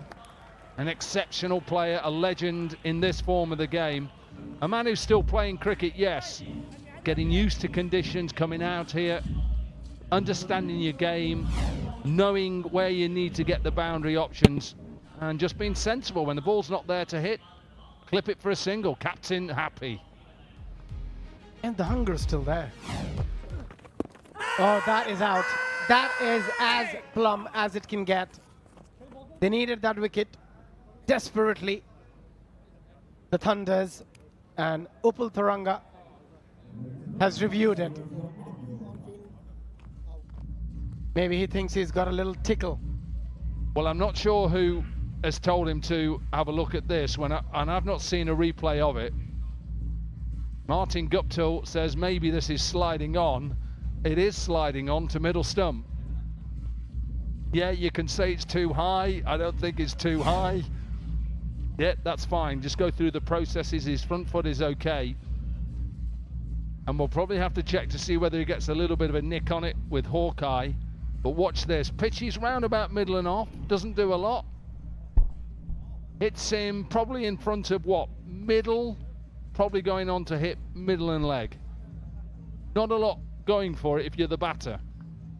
Yeah, I don't think. He's already making his way. He's already walking, Taranga. As a batter, you always feel you have a chance. Every time there's a leg before decision given. But that was dead. He still got to wait.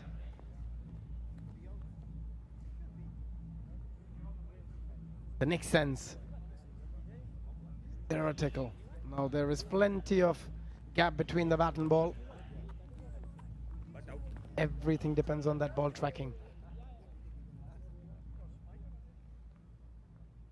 I think a lot of people at home will be thinking, I can tell you what the ball tracking will tell you. Pitch is probably about middle and off, middle, and then he's gone on to hit middle and leg. Guptill still saying it might be going over the top. Absolutely not. Maybe in New Zealand. Maybe. Still I'm doubtful. Here comes the ball tracking. Oh, that's going to hit the middle stump. It's as dead as it can get. Yep, I think I was probably spot on. What, hit him just out in the middle of what? Middle and off? Going on to hit middle and leg. Good decision on field. Not the best review. Taranga gone for 18. And the Panthers 72 for 2.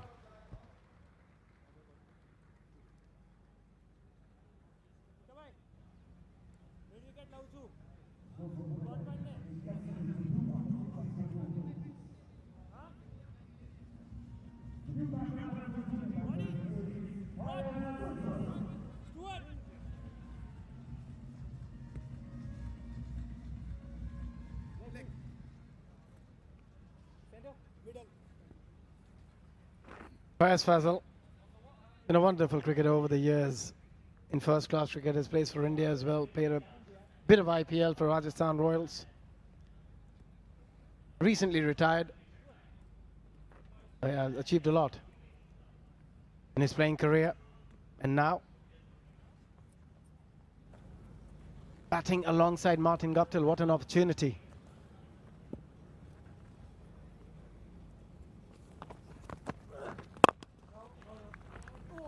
Very elegant player. There's no pressure of runs here because Martin Guptill has done the heavy lifting already.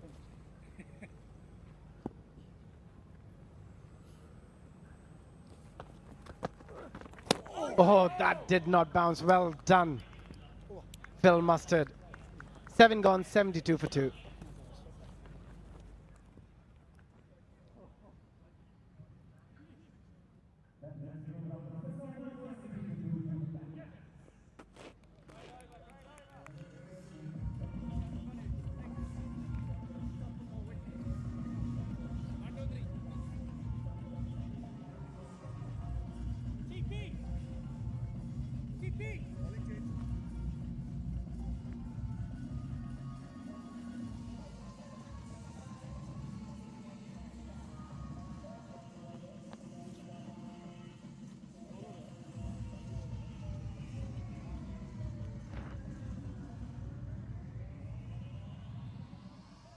.72 for 2, 88 required of 78 balls. Plenty of time.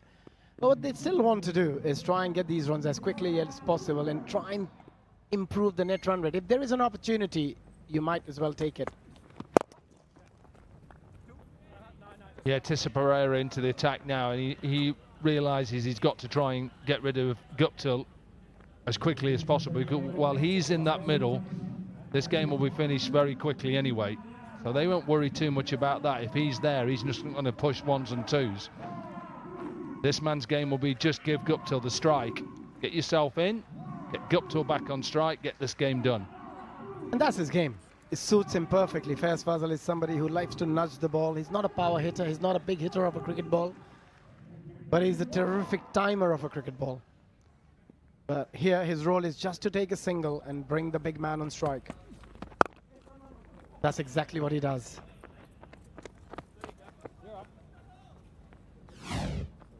Have a look at the end of Upal Taranga, who thought perhaps it may have been just probably sliding down the leg. He wasn't happy at first. He thought maybe.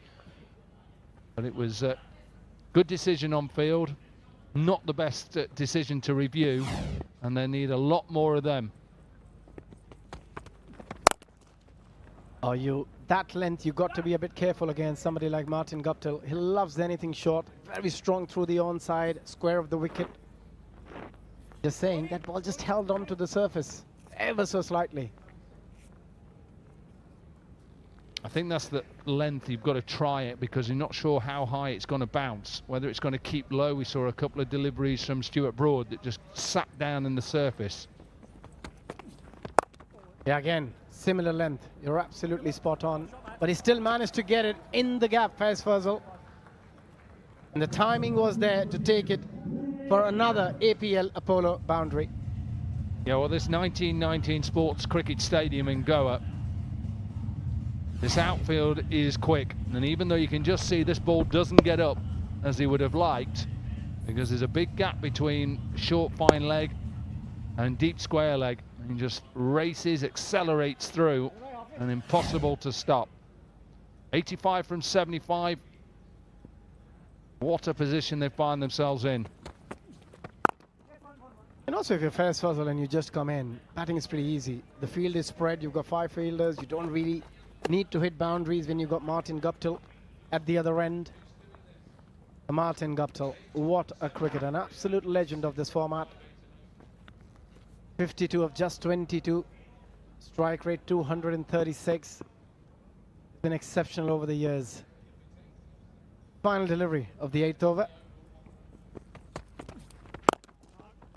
Nicely bowled.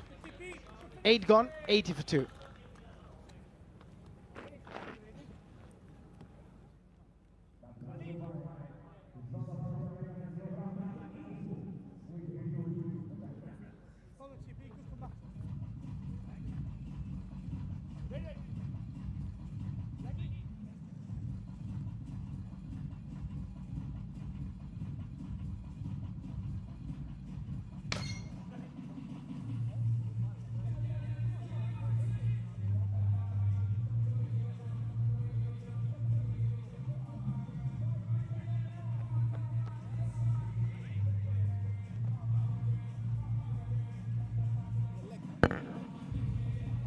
6.67 is what is required because they're going at 10 runs and over. So that's a really good reply. I've also got 8 wickets in hand. Monty Panisa joins me. Always a pleasure to be in your company, Mont. Yeah, it's been absolutely brilliant from Guptill, really. And especially the spinners. He's made his mind up. Anything full, he is just going to hit it straight and long. And he's done really well so far. He's already hit 5 sixes. And Faisal, again, just showing good partnership with him. And this is has been such good batting. You know, that required run rate is at 6.68. And that hard work was done. The hard work was done during the power play. And the harder work was done by the bowling unit of keeping this strong batting order to 159 in 20 overs. This game, if the Panthers go on to win, this is on the bowlers. Because often we think about T20 about the batting. As good as Guptill has been, it's the bowling unit that has given the game on a platter. Oh, heads, heads. Is it in Goa? Is it in Goa? Is it in the sea? Heads. It sailed over us, Montpey. There you go. That's what we were talking about, wasn't it? Anything full, he knows he's just going to target straight. That's one of his strengths. He gets a big stride in, and then he just hits it nice and long. And you're probably right, even himself, even Guptill's like looked at Phil Mustard and thinking, wow, that's come out of the screws. Yeah, that's gone a long way. And that's definitely gone past us. And it's been absolutely brilliant hit. 360 on the par 5, 340 on the fly, 20 yards. It's a huge ball in golf, and I'm not surprised if you can hit the cricket ball like that. Just look at his eyes, how he keeps looking. For any young cricketer watching, you just look at his eyes on the ball, and he doesn't follow it. Even now, there he's looking down. He is looking at the ball when he's striking. Sometimes we are so eager to see where the ball goes. That was superb. And look at the astonishment in the face of the keeper. He was like, how on earth did he hit that there? Exactly, he's got the best view in the house, and they're probably discussing about that shot right now. He's probably thinking, yeah, I got that out the screws, and that was certainly one of those. Probably his best one of the lot. Another one. Has this cleared as well? This is massive. It's the Martin Guptill show. Whoa, yeah, worth your admission just to see these 2 shots being played. What a cricketer he is. This is brilliant hitting, isn't it? He summed up the pitch really well. He exactly knows what to do here. He's again gone same technique, same head position, and the result is the same, just even bigger. Look at the straightness of the shot. Look at keeping the shape of the shot. There's no wild slogging, not the bottom hand taking over. It's all about the straightness of the bat, the high left elbow. We talk about T20 cricket, it's not all about slogging. Can he go again? Swatted that, that'll take some stopping and long off. Whoa, it's all happening out there. When it rains, it pours. Absolutely, and he hit that with tremendous force. And even the fielder surprised him there. And I suppose when a batter's in this form like Guptill, even the fielders, you know, they just don't want the ball to come to them. And you've got to anticipate, you want the ball to come, you want to make a difference. Again, it's the presence of Martin Guptill, his striking. He is on fire at the moment. 63 of 68 in T20 cricket. When the runs are less than the ball, it's a good place to be for the batting team. Whoa, he's just missed that in the wheelhouse. Did he lose a little bit of shape on that one, Monty? Did he just try to slog that over? Yeah, that straightness wasn't quite there. Let's have another look. Yeah, you're absolutely spot on. When you look over here, the way he's played that, I think he's trying a bit too hard. A little bit wider, and that bottom hand coming through. And you can see he wanted to hit it towards deep mid-wicket. All he had to do is hold that blade a bit straight up. There we go. He's hit that with tremendous force. And straight to the man. Yeah, just a slower ball and slice that up in the air. But what a knock from him. He's just lit up the place. 68 of 28. Little bit of lack of pace on the offside. lack of timing over there from Martin Guptill. That's the first ball he mistimed. And unfortunately for him, it's found the fielder. Yeah, that's a massive wicket. Yeah, tap of the watch. APL Apollo strategic timeout.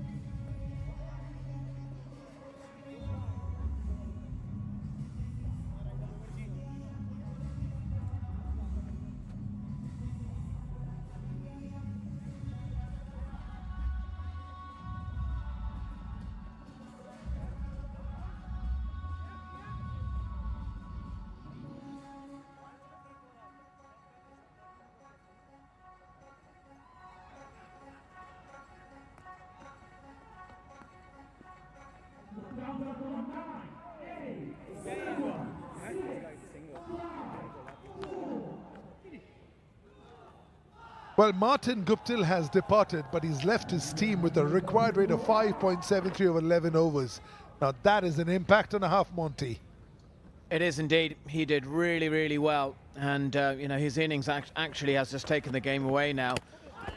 Oh, and this again could have maybe got an outside edge there. But, yeah, that, you know, 68 of 28 deliveries. Wow. It just shows, you know, he's been such a successful T20 batter. But to come here and do it in such tremendous form and, you know, the way he was hitting the ball out of the ground, gosh, it made it look so easy. A little calmness after the storm, after the blizzard. A little extra bounce. The previous ball did Faiz Fazal. One game for India, got about 50 odd, and never played for India again. I wonder what he did wrong in that inning. Two new batters, Fazal on 7, Panchal yet to face the ball. Ooh, there's one he edged, one he is dragged very close to the stump. He's looking a little bit jittery. Also lack of pace, no pace given by Amitos. And this is a wicket-taking moment here. It was obviously bowled purposely wider and shorter. And unfortunately for Martin Guptill, it went straight to the man. Finally, something to cheer about for the bowler, but Martin Guptill has done his job there. He's kind of like got his team into a very strong position here, where they only need 62 runs of 63 deliveries.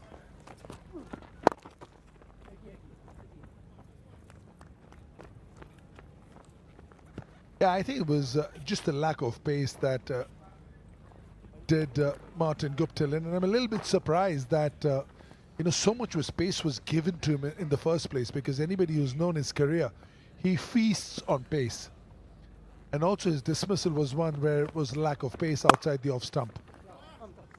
But nevertheless, what a knock. I mean, this is Legends cricket. He has held his own. But he could make out why he was been so revered over the years. Yeah, he looks pleased with himself, and why shouldn't he be? He hit some great sixes. Barely broken a sweat. Yeah, he's fit as a fiddle. I do some gym training with him. He's got brilliant ab exercise routine, which I must say he's much stronger than me.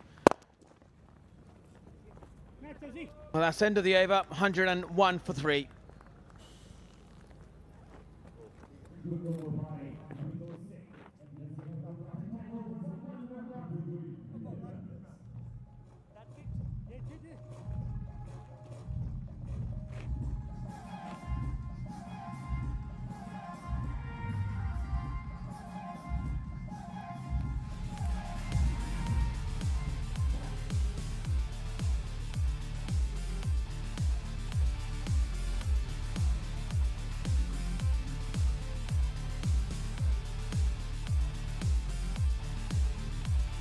Yeah, the worm not even close to each other. There's many blips in the first innings. You know, those blips always drag you down.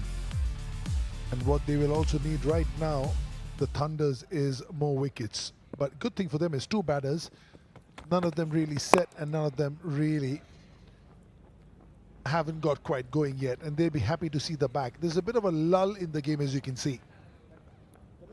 It's that moment in the game, really, where you kind of feel like, you know, the Thunders, they've got to like grab this opportunity.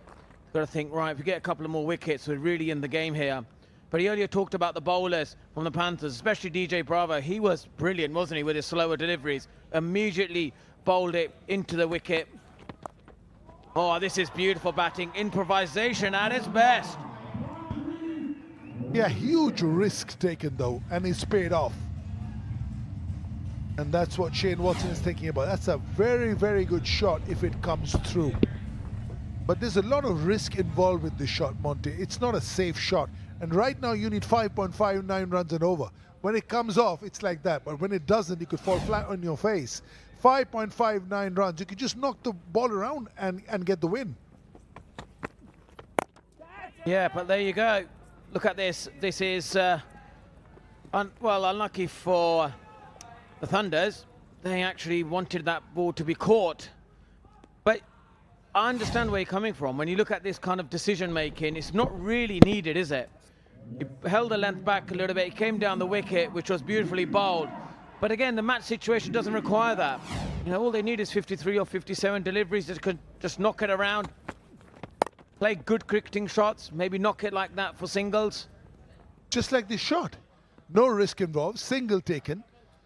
Because just for 5 runs, you took so much of risk in those 2 balls, and both of them could have been, you know, you could be out.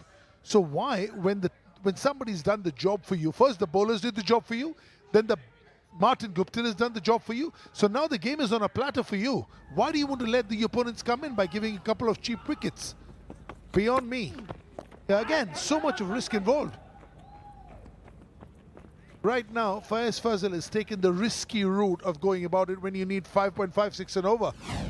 I don't understand, why would you want to do this when you've just seen Martin Guptill play strong cricketing shots? And on this pitch we've seen batters who play just strong cricketing shots down the ground is actually a better option. And you've got to think to yourself, is this really necessary right now? You know, the game does not require this, 51 or 55 deliveries. This is much better. Priyank Panchal, this is made out for Priyank Panchal. He loves to take a little bit of time. 11 gone, 1-1-0 for 3.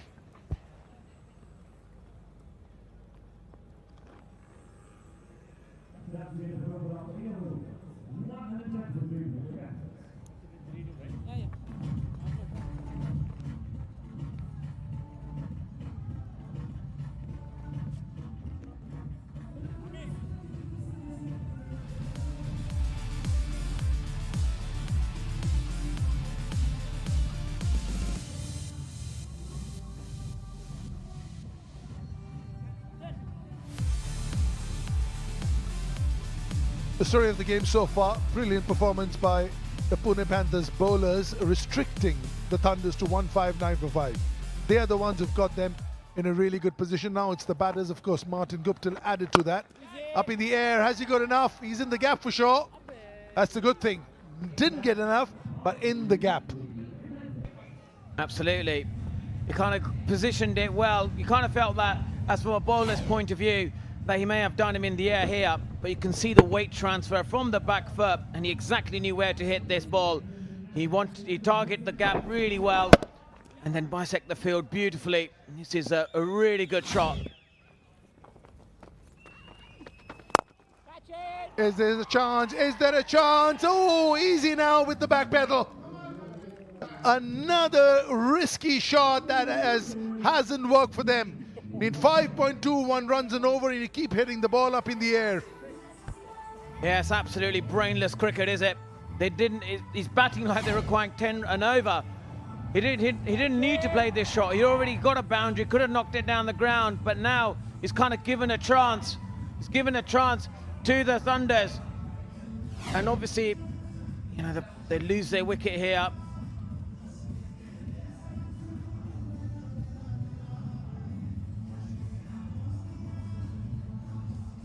Panchal gone for 9. It's a 1-1-4 for 3.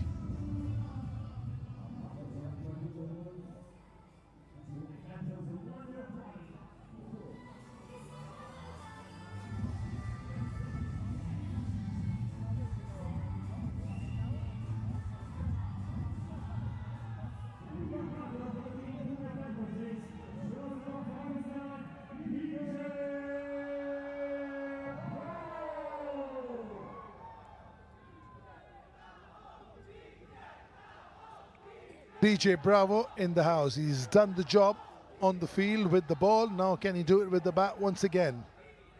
Very interesting to see how he goes about. I know the NRR is something that you think about, but not when it's 46 runs. Maybe with the last 15-20 runs, you can try and get it in as few balls as you can. You're just letting the opponents back in the game by giving them wickets.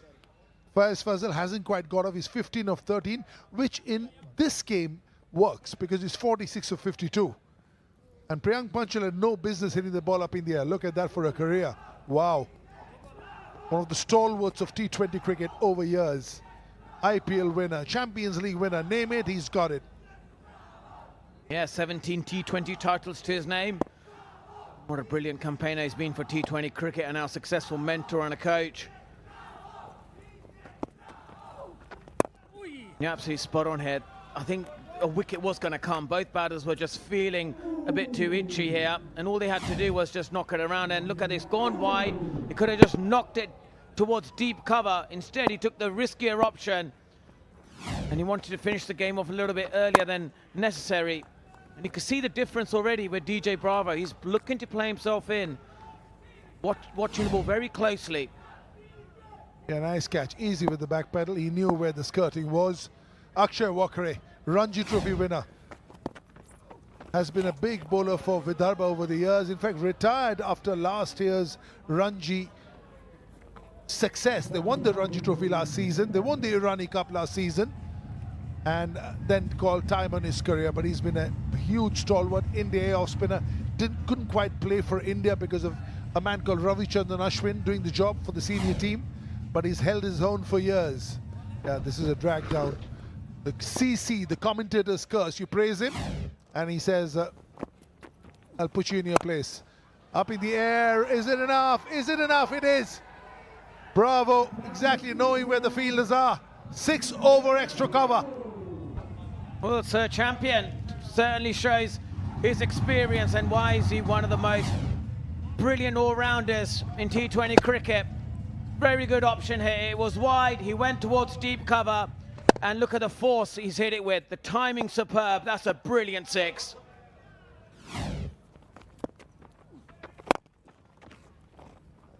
Well, that's the end of the over, and the Panthers are 126 for 4.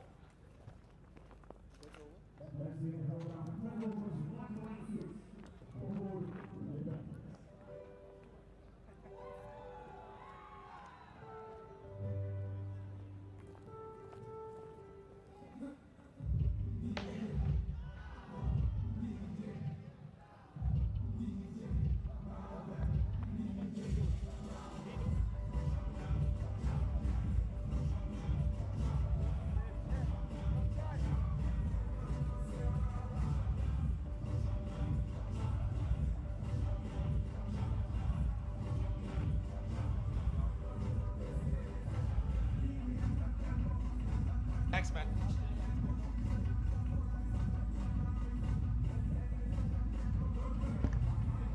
One 26 for 4, so 34 needed from 48 runs. They'd probably be feeling pretty comfortable, but looking to want to try and get this done as quickly as possible.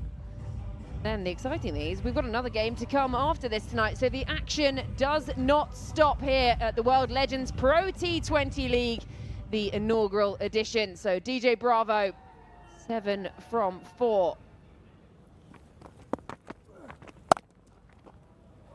Oh, what a stop. Has it put down? Ross Taylor. Good connection from Bravo. They're playing it late. Very, very well done by Ross Taylor. Got down in time, and his dry smiles of DJ Bravo says the story. Fighting down. Oh, and he's fallen over in the middle of the pitch. Chance of a run out. That is an absolute calamity in all facets. He's fallen over in the middle of the pitch. He's been fumbled. He's given up, thinking that he's going to be run out. And then he is run out, and even the umpire's confused. I think they might check whether the bowler Saurin had the ball in his palms when he took the bails off. Yeah, even the bowler himself is not sure. Maybe he did drop the ball. Chaos everywhere. Initially, the LBW I thought was going down the leg side. Yes, no, I'm sorry, almost. And Fazal slipping.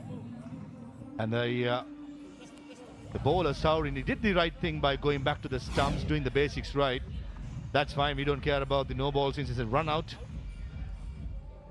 Initial appeal was to the LBW. That for me, yeah, down the leg side, probably missing the leg stump by at least another couple, 1.5 of stumps. No inside edge, nobody involved there.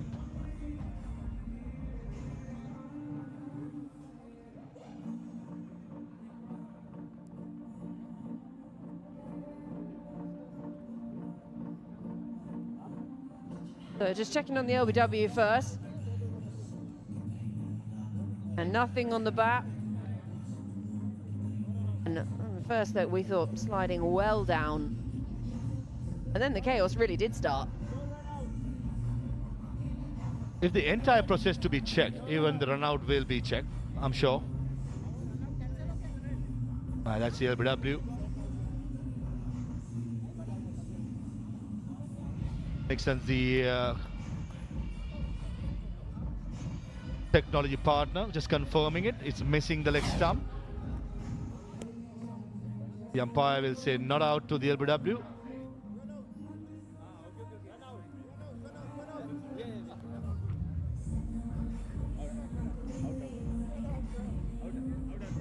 Faiz Fazal just probably asking the umpire to check the run out. Here we go. Slips in the middle of the pitch. Tisarapera does the fielding.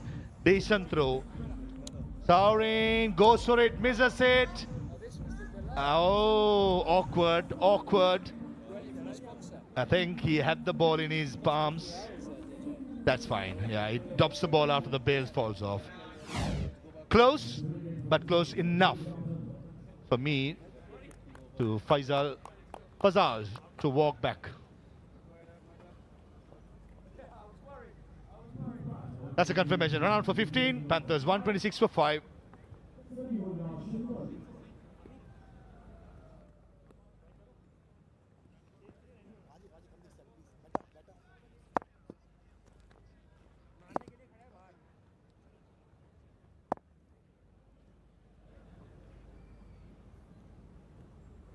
Jinwari comes out to the middle. Good first delivery, keeps it out nicely. So starting to look a little less straightforward. Yes, 34 needed from 46, but 5 wickets down now. And this was the absolute chaos. He slid a great slide tackle if he's playing football. This fumbles it the first time, dives past, manages. And that's a big swing. I think they've got some edge on this, don't they? Massive appeal. For an outside edge, for a stumping, it's all happening. Anil Chowdhury, the umpire at square leg. Did you go upstairs? Yeah, he's quite confident the batsman did not lift his feet. That's DJ Bravo. Slowing it down, Saurin. Hint of turn. One shot that DJ Bauer likes is to go over the extra cover. Misses out since the ball turned. We are going to check. Is original edition not out? Thunder review. Well, I tell you what, his foot's all right on the line. It's got about 2 feet there. Huge gap between bat and ball. Drive a London bus through there.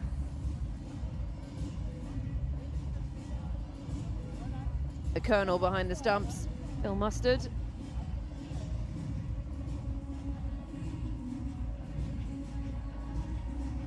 Universe boss in the house, waiting to get out there and to entertain one and all. I'm pretty sure the crowd in Goa, as well as viewers watching these telecast, will be wanting to have a look. Universe boss one more time.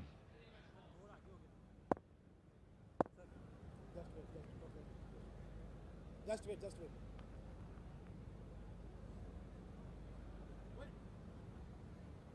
Wait, bravo, wait.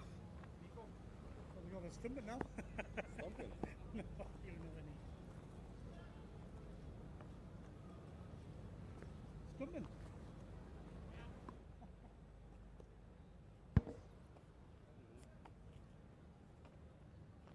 They're waiting on that confirmation from Sense. Unsurprisingly, not out. Game continues. Something wasn't checked since the leg umpire did not go upstairs, so the Thunder reviewed it for a caught behind. Darted in this time. Peter nurdle it around at the moment. There's funny at least, I guess, out in the middle. He had that comedic run out earlier on in the over. Shenwar, you got to be really careful with the faster ball that Saurin fires it in towards the stumps. Got to be quicker. That's really well stopped. Chance of a run out as well. Wrong end. And a great bit of fielding brings the over to a close. 13 gone, 128 for 5.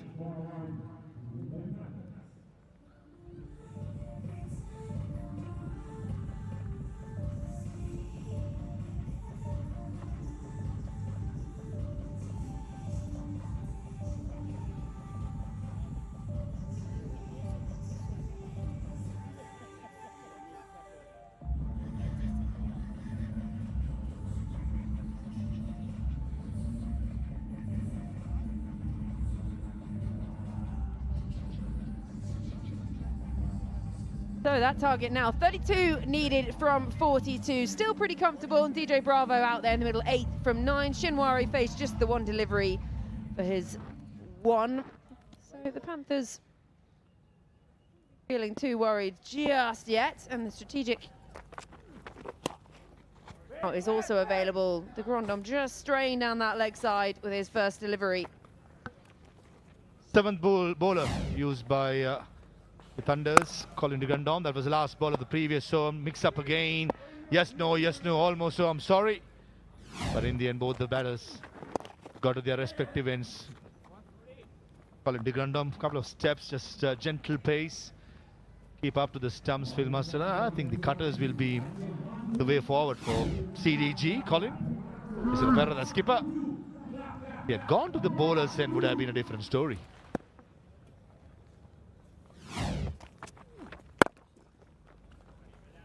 On his radar now, De Grandhomme.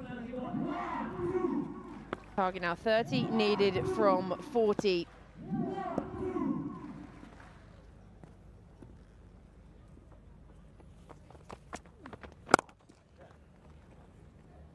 Those things with tournament play, we get it so often. You talk sort of deep into a tournament about net run rate and all those kind of things. But actually, it's something you really should consider early on in a tournament, because then you don't want to be playing catch-up later on. So 29 from 39, they're going to want to look to try and get this done. You don't want to have to take it into that final over.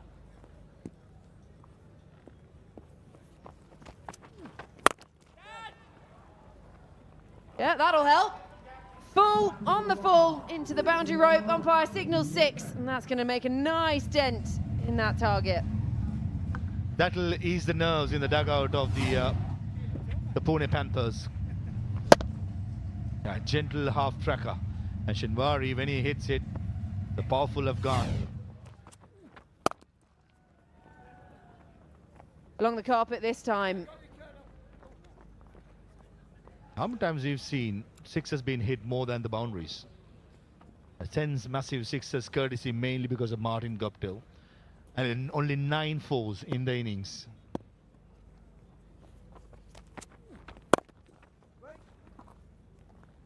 Those sixes were monumental, some of them. We watched them sort of fly, and you think you're going to get a crick in your neck watching it fly over your head. 14 gone, 138 for 5.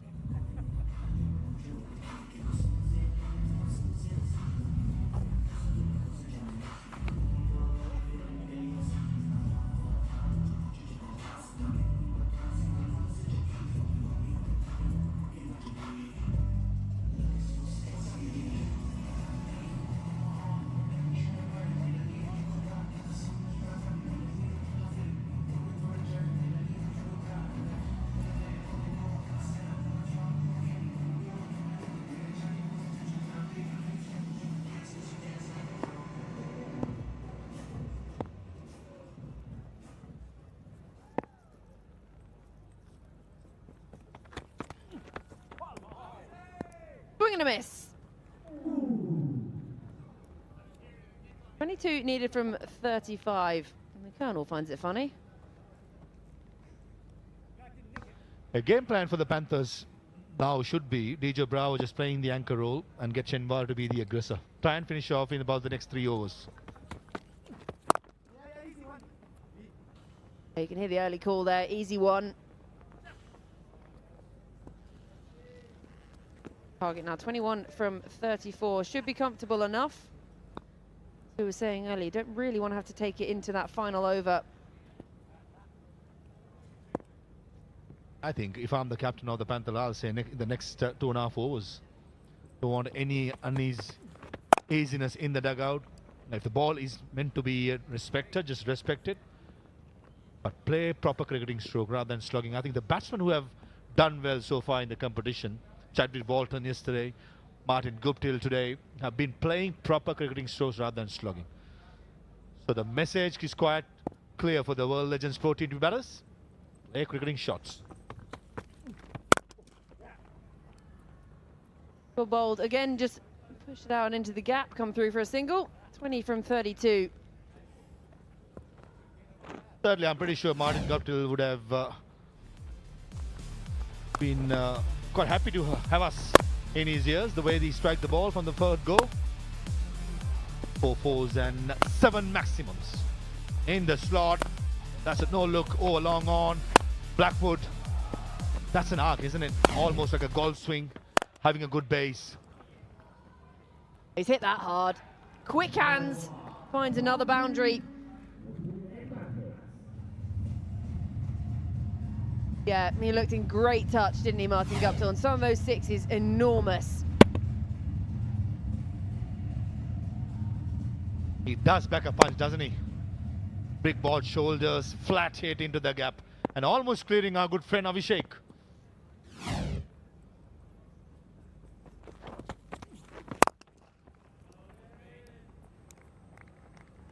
Dug out nicely. 15 gone, 145 for 5.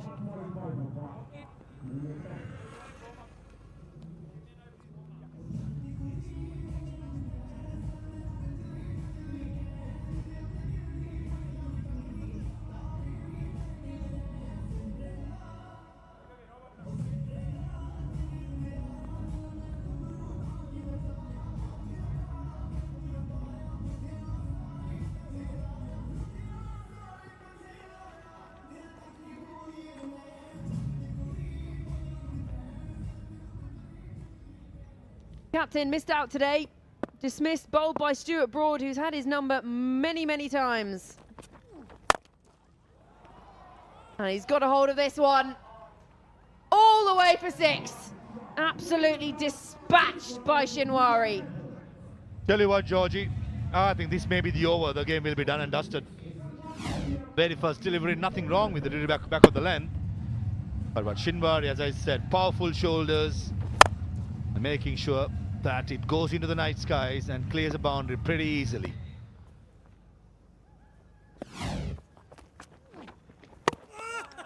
Oh, he's done him. He's done him. He's ended up on his backside as well. And Colin de Grandoms finds it funny. I'm not sure Shinwari does, but he's going to have to go.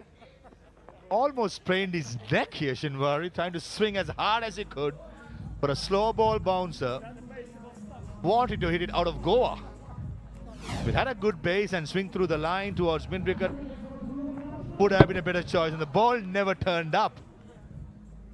In his haunches, he's gone up. And Colin de Grandom, he had the last laugh and certainly wasn't shy to give a few words back to Samiola Shinwari. Walks back after scoring 21 of 10.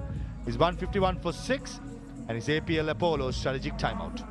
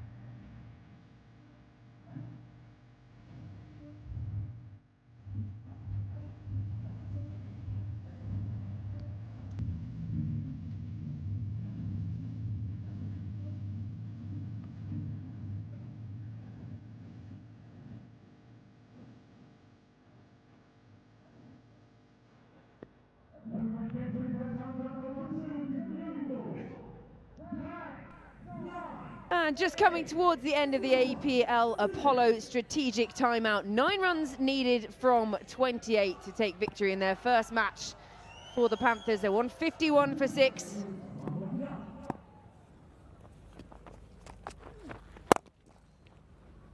Powell can't get it past Udana. His first shot. So not over just yet. There was a little bit of comical dismissal. See the end of Shinwari, but it does bring Rahul Yadav out to the middle. Yeah, good two follow-up deliveries by Colin de Grandom, back of the length. Certainly massive wicket of Shinwari of a delivery which never turned up. Oh, nice. Yeah, he almost had time to fall over, get up, get his bat ready again, and actually hit the shot. It was so much pace off it.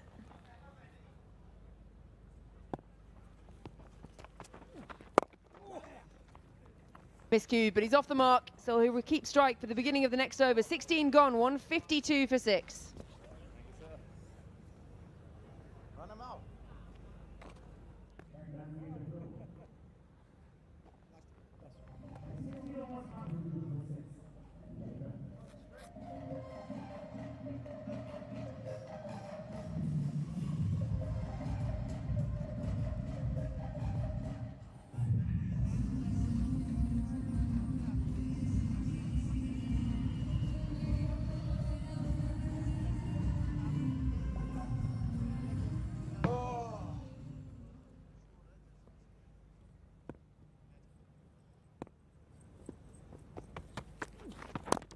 Berra starts his final over, so 7 now needed from 23. They're looking to race and get this done now.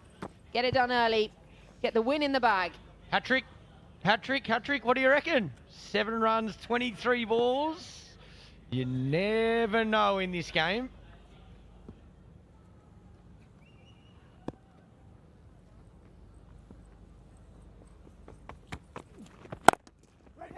As well bowled. Not done yet. Still got to get the runs. A hat-trick, perhaps you get some good odds on that. Slightly lower probability, but you know, anything can happen, I guess. I'd like to get this man out. Bravo. Be enjoying a bit of time at the crease, there's no doubt about it. Getting his rhythm back. Moment just stealing in singles. 6 now needed from 21. Heard his song enough times today, hasn't he, DJ Bravo? The DJ, maybe Bravo's given him a bit of coin under the table. The DJ has played his song, I reckon, 45 times. We all know the words, though. He's out there dancing, whether he's batting, bowling, or fielding. Beautiful. Smashed away, carved away. 2 now needed from 20. That's a beautiful shot. There's that smile once again from the dugout. This is lovely timing. Gets the width he wants, right out of the middle. 2 now needed to win. DJ Bravo loved it. Most enthusiastic fist pump I've seen in a while. Smashed away. Out to the fielder on the boundary. It's not done just yet. The scores are level. Smart batting, Raul. Get DJ Bravo on to hit the winning run. Very cagey play.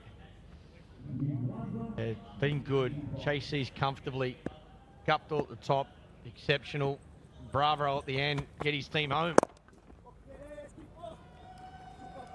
Very muted, but that is victory for the Panthers. They win it by 4 wickets. They bag their first win of the World Legends Pro T20 League. They have taken down the Thunders pretty easily in the end. They chased it down in 17 overs. DJ Bravo finishes unbeaten, 12 from 17. Raul at the other end, a runnable 7. But the damage was done up the top by Martin Guptill, who was striking it magnificently. It was clean, it was big hitting, and sometimes it was out of the stadium. You don't get any extra runs for the further it goes, but it looked mighty fine. It certainly did. Some clean striking, wonderful performance from Martin Guptill. Just took a little bit of time to get in, get used to the pace of the wicket, and he hit him as clean as he always does. Constructive batsman, still fit and healthy. I spoke to him before the game started. Thought it would take him a couple of overs to get used to conditions, but wow, what an innings. Set the foundation, got his team over the line. And on your screen there as well, Stuart Broad took the first wicket, got rid of Watson. This was how it finished, just dropped into the leg side, easy as you like, plodded through for a single. Nothing flashy, just tick it off, get the win, get the points, thumbs up. On you go, on to the next. So handshakes all around. Appreciation from the opposition, and all smiles still. A lot of these players have played against each other for many, many years, so it's almost a reunion sometimes out there in the middle. And yes, it's aggressive and it's competitive when they're out in the middle, but when it's over, it smiles again. So the pick of the batters there, Martin Guptill, 68 from 28. Shane Watson missing out today. Stuart Broad got his number once again. 18 from 14 for Taranga, but you just can't look past the fact it was Guptill. He got it done. He broke the back of that chase, and then everyone else just slight contributions throughout there. 21 from 10 from Shenwari, who eventually ended up on his backside and was sent on his way by de Grandhomme. But not a bad strike rate at all. And that partnership, Taranga and Guptill, 57 from 28. And again, Guptill, the partnership with Fazal. Shenwari just came in and had a swing later on, and they got it done with 3 overs to spare. Just the 9 extras as well bowled, but that 160 chased down easily in the end by the Panthers. The Thunders, well, the wickets that went, they were shared around a little bit. Broad picking up the first one, Sauer in the impact player. but they were expensive at times. Look at that, Akshay 15.5, Blackwood going at 16.5. The economy, best of the economy, and Mitose and Broad up the top. 2 overs, 7 dots and just 11 runs. So he only bowled 2 of his 4. Interesting, that one. Interesting coming back. Obviously, first time he's really had much of a play since he retired.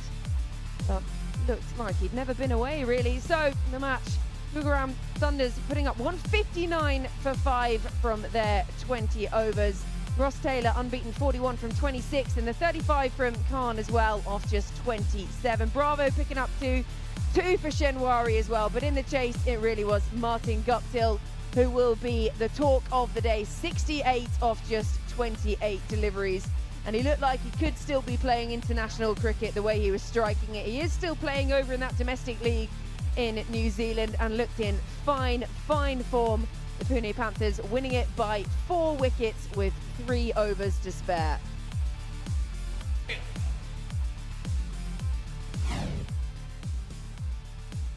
Yeah, Martin Guptill. Well, we're sort of running out of superlatives now in this, but striking it so nicely, so cleanly. Some of them just absolute monster strikes, like that one. Yeah, he picked his bowl up, looked to go quite straight as well. A lot of sixes back over the bowler's head and over that mid-on position.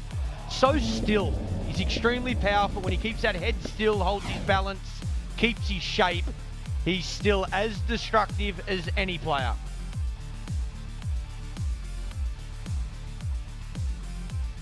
Well, of course, I have the captain of the Gurugram Thunder, Tisra Pereira, alongside me. Tisra, not the way you wanted to start your campaign in the Legends League, but what did you make of what's just happened in the last 40 overs? Actually, as a batting unit, we didn't click well because of we planned we have to score at least 180 because we couldn't pass that mark. So I think that's the issue because 15-20 runs we shot. Otherwise, as a bowling unit, everyone knows, as a batters, they go for a hard. So then I think we are short of 20 runs. Yeah, 159, probably not enough given how beautiful the batting wicket has been out here today. Given your time again, though, that toss, would you have decided to bowl first? No, actually, as a team, we plan well because of they have good batting lineup, but we want to target their bowlers. So that's why we want to put them under pressure. If we are scoring more than 175, I think we are on top. And also, just quickly, Stuart Broad as well with the new ball. I mean, he should have been playing the Ashes, right? How good was he up front? Actually, he told me, so after 2.5 years, he's bowling. So then I have to look after him because of we have 5 days matches. So then, so that's why we keep him rest. Well, you're a good captain because of 1 for 11 off 2. I would have kept him going. Tisra, congratulations on a good first effort. We'll see you tomorrow. Thank you very much. Thank you. So 159 for 5 just did not prove enough in the end for the Thunders. So they're still looking for their first win of the tournament. The Pune Panthers chasing it down inside 17 overs. We're going to go to a short break now and we'll be back with the post-match presentation.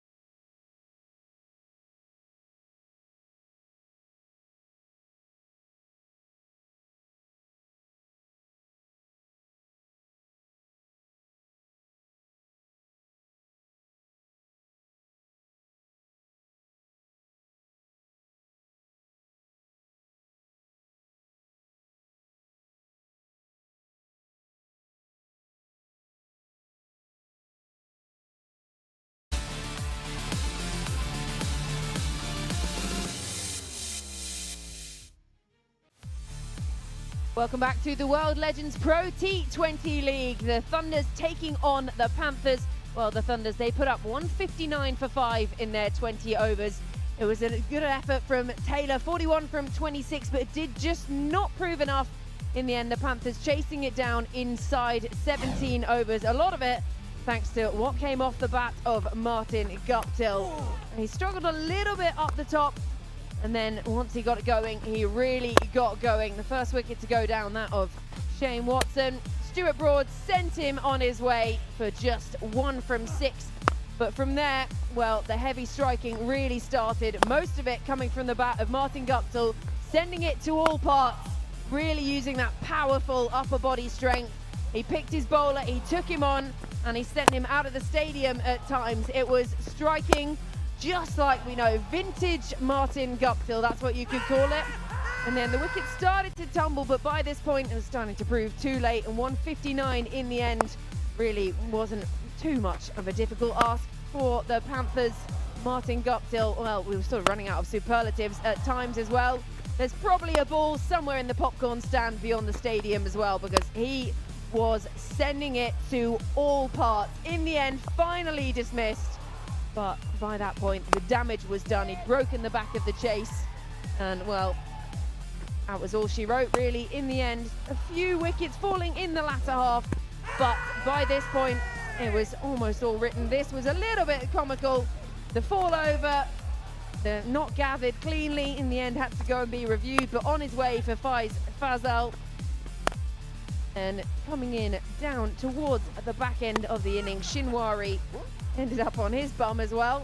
Colin de Grandhomme picking up the wicket, all laughs all around. DJ Bravo coming out to the middle and just getting it finished by nudging it into the onside. We're now going to head to Jess Crow for the post-match presentation. Good evening and welcome to the post-match presentation ceremony of match number 2 between the Pune Panthers and the Gurugram Thunders of the first season of the World Legends Pro T20 League at the 1919 Sports Cricket Stadium. Now, we would like to thank all of our partners and sponsors. Our presenting partner, Goa Tourism, official partners, APL Apollo, Pantheon Developers, Viacation, Dunamis, Camper Energy, Kingfisher, Radio Merchie and Indigo Music. Broadcasting and streaming partners, DD Sports, Sony Live, Bankcode, Wave and YouTube. We would also like to thank Goa Police and Goa State Fire and Emergency Services for their assistance in hosting the matches here at the 1919 Sports Cricket Stadium. Now for the presentation party, we have with us today CA Sayash Naik, CFO of Pune Panthers, and Mr. Aditya Angle, COO of the Pune Panthers. Now, for the legend of the match, of course, Martin Guptill for a huge 68 off 28 with a match check of 1 lakh from Mr. Aditya Angle and a trophy from CA Sayash Naik.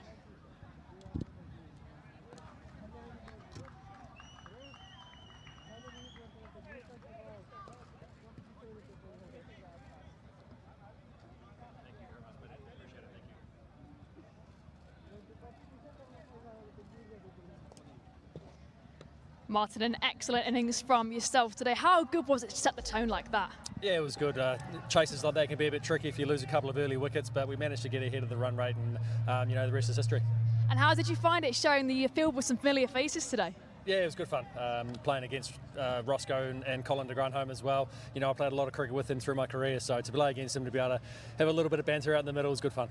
And now, of course, you were mic'd up out there batting today. How was that talking to the comms? Oh, I've done it a few times before in my career, so it's nothing new to me, but it's all good fun, giving a bit of stick to Corky up there. Great stuff. And now, how are you going to carry the confidence from this innings forward into the next match? Oh, you just turn up tomorrow and we go again. Today doesn't matter when you come to tomorrow, so bask in this, decent innings and then try and go again tomorrow. Well, great work again, all the best. Thanks very much. Thank you Cheers. very much. And now for the winning captain, Shane Watson. Shane, sorry to interrupt, Shane. He's having a chat with his mates over there. Come and join me. Here he is. Shane, Apologies. don't worry. What a start for your team. How happy are you with the boys? Yeah, we played very nicely. We've got a really well-balanced bowling unit and batting unit as well. So yeah, with how we played tonight, yeah, we're going to be hard to beat. And watching Martin go out there and bat like he did, Yeah. how much confidence does that fill you with as captain? Yeah, a lot.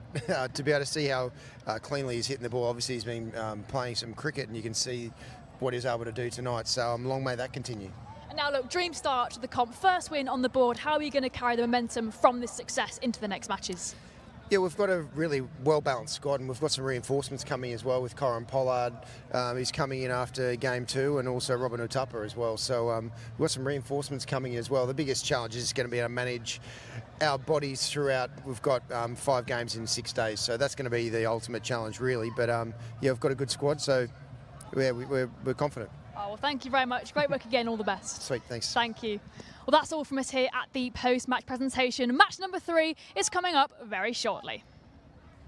Yeah, a very happy captain there, Shane Watson. They're going to be difficult to beat. Well, match number 2 is done, and the action does not stop there. Coming up next, we have the Rajasthan Lions taking on the Maharashtra Tycoons, live here at the 1919 Sports Cricket Stadium in Goa.